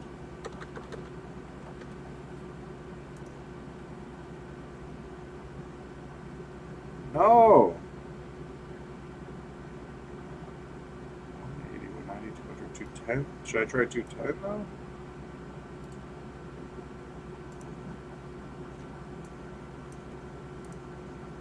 Nice.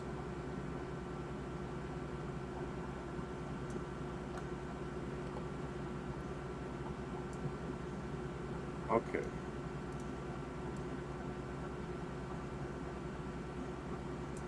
Okay. Then I could just get rid of this stuff. Oh no.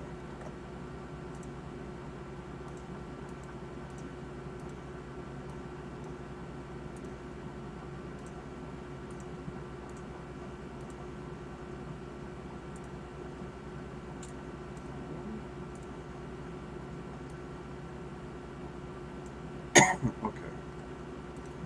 We're not doing the silk screening. This is too much. We're I don't know how to just disable all this stuff. I'm just dragging it off my board at the moment.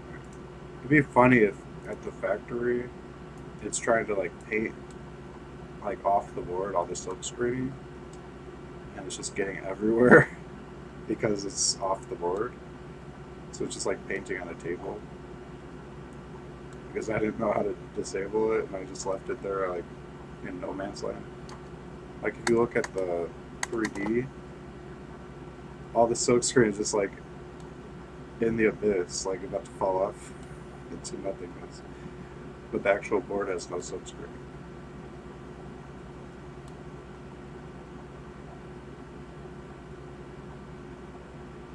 This could be a lot closer, I think, to the edge of it.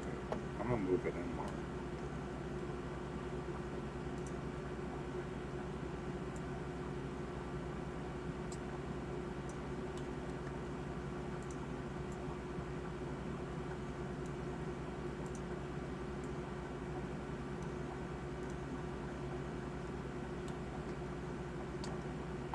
Wait, this needs to move.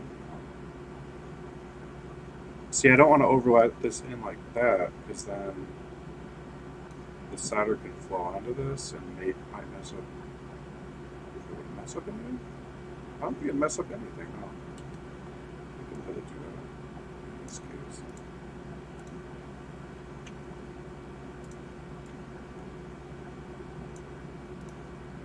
Okay.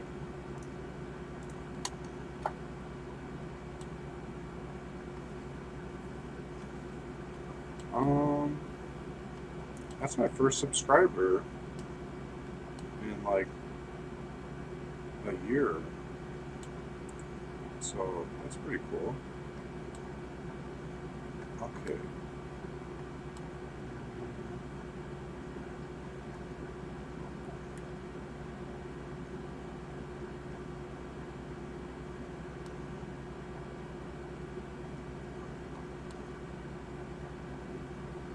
Double checking everything. This is pretty cool. This one goes underneath the MOSFET right here. The LED one, it goes right underneath and then comes out. Because I didn't know how to like get it around this way, and I have to move the board up. This is a slick way to do it. And it's single-sided, so this like goes right under the component, but it doesn't touch these pads. It should maybe be up here more though. More centered.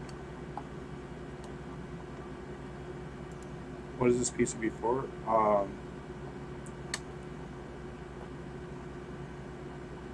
This is like all support driver related circuitry, you could call it, for a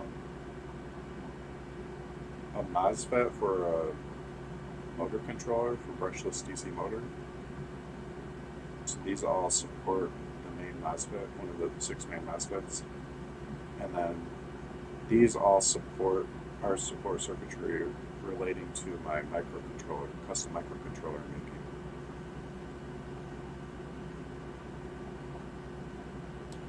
For my robot project.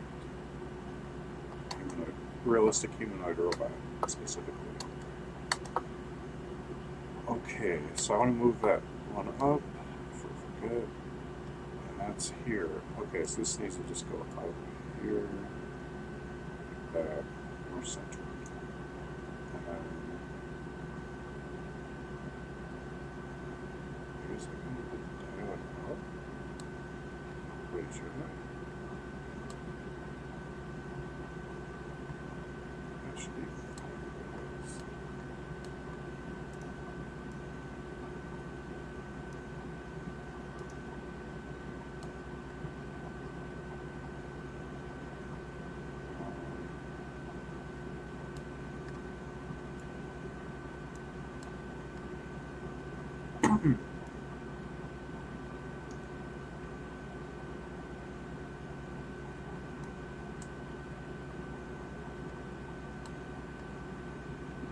Is that bad to like leave it like this? Because I'm thinking you want the electric to flow like this anyways. It's kind of like making a diagonal, but it's more pixelated. Or does that just look bad, so you're better off just to do that? Because you're not supposed to take right-hand turns in electronics. You're supposed to try to do like this.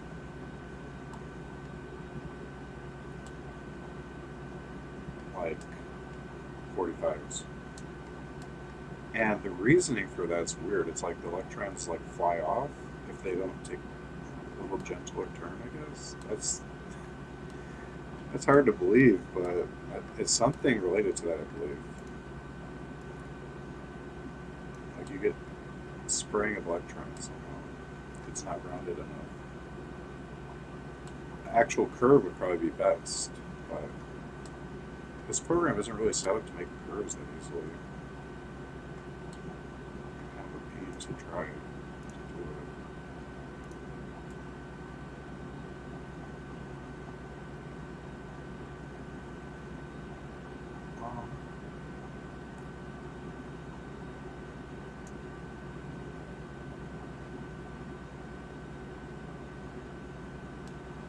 It stinks I can't like stretch this thing out. I'd have to remake the whole footprint. Unless if I... Oh, this is so annoying. What if... Okay, what if I did... Wait, these don't all have to match though.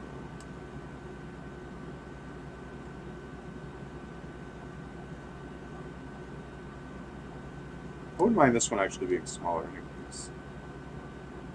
Wait, no, I do want it big like this. Okay, I know what to do. Duh. I'll get backup.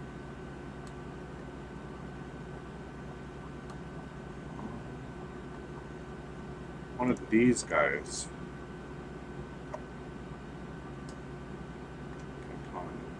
To save data. Rotate. Drag down. Boom. That easy. That took me way too long to figure out.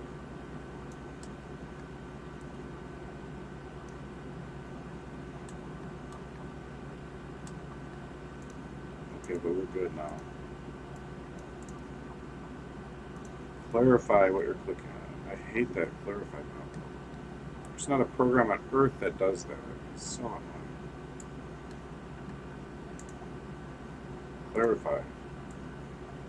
And then I click and left mouse click and hold, and it shoots it up so that the 1 is in the center of my screen, so I lose the edge of it. It's so annoying. Like, I didn't swing my mouse up like that. It just shot itself up like that. It's just how it's coded to behave. It's very unintuitive and annoying.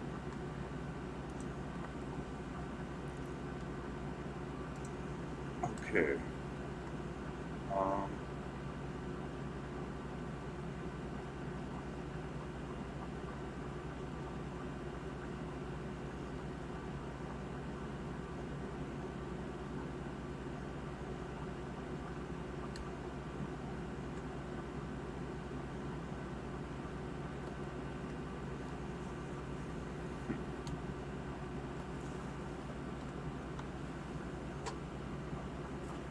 The fan noise is pretty bad right there. Maybe it should be better now. Is the fan better now? I've tried to face it away from me more. Since I don't stream as much, I don't get complaints about the fan noises. But when you stream a lot, people like mention stuff, you improve your setup by taking feedback. Okay, let me check the 3D view. If I could squeeze these 4 like in more, I would prefer that. If I could.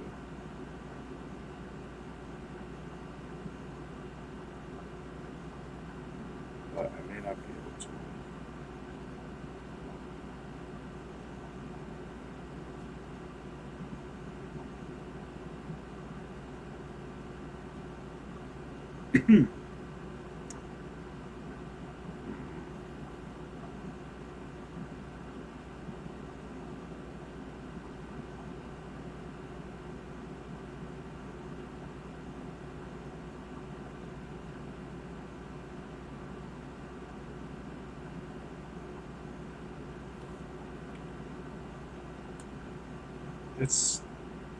I think we're almost done.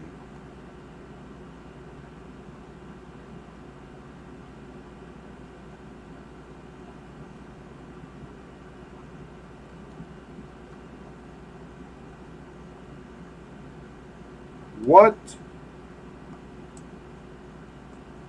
That's not good. That would have been an open circuit.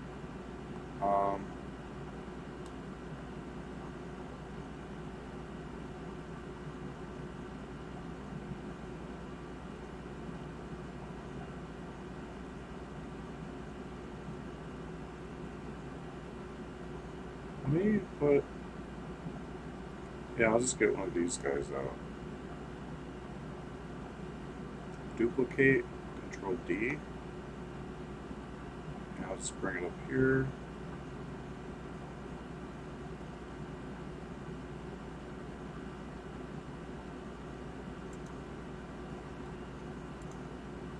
And I'll move this guy back. That's a good connection, right?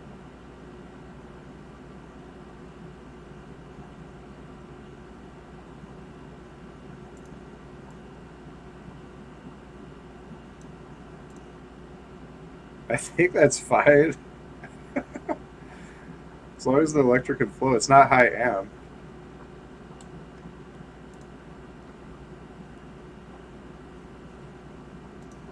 Okay.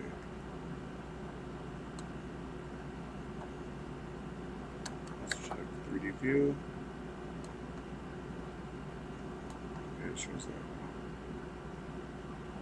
That looks kind of bad. Ew. What are we doing here?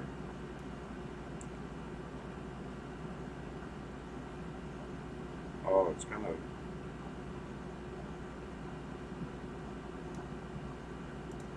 You can't really... I'd have to remake the footprint. I don't really want to remake it.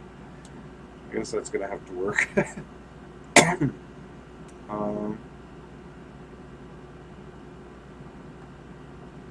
so... What does that do? What does that...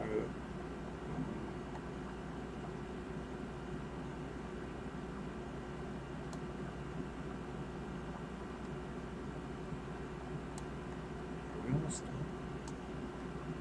Woo! Get excited. I think we're almost done. I'm like not seeing anything stand out that's not done.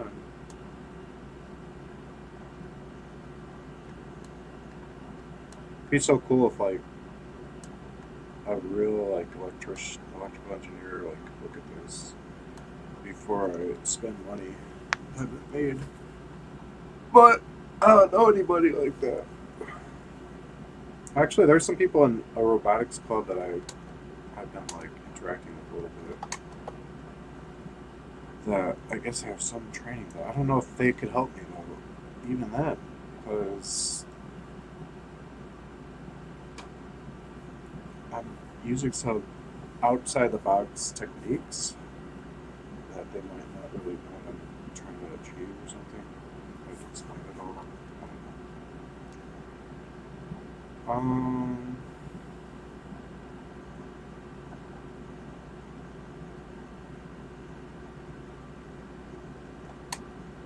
I gotta save and match it for crash, no less. That's all.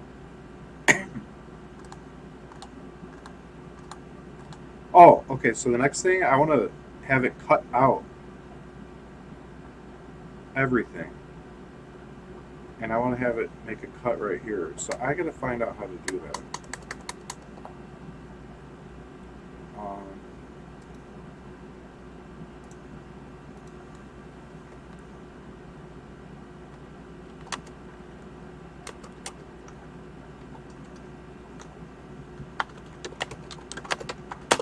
you guys see what I'm typing? Yeah. PCB and Kicad. I want to cut out a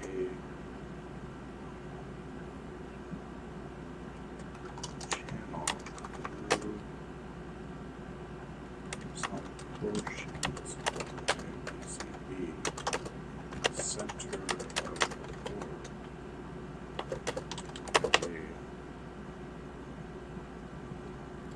Elongated hole.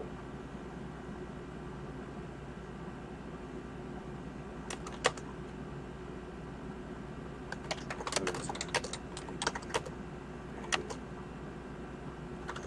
Multiple PCBs on the PCB to be able to cut them out of the main PCB. Hopefully it gets that.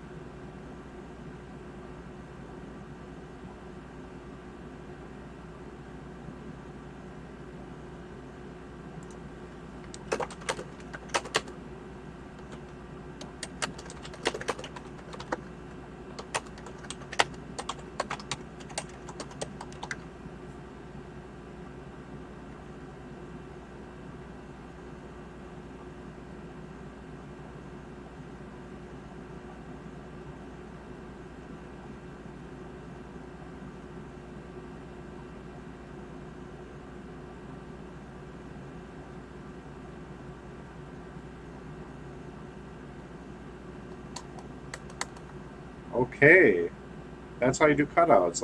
Let's do it then. So I want to be on layers, edge cuts, and then I want to draw.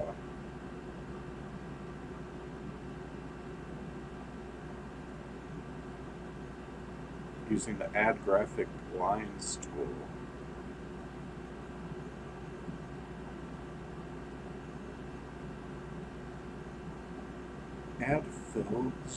Add filled zones?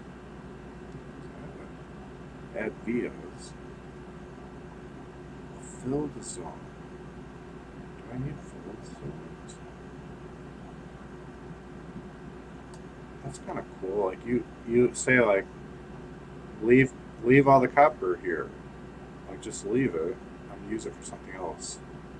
But you'd leave a gap between your actual circuitry, so you could like have a lot of copper just hanging out if you wanted to do it with that.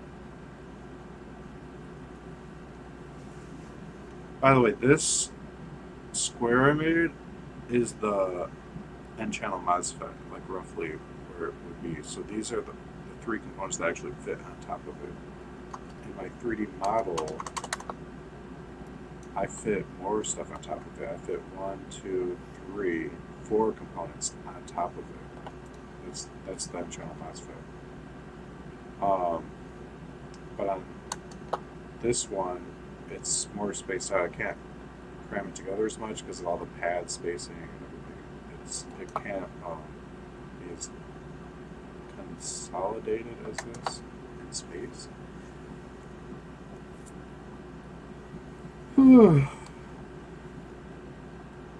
So, oh, I gotta go. I'll have to do this part I was about to do next time. Alright, peace out, guys.